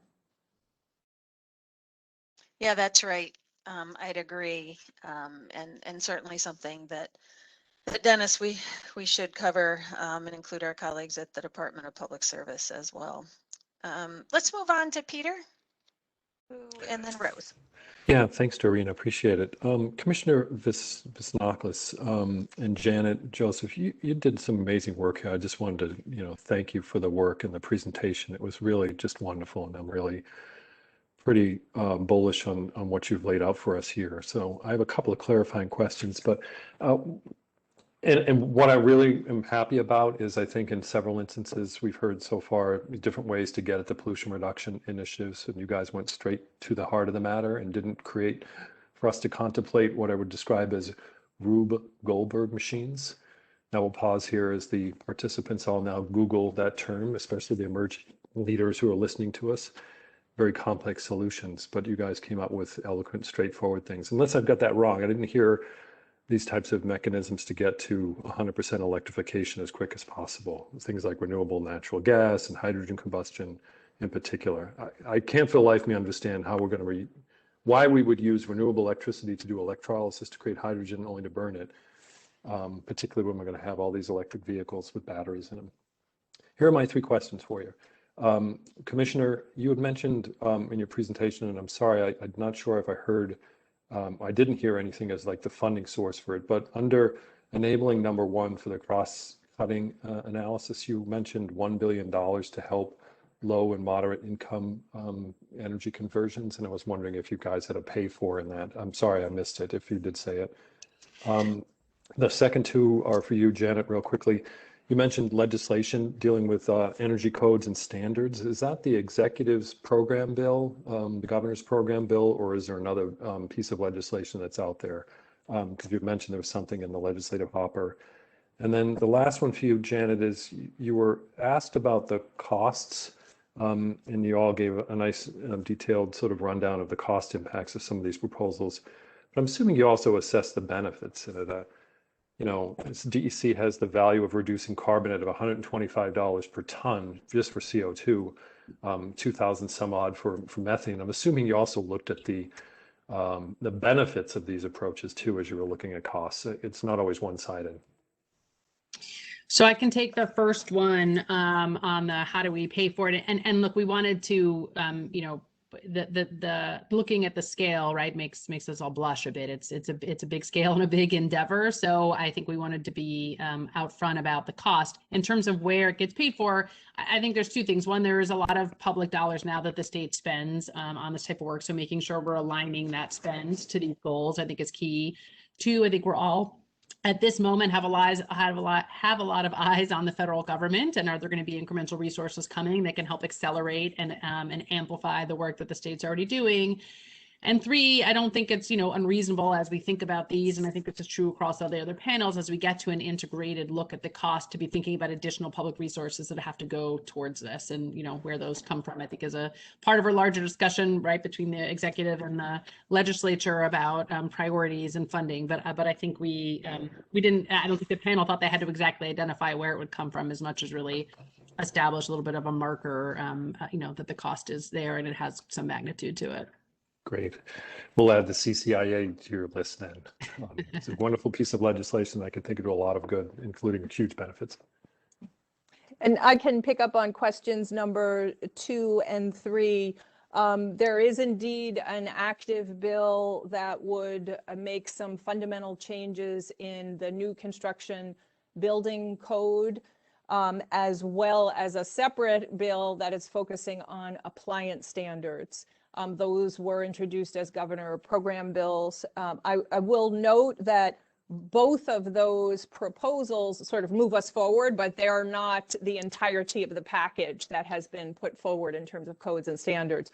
The change in the new construction code is very important, that the change that's been proposed this year, because it moves the code from what is currently a cost-based code to something that is more aligned with our greenhouse gas emission reduction goals. So that is absolutely a necessary step. The appliance standard bill that has been proposed is the first piece of work. It's around just getting to, all efficient appliances for those things that are not federally preempted. And that is a package that we have analyzed and provides extensive benefits for consumers.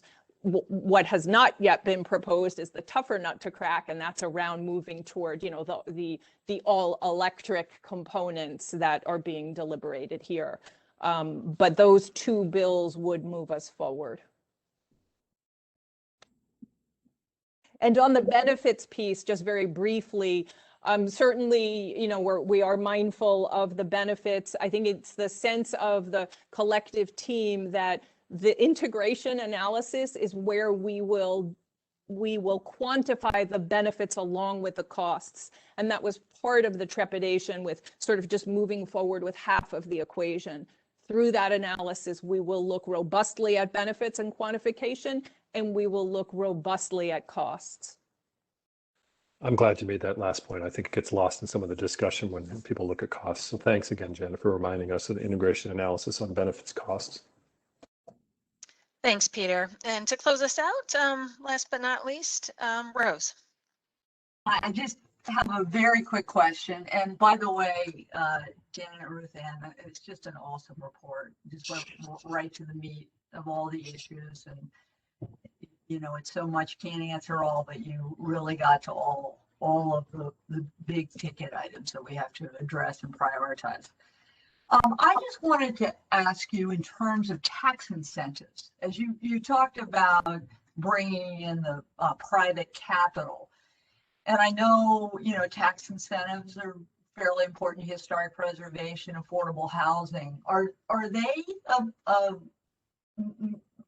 they viable, as I guess they're really on the fringe, but can they be useful? How useful can they be?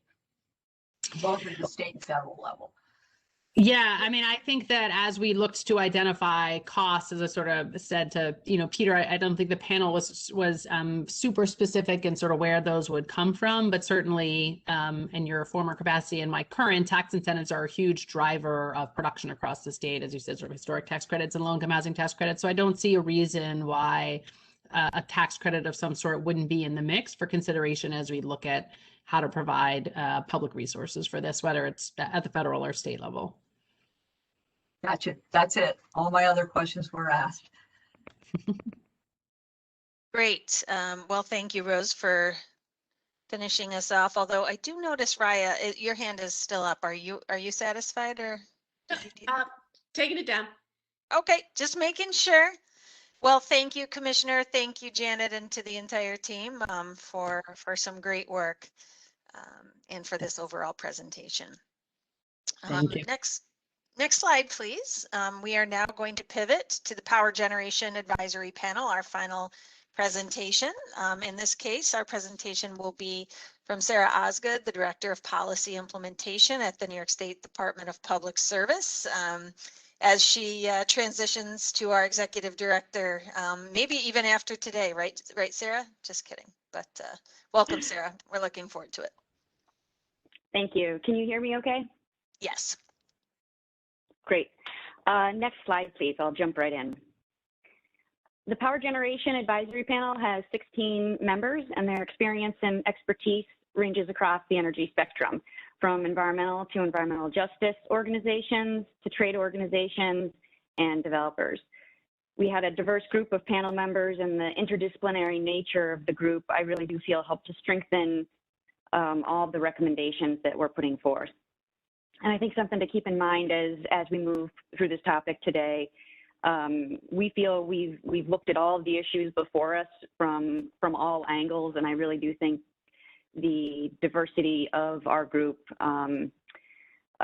really aided in that effort. And I truly can't express the amount of gratitude for the panel members who put in the effort, as well as the state staff team. This was a huge effort, and thank you all for that work. Next slide, please. We feel we had strong public engagement throughout the process that started last fall. In total, we've had 11 public meetings that were announced on the Climate Act website. They were webcast to allow broad participation, and the panel meeting presentation and notes were posted following the public meeting. We also established an email address for comments, a hotline for folks to leave voice messages at, and a total of 5 public input sessions, 1 a dedicated evening session, and the remaining 4 followed public panel meetings during which draft recommendations were presented and discussed. We also issued a key group survey to gather feedback. And finally, we engaged other panels and working groups in the development of our recommendations. I'll also note that in addition to those listed here, we met with the Utility Consultation Group, who also participated in discussions with Transportation and Energy Efficiency and Housing on the electrification discussions. Next slide, please. The power generation panel has been guided by the statutory requirements in the CLCPA, 70% renewable electricity by 2030 and 100% emissions-free electricity by 2040. Given that, most of the strategies included here are enabling strategies without specific emissions reductions amounts estimated for their contribution, and the actual emissions scenarios will depend on the electricity demands from other sectors, and that will be determined as part of the integration analysis. I do just want to point out to the council members, the full deck that was provided to you a week ago, I think had an error in it in terms of the legend here. Fuel combustion is the orange piece of the stacked bar charts, the top piece. I think that was mislabeled in a prior version, so just wanted to draw your attention to that. Next slide, please. This slide might be familiar to some. It's the same as was presented by Chair Rhodes to the CAC back in February, but I'm including it here again as it helps provide some context with respect to our panel's approach to electrification and provides the basis for many of our draft recommendations. First, I want to speak to the principles that are listed on the left side of the screen. When the panel first started to meet, it developed a set of principles for which to guide our work. Those principles include reliability, equity, affordability, zero emission, and timely. The panel's approach to electrification is consistent with how it's approaching the necessary transition of the power sector, and it aligns with these principles. By building an extremely low carbon electricity system, we're provided the opportunity to decarbonize not just the electricity sector, but those other sectors that are currently primarily reliant on fossil fuels. However, it also does raise some challenges for the electricity grid that we need to remain mindful of, given the significant electrification, the significant load that we believe electrification will add. So our approach to electrification must recognize the importance of minimizing system costs, of balancing behind the meter costs with grid side costs. We need to ensure we have a flexible system that can respond to situational changes in real time. We need improved planning of the electric system and across energy systems to accommodate decarbonization. And so with all of that said, we actually don't have any specific recommendations related to electrification, but the plan to address electrification is included within the suite of draft recommendations that we're putting forth here. Next slide, please. The panel recommendations can be grouped into 4 categories. The first is deployment of resources. How do we deploy the clean resources that are currently available to us so that we can accelerate the pace and reduce the cost of transitioning the electric grid? What are the critical elements to keep in mind as we transition? What advances do we need for the future? And finally, transitioning away from fossil fuels to meet our CLCPA targets. And I will say, we are putting forward what I think is a very robust package of recommendations here, but I do want to acknowledge that the state has already taken a number of steps to implement the CLCPA, including expanding the Clean Energy Standard, or CES. And so with respect to that, we have a lot of our recommendations here might sound a little bit like kind of keep doing what we're doing, but we do have important tweaks around the edges and suggestions for improvement as we move forward. And so with that, I will jump into the recommendations. If we can go to the next slide, please. Deployment of clean resources includes the growth of large-scale renewable energy generation, clean energy siting and community acceptance, distributed generation and distributed energy resources, existing storage technologies, and demand-side solutions. So first and foremost, we need to accelerate deployment of large-scale renewables, including solar, land-based wind, and offshore wind, in alignment with the Clean Energy Standard. And for this, we can build on the success that NYSERDA has had with their existing Tier 1, Tier 4, and offshore wind programs. And so what we recommend is continued evaluation and adjustment of the policies and procurement targets necessary to achieve the CLCPA targets, continue to support and appropriately staff successful programs and pursue regulatory changes.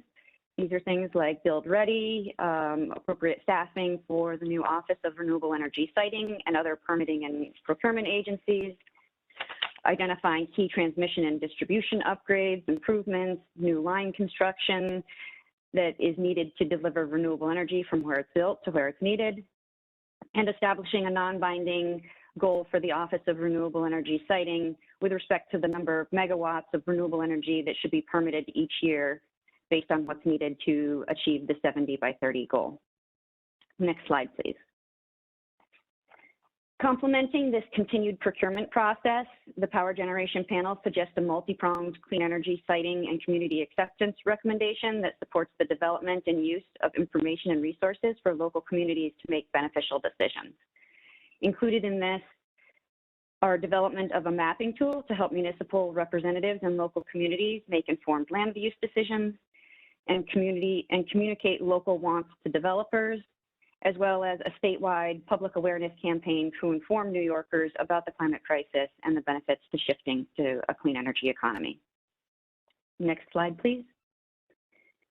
Moving to smaller scale resources, we see clean distributed generation and distributed energy resources as means to generate electricity closer to end users, thereby increasing energy efficiency, reducing carbon pollution, improving grid resiliency, and potentially curtailing the need for costly transmission investments.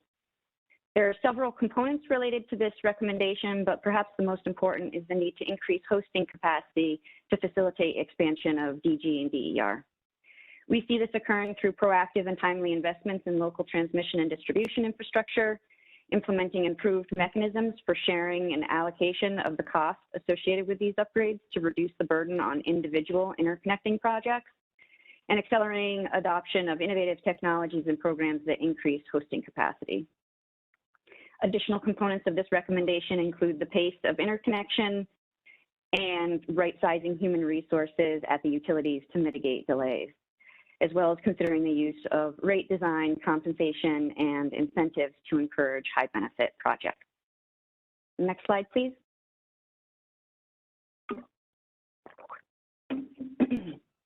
A portfolio of energy storage technologies will be needed as intermittent renewable penetration increases. Existing and newer longer duration storage will be needed to maintain reliability as we approach 2040. As such, one of the key components we see to reaching our climate goals is increased deployment of existing energy storage technologies. And I'll speak to long duration storage a little bit later in the presentation. For this, we recommend updating the state's energy storage roadmap consistent with the considerably higher storage requirements that were identified in the power grid study, and establishing new targets and funding similar to the Clean Energy Standard for storage.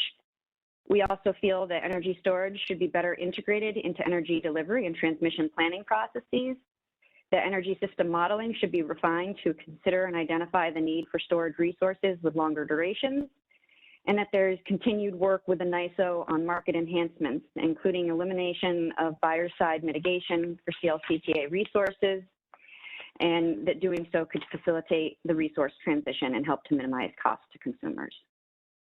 Next slide, please. Closing out the deployment of resources category, we have demand side solutions. Responsive demand presents an opportunity to optimize for the lowest system cost and the most expeditious deployment of both clean supply and demand solutions. And this will become particularly important as our energy systems become more interdependent. The panel believes that responsive demand should be analyzed and appropriately modeled as part of future generation and energy supply and incorporated into system planning. It's also suggested that there may be data that, if it were made available, could facilitate markets for clean energy, and these pieces of data should be identified and made available as appropriate.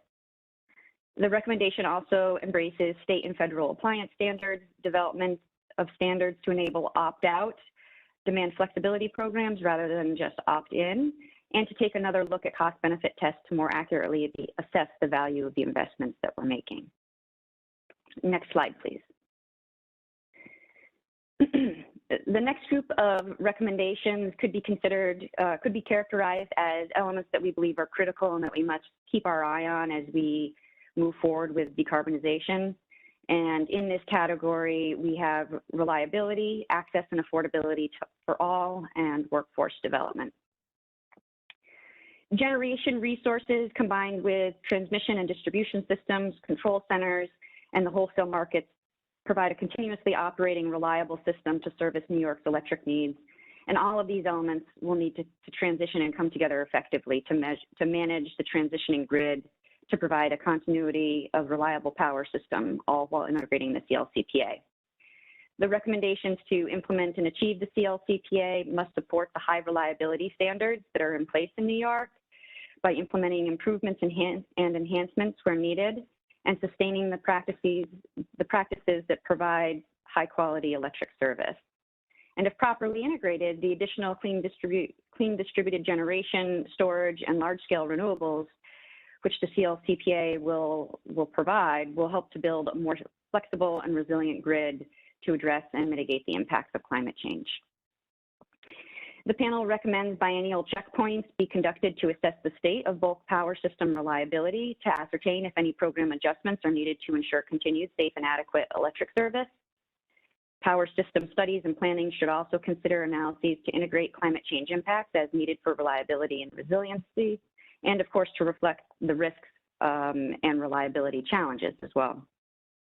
For market products, the market products, requirements, and technology standards needed to maintain reliability should also be updated through time so that all resources can participate in the market based on their attributes to provide the products and services needed for reliability. Moving on to access and affordability, we want to prioritize helping low-income customers and disadvantaged communities, while also assuring that these communities will be able to afford and fully benefit from the state's transition to electrification. The state has a number of programs to do just that, such as the PSC's Energy Affordability Program that provides utility bill discounts for low-income customers, and the Office of Temporary and Disability Assistance's Home Energy Assistance Program, that's a mouthful, HEAP, that helps low-income individuals pay the cost of heating their homes. These programs should be monitored and modified where needed to ensure eligible households are identified and made aware of the opportunities, and that programs are aligned with efforts to encourage electrification, energy efficiency, and reduce use of fossil fuels. We can also create more coordination to help bring all of the available resources together to help individuals. Next slide, please. For workforce development, we know that the transition to clean energy will create job opportunities, but we need to make it a priority to provide education and career opportunities for individuals with a focus on disadvantaged communities to enter the clean energy industry. We also need to ensure a just transition for people currently employed in fossil industries so their needs are met. Components for this recommendation include focusing on businesses and job opportunities, not only around installation, but also manufacturing and the entire supply chain for the clean energy industry, something that I heard a few council members bring up earlier today. We also need to engage the clean energy industry to evaluate current and future workforce needs and help align training with needs and future jobs, including consideration of needs by geography. We need to scale up strategic partnerships in education and outreach efforts with an emphasis on disadvantaged communities, and we need to provide state agency coordination with various benefit programs. We'd like to create community to employment pipelines and career pathways that prioritize individuals in disadvantaged communities. And we believe that ensuring a clear ladder and pathway to secure jobs and careers with family sustaining wages and labor unions where possible can help. We also want to focus, we want to establish continuing education, certifications, and licensing in trades and professions for fossil fuel workers. Also important to hit on here is that there should be enhanced climate and clean energy decarbonization curricula in state-funded education at all levels. Next slide, please.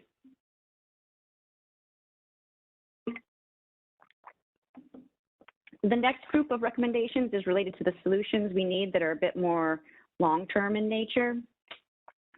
When it comes to markets, we seek solutions that incentivize the desired resources, provide optimal, reliable grid management, and allow for technology and innovation to help achieve the CLCPA objectives while ensuring the benefits for and reducing impacts on disadvantaged communities. New York should work to remove unnecessary barriers to clean energy development, such as buyer-side mitigation rules, and to achieve markets rule reform to provide price signals for the grid attributes required to achieve the CLCPA, and ensure that the rules that are in place to enable will enable clean energy solutions to provide those attributes. The panel didn't take a firm position on any particular mechanism, rather suggested an examination of several approaches, including changes to RGGI, carbon pricing, and clean dispatch credits to determine the most effective approach to incorporate environmental values in market pricing. The panel also recommended that the state increase its proactive advocacy at the NYISO and FERC to align markets and planning processes with CLCPA goals, and that earnings adjustment mechanisms be reviewed to evaluate how existing EAMs are working and identify whether any modifications related to decarbonization and social equity goals tied to the CLCPA are needed. For technology solutions, we looked at these in two buckets. The first is achievement of 70 by 30, and the second being achievement of 100% zero emission electricity by 2040. For 2030, we see the focus on aggressively deploying currently available solutions, including renewable energy and storage technologies, energy delivery, energy efficiency, as well as identifying technology gaps. For 2040, the focus is on identifying and developing needed solutions for dispatchable technologies. And here we want to identify, explore, evaluate, and develop dispatchable technologies and solutions as they emerge. We also believe that detailed holistic modeling within a zero emissions world should be used to identify the needed technologies, and NYSERDA should continue its innovation support activities. We've also included components here for advanced fuels and nuclear power. Though they are potential solutions that could be explored, the Power Gen panel does not suggest that these are the solutions or that they're the only technologies that should be investigated. But further analysis, technical development, and research is needed in order to determine the feasibility, climate impact, and health impacts of advanced fuels. For nuclear generation, the panel recognizes that the contribution of nuclear power to the 2040 resource mix is not yet determined, and any additional policy actions that would be needed should be evaluated prior to the end of the zero emissions credit program in 2029. Next slide, please. Achieving the CLCPA's high renewable energy zero emission electricity system will require a substantial amount of energy storage operating over various timescales, spanning from minutes to hours, days, weeks, and even longer.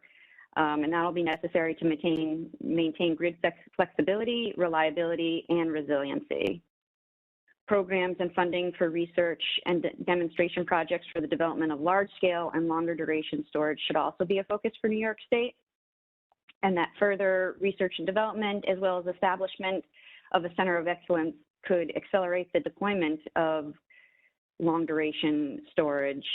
It could also help attract and engage relevant parties in collaborative efforts to address the challenges that are unique to long-duration storage, and help to establish New York as a leader in enabling the grid of the future, and ensure that investments in clean energy technologies lead to job growth in New York State.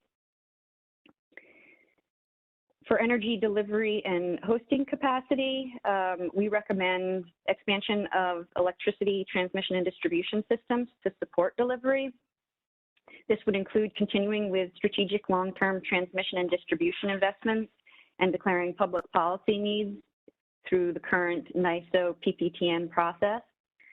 We also suggest creation of a database to track penetration and identify where there may be room for renewable energy zones.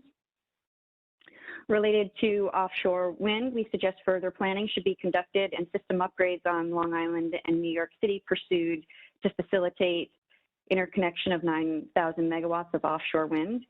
The state should also promote multi-port infrastructure investment to support and facilitate the growth of offshore wind industry in New York.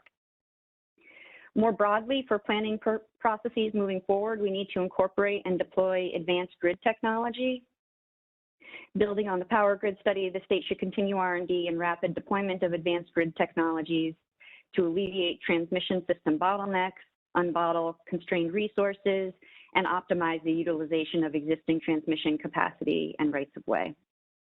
We should also examine and, if needed, modify planning processes to encourage the incorporation of advanced technologies. And finally, for interconnection, we recommend exploring additional areas where the interconnection process can be improved. Next slide, please.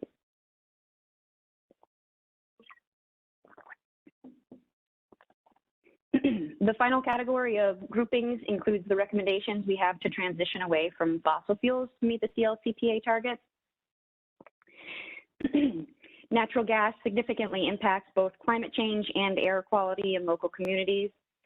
Because it's such an extensive network, the natural gas system, maintaining reliability and integrity of our current system while we quickly transition away from natural gas and decommission the system will be a challenge. As such, the Power Generation Panel, and consistent with the Energy Efficiency and Housing Panel, recognize the need to phase out gas infrastructure and pipelines over time and decommission them with a managed, phased, and just transition to the maximum extent possible and as quickly as possible. The panel also suggests denying gas permits to avoid creating additional stranded assets to the extent that these actions can be taken consistent with reliability and safety. To address methane leakage, the panel recommends continuation of DEC's current efforts to promulgate regulations to decrease methane emissions from gas infrastructure, as well as expanding efforts to control, reduce, and eliminate methane emissions, for instance, through the use of leak detection and repair enhanced technology.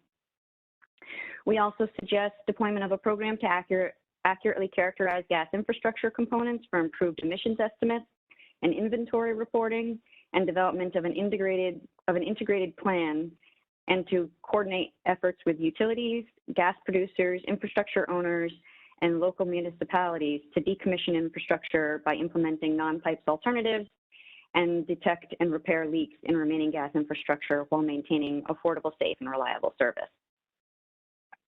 So that brings us to our final recommendation, retirement of fossil fuel generation facilities. Here, we as a panel believe there's a need to develop a plan and to implement regulations to phase out fossil generation as quickly as practicable, while also retaining reliability and prioritizing efforts to lower greenhouse gas emissions and co-pollutants in disadvantaged communities.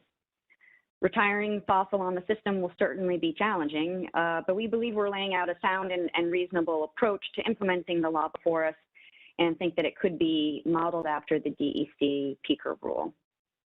There are three main components to the retirement of fossil generation facilities for which the panel reached consensus on, and those center on a planning process that I'll get to in a minute. But there's also a fourth component that I want to speak about first, which is a non-consensus recommendation with majority support of members who took a position. And that is a temporary moratorium on new or repowered fossil fuel generation facilities until the full consensus recommendation is adopted. The moratorium would be in place until the CAC finalizes its recommendations, emissions reductions regulations are promulgated by DEC, and the iterative planning process that I'm about to describe has commenced. During this time, new or repowered facilities would only be allowed to move forward with the licensing, permitting, and construction if a reliability need were confirmed by the New York Independent System Operator, NYISO. The alternative viewpoint that was expressed by some members instead recognized that the CLCPA requires state agencies to integrate consistency with the CLCPA into their decision-making, and that the iterative planning process of the consensus portion of this recommendation would provide the basis for determining how to phase down fossil resources reliably by 2040. And with that, it takes me back to the three components of the consensus recommendation. The first is a planning process to determine emissions reductions targets to reach zero emissions by 2040. The second is promulgation of emissions regulations by DEC in order to reach the 2040 goal. So similar to the PICA rule, any closures designated by the emissions regulations of fossil generation facilities would prompt a reliability needs analysis and identification of alternatives. And then third is an iterative planning process that builds on the first two components, where the progress, the reduction targets, the regulations, and the other mechanisms being utilized are evaluated and revised as necessary in order to ensure that we are on track to reach the 2040 goal. And there is a desire to have these three main components enacted as soon as possible by the relevant state agencies. And with that, I will move to my last slide. Overall, the recommendations put forth here to achieve 70 by 30 and zero emissions by 2040 will result in a decrease in greenhouse gas emissions and improved air quality, particularly in the communities where fossil generation is currently located. For disadvantaged communities in particular, our recommendations were developed with these communities in mind, and we think that taken as a whole, we are working to address some of the key power generation related issues surrounding these communities. First is air quality and health impacts. We know that the closing of fossil fuel plants in disadvantaged communities will alleviate some of the undue burdens associated with local air emissions. With local emissions that impact air quality and affect human health. We also know that electrification will cause significant load growth between now and 2040. So we want to replace fossil generation as well as avoid the need for new generation facilities with cleaner alternatives such as combinations of renewables, energy efficiency, demand response, load flexibility, storage, and transmission and distribution investments. Reducing methane emissions from natural gas infrastructure improves local air quality, especially in neighborhoods that have significant or older infrastructure. And also related to health and air quality, we need to consider the impacts of any new technologies, and particularly as advanced fuels like renewable natural gas or hydrogen are advanced. We need to ensure that they do not exacerbate air quality, especially in already disadvantaged communities. Affordability is another real concern for disadvantaged communities, and a lot of times we think of this, we might think of the monthly utility bill. It starts there, but it certainly goes beyond that. Power outages also have a disproportionate impact on disadvantaged communities because they're less able to afford measures to mitigate the human safety and health risks or to recover from potential loss of property. And as fossil generation facilities close, the impact of the lost tax revenue must also be examined within these communities and a transition identified. But the takeaway here is that affordability really needs to be considered across the spectrum of activities, but this is in no way meant to indicate that that we shouldn't be taking action, and it cannot be an excuse to delay action here. And so that brings us to access and participation. Access is something that we often hear alongside affordability as a central concern for low income and otherwise disadvantaged individuals. We need to remedy that by providing quality information and trusted resources to increase awareness of opportunities and projects available to individuals in those communities. For example, energy efficiency, distributed energy resources, and load flexibility are effective avenues for individuals in disadvantaged communities to own clean energy solutions that provide benefits at the household, utility, and community levels. And when paired with direct assistance programs, they can also be helpful for low-income individuals to control their energy costs. Workforce development in clean energy can provide the much-needed education, skills, and training to communities, as well as opening career pathways for individuals. And so moving over to the just transition aspects, we feel that scaling up investments in dynamic load management and energy efficiency will create jobs in the part of the clean energy sector that has the most growth potential, and that energy efficiency and load management implementation can also help businesses reduce their costs. New businesses and industries will grow in New York State centered around clean energy technologies and their supply chains, and we have the opportunity to become a clean energy technology development hub and attract clean energy R&D and additional investments for the state. There will be a growth in career paths for workers who want to enter these new fields and for incumbent energy workers who are looking to transition. And the transition away from fossil plants will impact the workers of those facilities and their host communities. So as the natural gas system transitions, job availability and roles within the sector may change, and it's important to have training and support through that transition. And I'll just wrap by saying that maintaining a reliable power system overall is necessary to support the businesses, industries, and workers in New York. Although care must also be taken to not allow the cost of energy for businesses to become uncompetitive and prove economically difficult for high energy using industries. And so really, I think it requires a lot of balance and a lot of integrated analysis. And that's what we feel that our panel has put forward. And with that, I am happy to stop talking, take a little sip of water, and see if there are any questions for me. Thank you, Sarah. And again, thanks to the entire panel. Looking at the list, I think it's important to start with Chair Howard for his feedback and input. Thank you.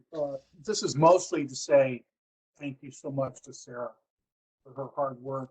And during the transition at the commission, we didn't drop the ball and we didn't miss a beat. And I know I certainly wouldn't be able to do it without you. And really do appreciate this. And I do appreciate everybody's work on the panel as well. Again, Sarah, since you're only moving down the road, this is all good, and you're an indispensable resource. And again, I just want to thank you from the bottom of my heart. Thank you. Thank you. Next up, I saw Gavin next. All right, Doreen, I wasn't ready for the audible, but I'll try. First of all, I followed this group very closely just because of the nature of my job. And I think Chairman Howard's comments are right on the mark. Sarah really did a nice job in the middle of a transition. And I have a few questions, but I have some observations. One, I give credit to the working group, which worked very hard at trying to come up with some really good recommendations. And I think overall they did a great job. I have some issues with some of them, as we all do with all these different working groups. But the fact that such a diverse group really recognized the importance of reliability is huge. and that being your number one principle. The iterative planning process, I think, is critical. I think it's really important that the state of New York seriously consider a robust energy planning system, which I think we've gotten away from over the last few years, that deals with NYSERDA, DEC, PSC, the ISO. I think most of us are very familiar with the agencies and the good work they do. So I think that that would be very important to have a robust public participation as we try to achieve these goals. So I'd ask the state to take that back as a consideration. And you know, hats off to Jared Snyder and Commissioner Sagos. One of the things that really worked well was the PICA regulation and how the PICA regulation was rolled out, how the DEC met with the ISO, and there were really important studies and consideration about the reliability impact. So I think a model following the PICA regulation would be really important. In your presentation, the fact you mentioned carbon pricing and keep it on the table as a mechanism is something that my organization feels very strongly about, and I'm pleased to see that today. We need dispatchable generation, and along those lines, we talked about, and you had a slide in there, I missed it, but you had a slide earlier that talked about future technologies and what those technologies are. I think it's incumbent upon the state of New York to focus on what those dispatchable technologies are, so we get back to the number one principle on reliability. And I think that a more serious effort by the state to look at those technologies is hugely important. Along the lines of questions, and I have more, but I want to let others talk. Did you guys consider carbon sequestration at all in the deliberations of the working group? So carbon sequestration did come up. Honestly, we didn't spend a lot of time on it. I think it you know, while it definitely is not necessarily a fuel, I think it kind of falls into the category of the advanced fuels piece, where the panel felt there's a big emphasis on the panel of let's focus on getting the clean energy deployed, and kind of what do we need to lead with, and then we can figure out how much of a gap we have over time, kind of in that, you know, that the last couple megawatts, the last percentage. How do we make that transition? And so we really kind of put it, because of that, I think the focus is more on saying, look, there might be opportunities for that in the future, and we need to look at R&D. But I think at the same time, there wasn't enough confidence in that technology right now to say that's something that we need to put increased focus on, as opposed to you know, renewable fuels or something like that. I see. Something that I just think is the wrong label is saying that we're going to have a non-consensus recommendation on gas moratorium. I just think it's bad for economic development. It's bad for private investment in New York to even have it out there. I understand what the committee discussed or the panel discussed, but just optically, it sends a message that New York is closed for business, and I just think that's the wrong message that should be out there. But along those lines, if a gas moratorium was implemented, what did the panel talk about? What do we do with those stranded investments, and how do you handle that as a state? So I think, yes, there was talk about having the managed phase transition planning that was similar to what the Energy Efficiency and Housing Panel put forth in terms of how do we transition the natural gas system. I think there was thinking that when you combine, when you also you'd be rolling out kind of those plans at the same time as you have this temporary moratorium. So then when the Climate Action Council puts out its final scoping plan and the regulations are then adopted, that you could hit the ground running with potential solutions there. Okay, that's it for right now, Sarah. Thank you very much. Thank you, Gavin. Next up was Dennis. Thank you, Doreen. Sarah, very nice job as all the groups have come. You've definitely compiled some great subject matter experts in your group, and I appreciate that. But, you know, as a Climate Action Council, we're starting to try and look at now all of these recommendations, and what I'm trying to get my arms around is priority. And I know some of these priorities are simply set by dates, but and some of these are just costs that I'm trying to get my arms around. And if I look at the let's say the goal of 9,000 megawatts of offshore wind, and I look at what the cost of that is, and the only model I think I have is deep water wind was $10 million a megawatt. So if we got the scale over time, is that $5 million a megawatt?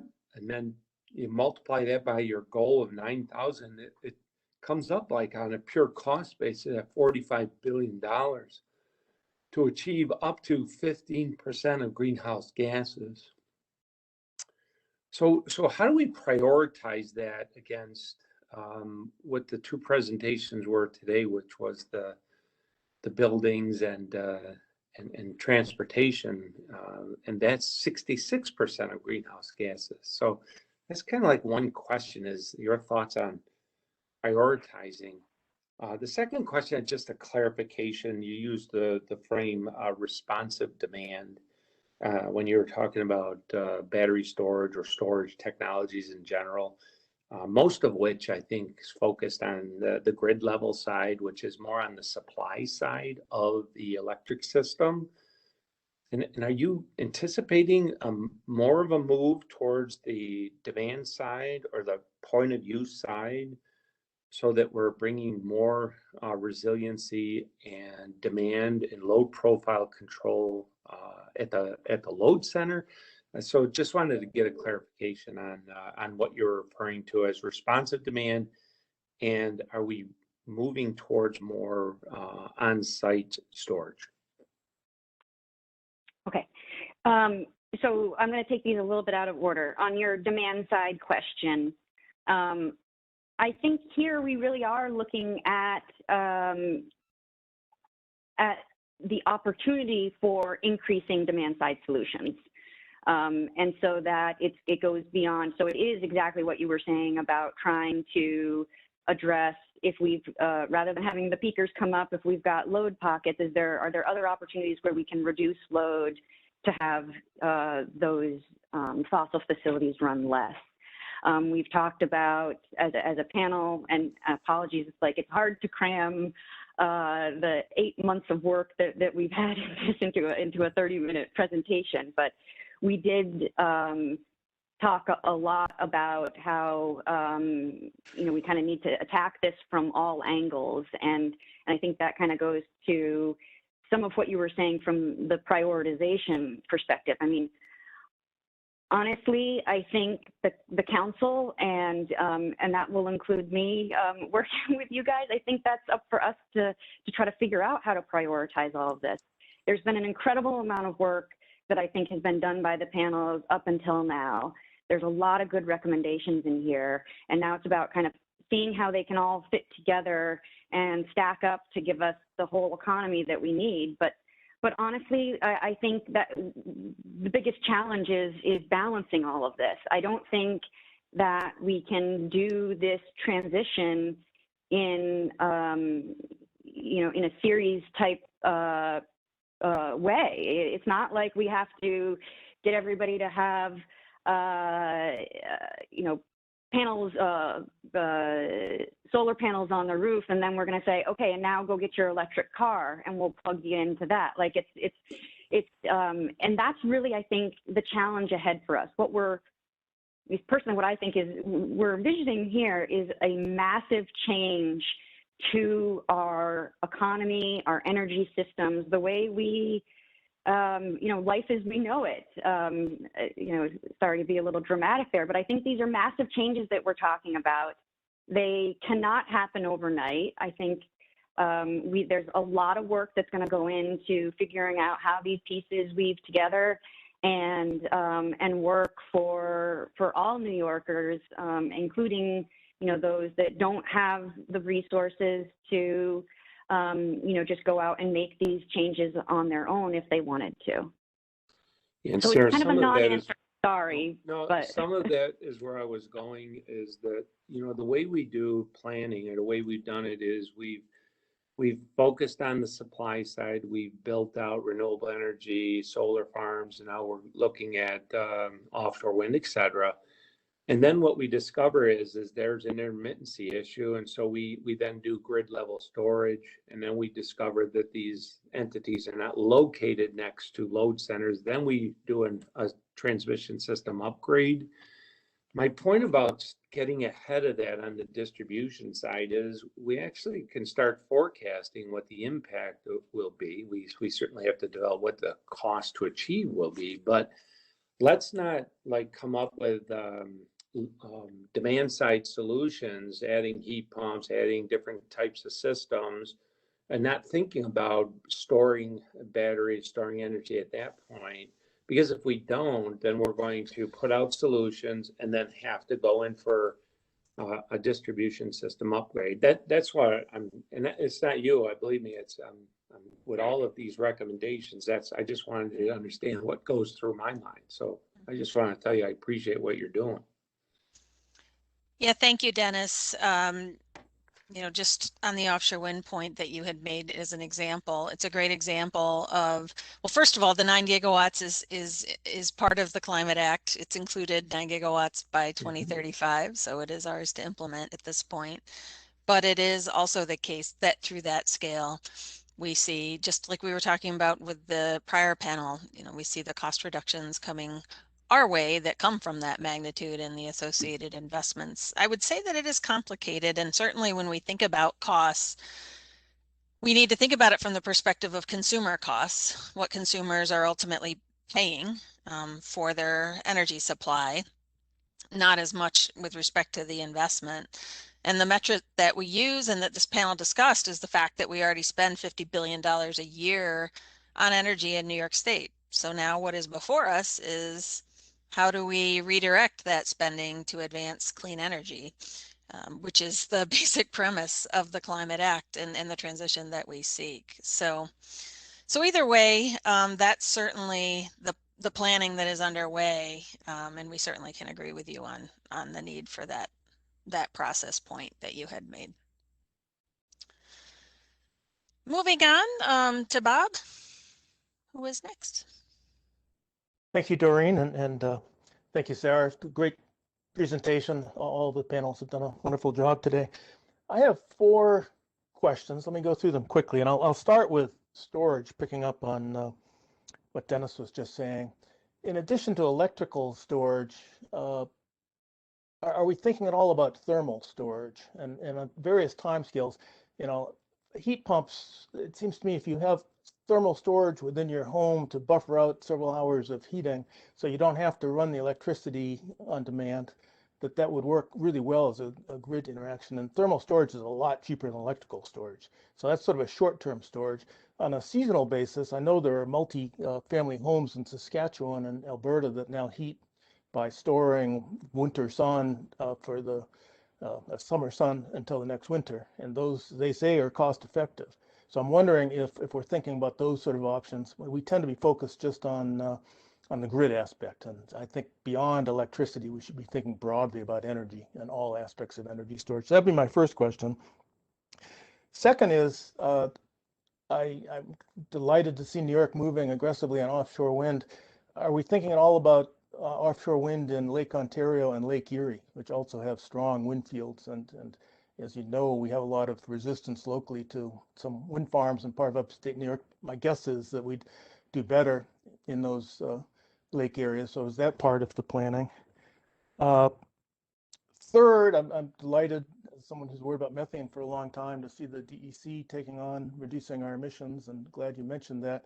I just want to point out, though, that you know, most of the gas we use in the state's coming from Pennsylvania. Most of the methane emissions are in Pennsylvania, and under the CLCPA, we're supposed to account for that. it seems to me the only real option then is to reduce that use of gas, but I'm wondering if the state is thinking at all about trying to interact with Pennsylvania or other states to reduce emissions there. I assume not, but I'd like to know. And finally, thank you for bringing up the moratorium issue. We talked a little bit at the last meeting of the council about the cryptocurrencies issues that are happening in my start of the lake. You know, there's a abandoned coal plant reconverted to gas that's now proposed used by Greenwich and Seneca Lake just for Bitcoin mining. And you know, if that proceeds, there are a lot of other such plants, certainly in the Finger Lakes, but across the state. And so I do think that those should be included in a moratorium until we get our act together in the council and the state and figure out how that interacts with the CLCPA goals.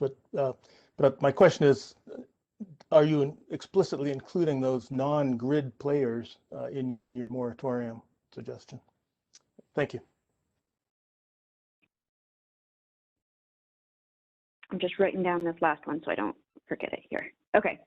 So on storage, I think we do tend to probably talk and think a little bit more about electric storage when we're talking about energy storage, but surely we do mean to have it be inclusive of thermal storage here as well. In terms of offshore wind and opportunities in the Great Lakes, we do also we do see opportunities here as well. I will mention we got a handful of public comments that were on specific projects in the Great Lakes, and those public comments were generally against building out renewables there, but the panel did ultimately recommend that a study be conducted to look at the opportunity for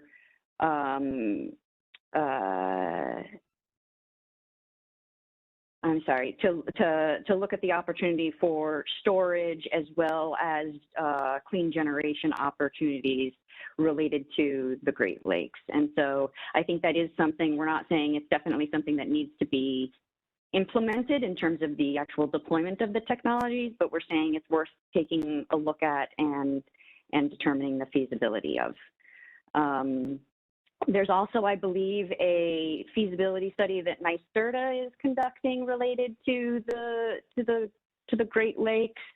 But I don't know, Doreen, if you might want to, I don't know much more than just that. So if you want more information on that, I'd ask if someone from NYSERDA could potentially jump in on that, but I believe that's underway.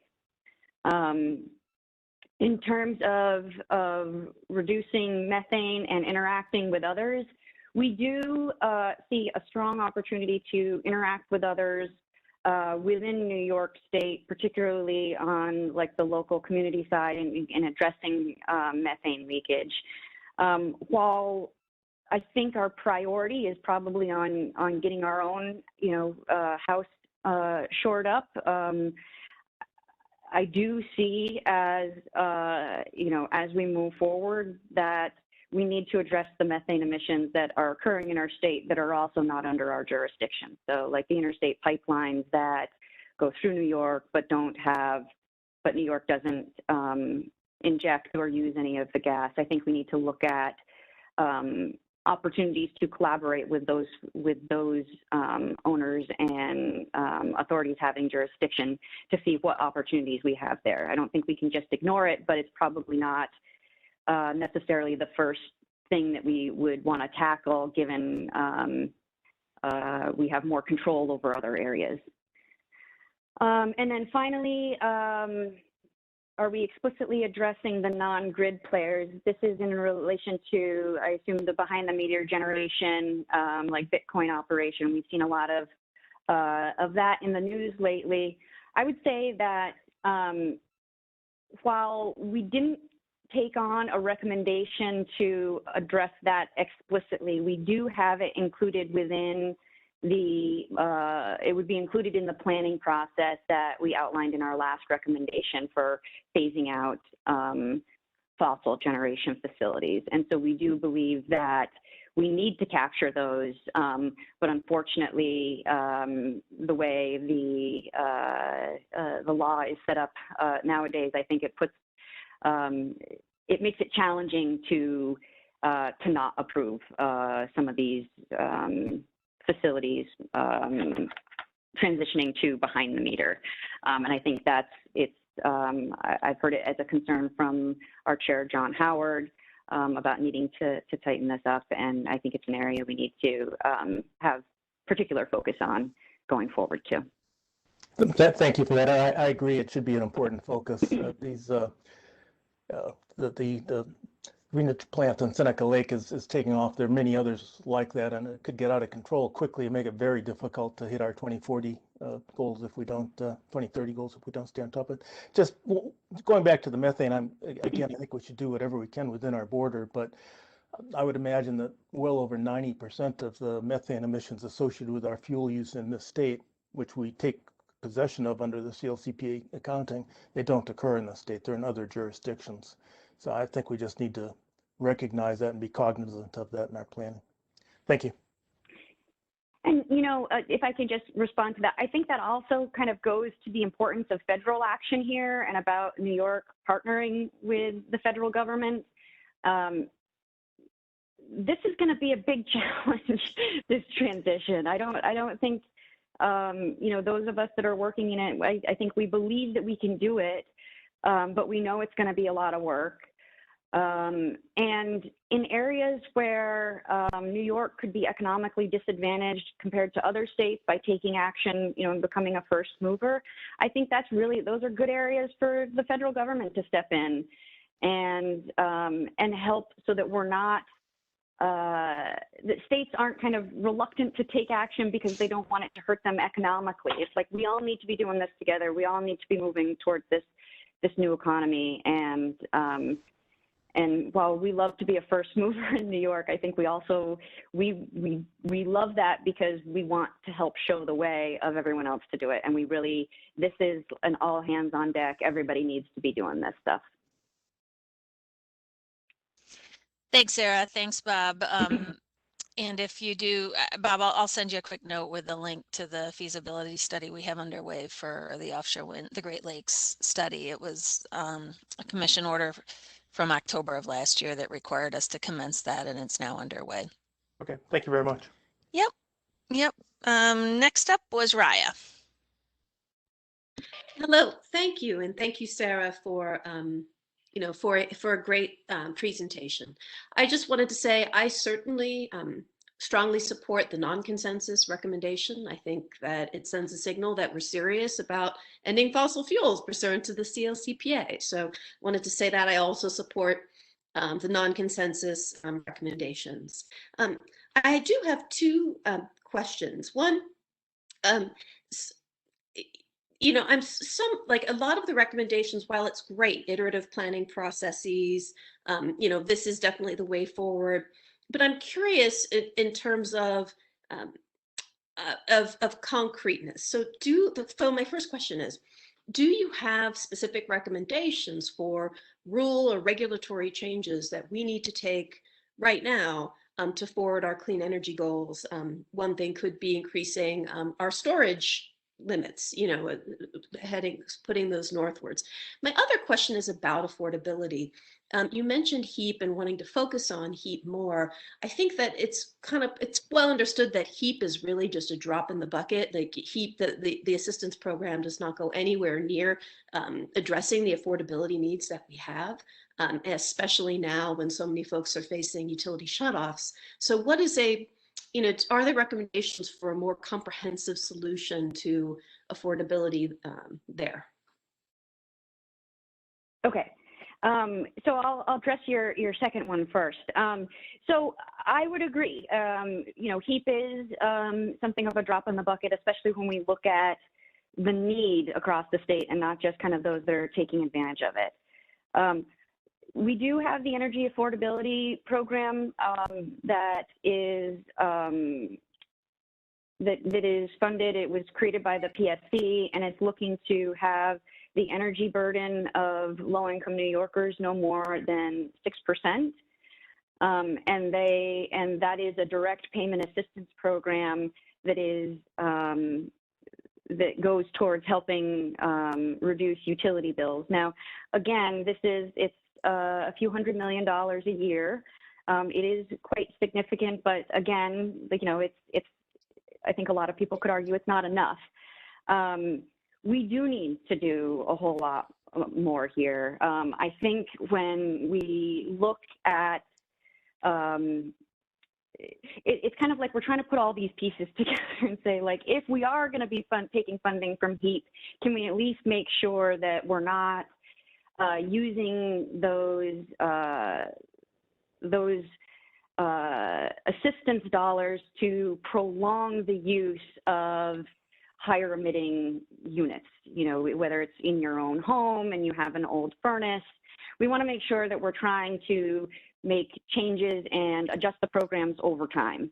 And so it's not necessarily the only answer, but I think it's a piece of that. I think the real message is we're trying to, we need to do a better job about weaving the different programs that are available together so that we're looking at it from, let's go in and do efficiency, let's put on renewables, and then we can talk about reducing, you know, doing payment assistance to actually cut the cost as well. And that doesn't necessarily have to be in that order, but we kind of need to be doing these things all together.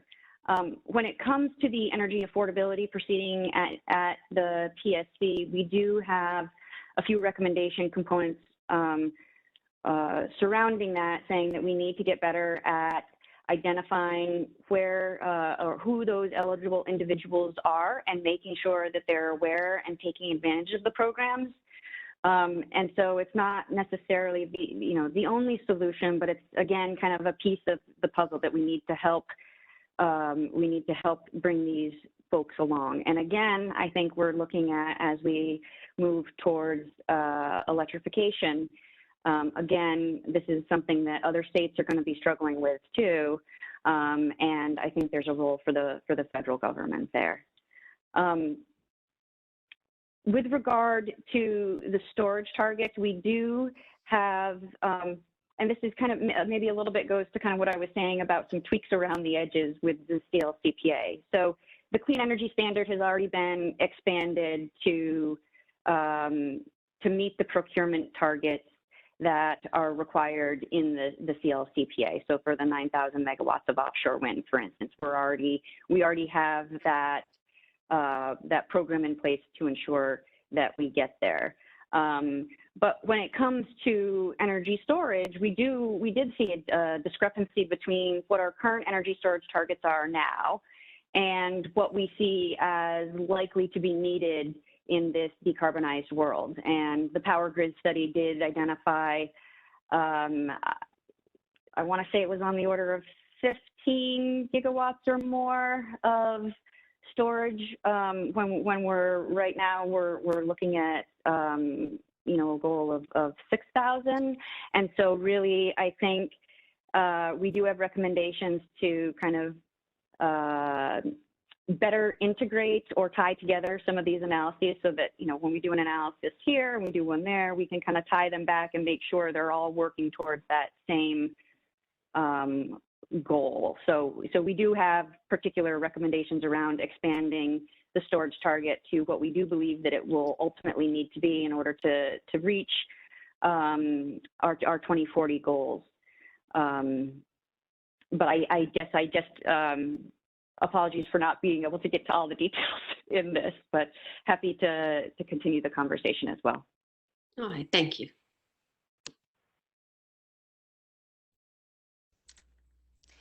Thanks, Raya. Donna was next on my list. Thanks, Doreen. And thank you, Sarah. Congratulations again on your new role. Thank you. Yeah, thank you. My real question is around the recommendation around decommissioning natural gas infrastructure. Can you talk more about that and what the basis is for that? And what I'm wondering is, again, back to our prior discussion, so many studies are showing the benefits of leveraging that system. You leverage it in ways to move, low carbon fuels and as storage asset and as a resilience in play for consumers. So I'd like to hear more about that, and also how that might impact cost impacts for consumers. Back to the prior discussion around cost, it's a very reliable, resilient system. It's a $16 billion asset or thereabouts. So, yeah, and I think that's why you might have seen a lot of like the planning, the study work that we're putting forward as a panel. Decommissioning, so the reason why the panel went there is there's a belief that if, as we move towards our renewable electricity goals, will be less reliant on fossil gas for or fossil fuels generally for generation. And so seeing that, we currently could be in a situation where we have assets that we're paying for beyond the time frame of the CLCPA, we just want to make sure that we're not exacerbating that issue, and that when we're looking at systems that need to be repaired or upgraded, that we're also considering what alternatives are there. And so I don't think it's necessarily an answer of one size fits all for everyone. I think I think that's why we're trying to say that it needs to be managed, it needs to be a phased transition. Because we do have a reliable system now and resilient as well, but I think we also see folks, at least I seem to notice it, and maybe it's just since being at DPS, but folks are increasingly unhappy with any sort of reduction or period of time without electricity.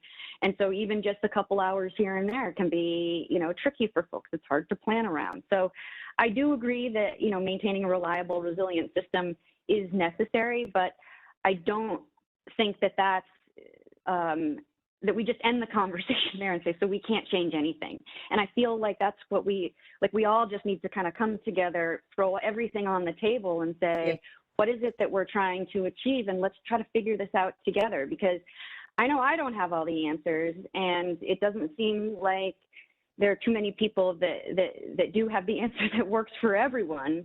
And so I think it's all about balance. It's about communication. It's about involving folks. It's no doubt going to be difficult, but I think that it is kind of this is all an iterative process, and we're figuring this out as we go. Yeah, thank you. As to the iterative process, is there any discussion around including sort of a cost evaluation along with the reliability, grid readiness evaluation? It might be important to consider. In fact, I think it is important to consider. Yeah, I would agree with you. I think it's kind of tricky, because I think a lot of people hear cost and they say, well, cost is not a reason to not take action. And we probably are all seen the little cartoon of, dinosaurs saying, oh, but it's going to cost so much to stop the asteroid. So that is true, but I think we also don't have a choice. It's in the law. I think that we need to be looking at the options we have before us and looking at ways we can optimize them. I don't think I feel like it's very easy to pick one thing and say, one aspect, whether it's cost or kind of the future, of the planet for our children or something, to say, it means that it's very clearly this is the answer. I feel like everybody has a different value system. Everybody looks at these issues a little bit differently. And it's important to kind of keep that in mind as we're looking at all of this, because what works for one individual, one family, one region even, might not work for another. And so that's why it's something of a, kind of all hands on deck. We've got all of these strategies, and now we've got to figure out how do we make them work for everyone, because I don't think the answer is we don't care about cost and we just invest as much as we can everywhere we can. I think there's planning that needs to be involved. But I also think that the challenge of this is going to cost a lot, or it's going to be really difficult to do, or convince customers to take these actions, that also is not a reason to not make the change. And so I think we really need to figure out the right balance for what works for, you know, all New Yorkers, the folks that live here, the businesses, the folks, you know, that might be looking at bringing businesses here. So I guess my whole, you know, drumbeat all along has been, this is a big balancing game that we've got to figure out. And I guarantee that nobody's going to say, you know, we got the answer right. You know, everybody's going to say, oh, almost, but you should have done this or that. And you know, it's just something we're going to have to manage as we work through this together. Thanks, Donna, and thanks, Sarah. I too will sound like a broken record, but I will remind you that we do have the integration analysis will include a total resource cost assessment, and it'll look at it across each sector along with benefits. So just reminding everyone that that's yet to come. We have a comment from President Quinones. Gil, next up. That's correct. It's a comment, not a question.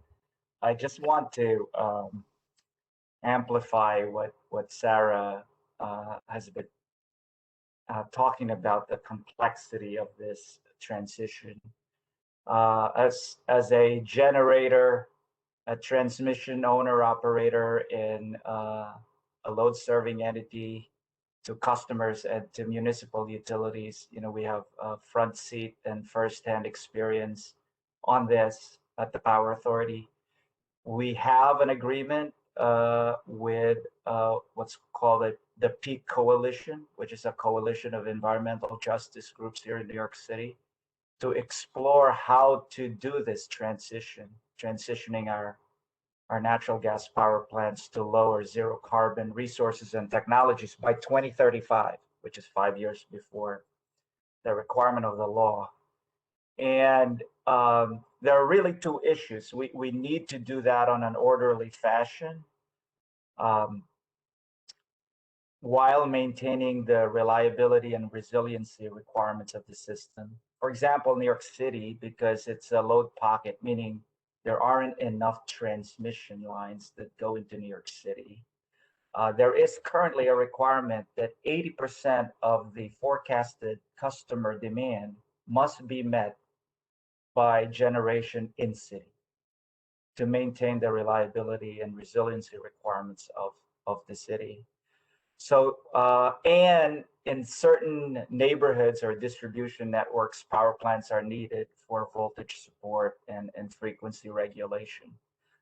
Some of NYPA's power plants are also going to be relied upon for what's called black start. If the system goes down, similar to 2003, we have a system-wide blackout.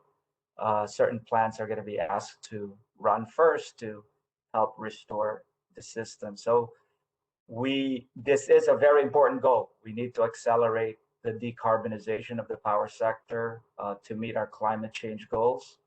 And at the same time, we need to maintain our reliability and resiliency. We've seen it firsthand in California this past summer, where they almost lost their grid. We also saw it in Texas in February with the polar vortex there. So we should take that all into account, and I know we will. But I just want to highlight the complexity of this. It has to be all of the above. We need to, I'm glad to see today that we're really going for deep energy efficiency. That's very, very important, especially as we electrify the economy. Demand response, grid modernization. We need to invest in our transmission and distribution system, both hardware and software, as we evolve the grid into a smart integrated energy network.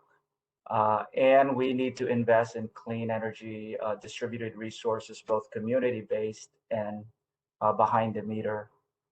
We also will need breakthroughs in new technology, especially in the areas of long duration storage. When I say long duration, it's really multi-day duration storage, and low or zero carbon fuels.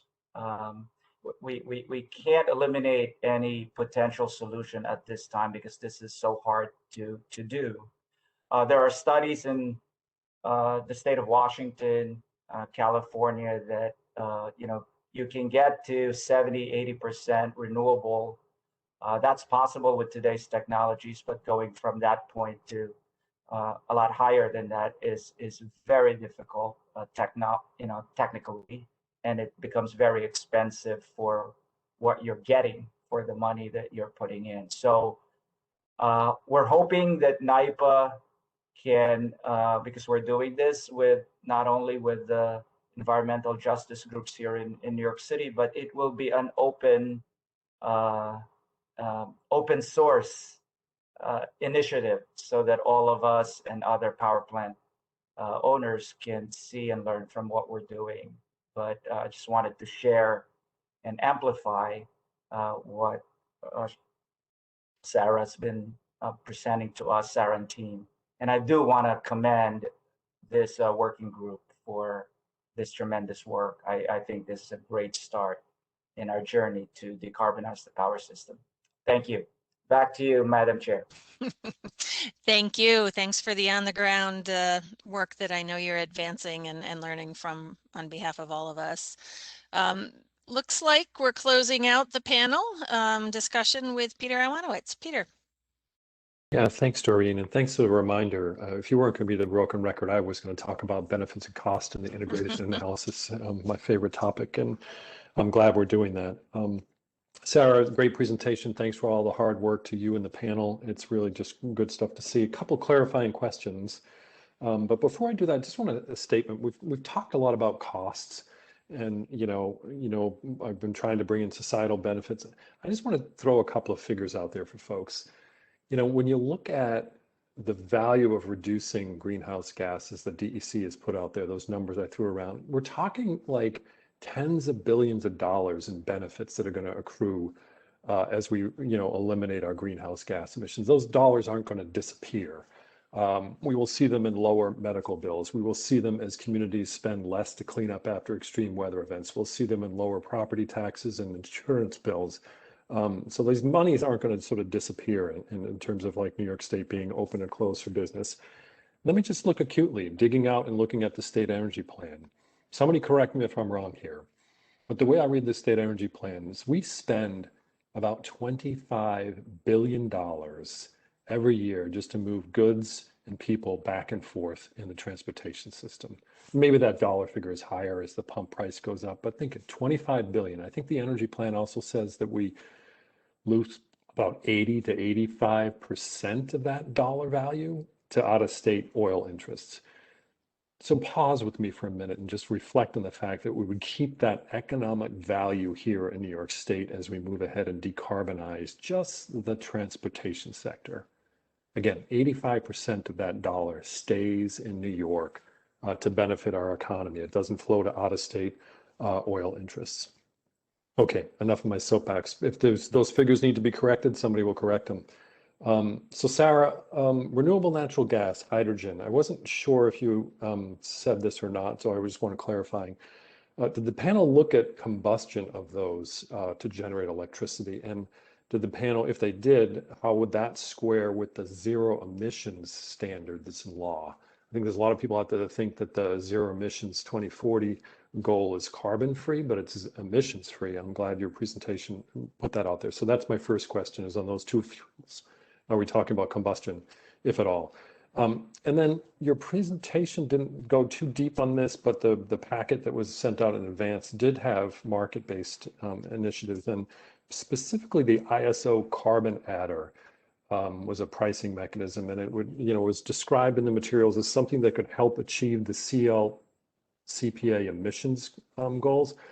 But to me, it doesn't achieve other mandates in terms of the 40% benefits of carbon prices and revenue collected from clean energy for frontline communities.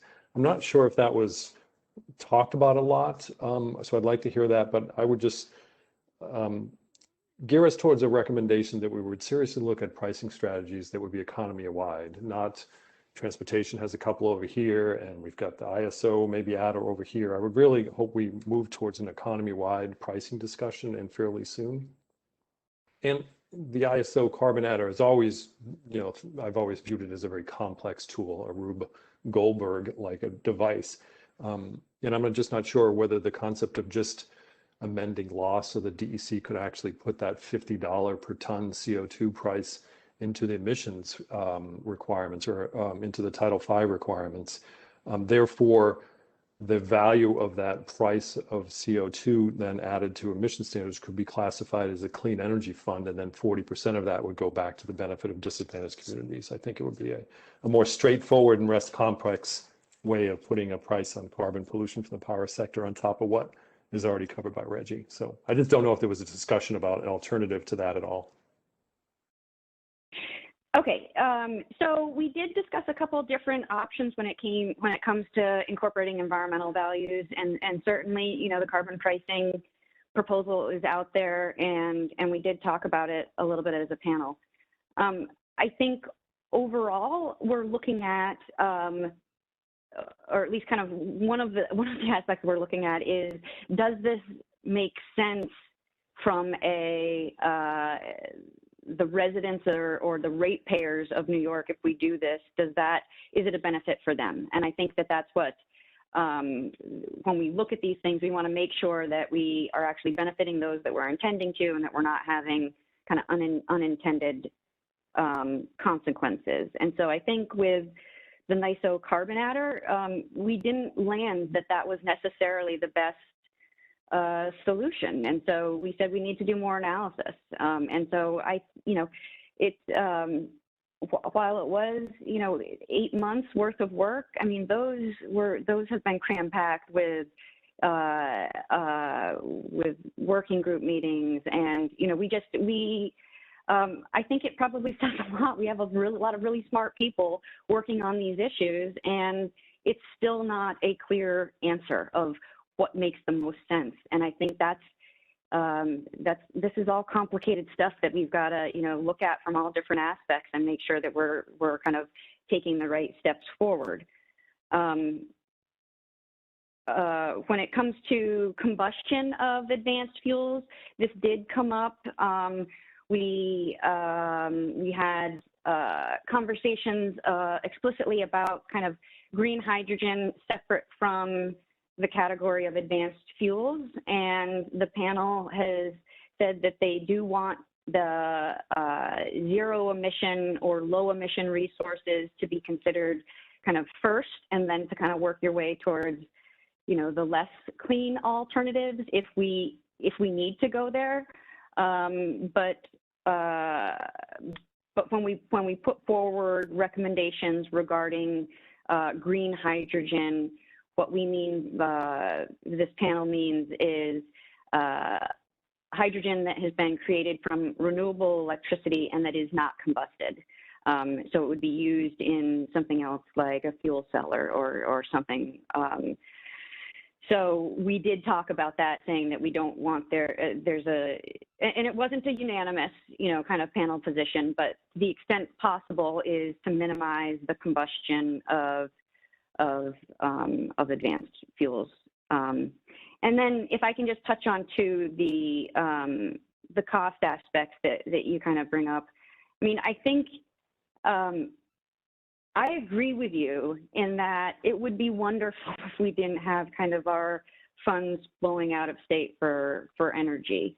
But it's also, I think that the tricky part of the conversation, or at least the part that I see from being, on the state side, is how do you convince customers that those benefits are actually going to accrue, and that they should make these choices? Because I know, for me personally, I had an energy audit done to my home, and I didn't take action for a number of months, I think it was, like 15 months, because I was just like, oh, I don't really know. I couldn't make a decision. And I think I'm one of the folks that are, one of the New Yorkers that is in a much better position, probably economically, with what I have. Yet it's still difficult for me to make a choice that is aligned with kind of what I do with my career that I know is the right thing. But it's still like, oh, is it worth it for me as an individual to invest here? And so I think when we talk about cost, it's easy to get caught up in whether it's in incremental cost, or is it total cost, and is it the state cost or customers. But ultimately, I think this transition, we do need to get a handle on the cost. We need to figure out how we're going to cover them. The cost can't be a reason to not take action, but I think we also need to be realistic that for a lot of people, cost is going to be a deciding factor, and we need to figure out how to move forward and not leave those folks behind. And so I'm with you that we need to get there. It's like, how quickly can we get there, and how do we work to bring everybody along with us? Because I think we can also be accused of being a nanny state and just saying, this must be done, this must be done, this must be done for your own good, yet not everybody feels that way. So again, it's kind of back to finding the right balance. How do we communicate the importance of these things? How do we help folks realize those benefits? Or is there something we can do to kind of better align the costs and benefits so that it's not as much of an economic decision? Well, Sarah and Peter, I'm enjoying this dialogue, but I'm looking at the clock, and I'm going to need to close the meeting. Is it possible that we could move on here? Peter, are you satisfied?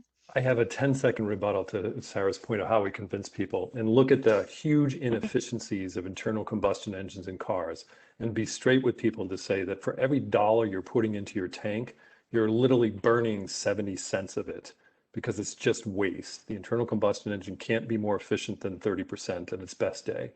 An electric vehicle, you're only losing 10% in inefficiency. So, head on with the argument of how wasteful internal combustion engine is, and people will understand that there's a better way to go from point A to point B. That's just one sector of the economy.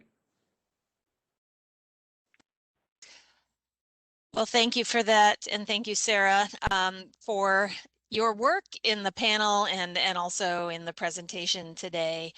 It was a long day, and I am pleased to tell you it is a wrap, folks, on the advisory panels and their progress. So many thanks to all who contributed to reaching this milestone, and to the members for your active engagement throughout. So in terms of what to expect next, I have heard loud and clear that you, like me, would appreciate receiving a document which summarizes the recommendations of the panel members, just for the purposes of taking stock of all of the pieces that we've reviewed collectively now over the 2 meetings that you've participated in. So we will endeavor to circulate that document. It will take us a few days to get organized around this, so I'd say it'll be within a week or so for your use and review that we'll get that around, and hope it's as useful to you as it is to me as we take next steps. I also had wanted to mention the fact that in the course of our work with the panels, as I had described earlier, and including the input from various stakeholders, there have been a number of cross-cutting topics that have come up. Earlier today, I had mentioned the topic of climate finance as an example during the Transportation Advisory Panel presentation. Essentially, we can see a need and a benefit for us on focusing as a council on some of these cross-cutting topics over the course of the coming months, not only for our purposes of learning, but also discussion. And of course, it's possible that we may be called on to consider some of these concepts even this year. So there are topics that I think we would agree that engaging experts in these areas will best inform our ongoing council deliberations. So I would be on the lookout. We would look to hold some engagements with experts over the next several months to help us inform our discussions for the draft plan, again, that we'll be developing as the year goes on. So I would also say, in addition to those summaries of recommendations, please also be on the lookout, notably during our next meeting and perhaps before, on a pathway to conduct some cross-cutting expert engagement over the coming months.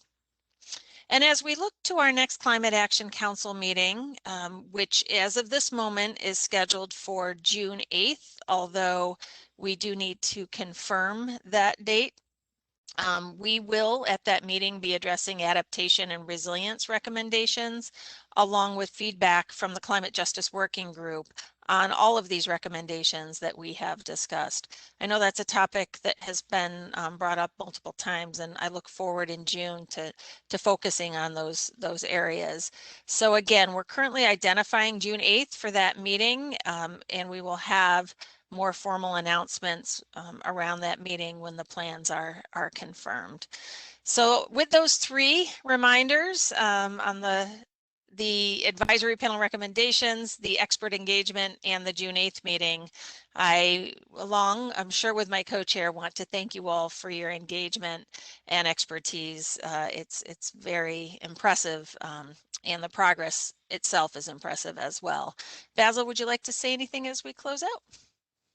No, other than to say, wow, that was a very full day, and we could have at least tripled the day with all that content, and probably a great deal of the lingering Q&A that you all have about all these amazing points. But such is the nature of the calendar we have. Thank you again to everybody for your hard work. Lots more ahead for the next several decades. So keep it up. Thank you. Good afternoon. See ya. Thank you. All right, thank you. Take care. Bye-bye.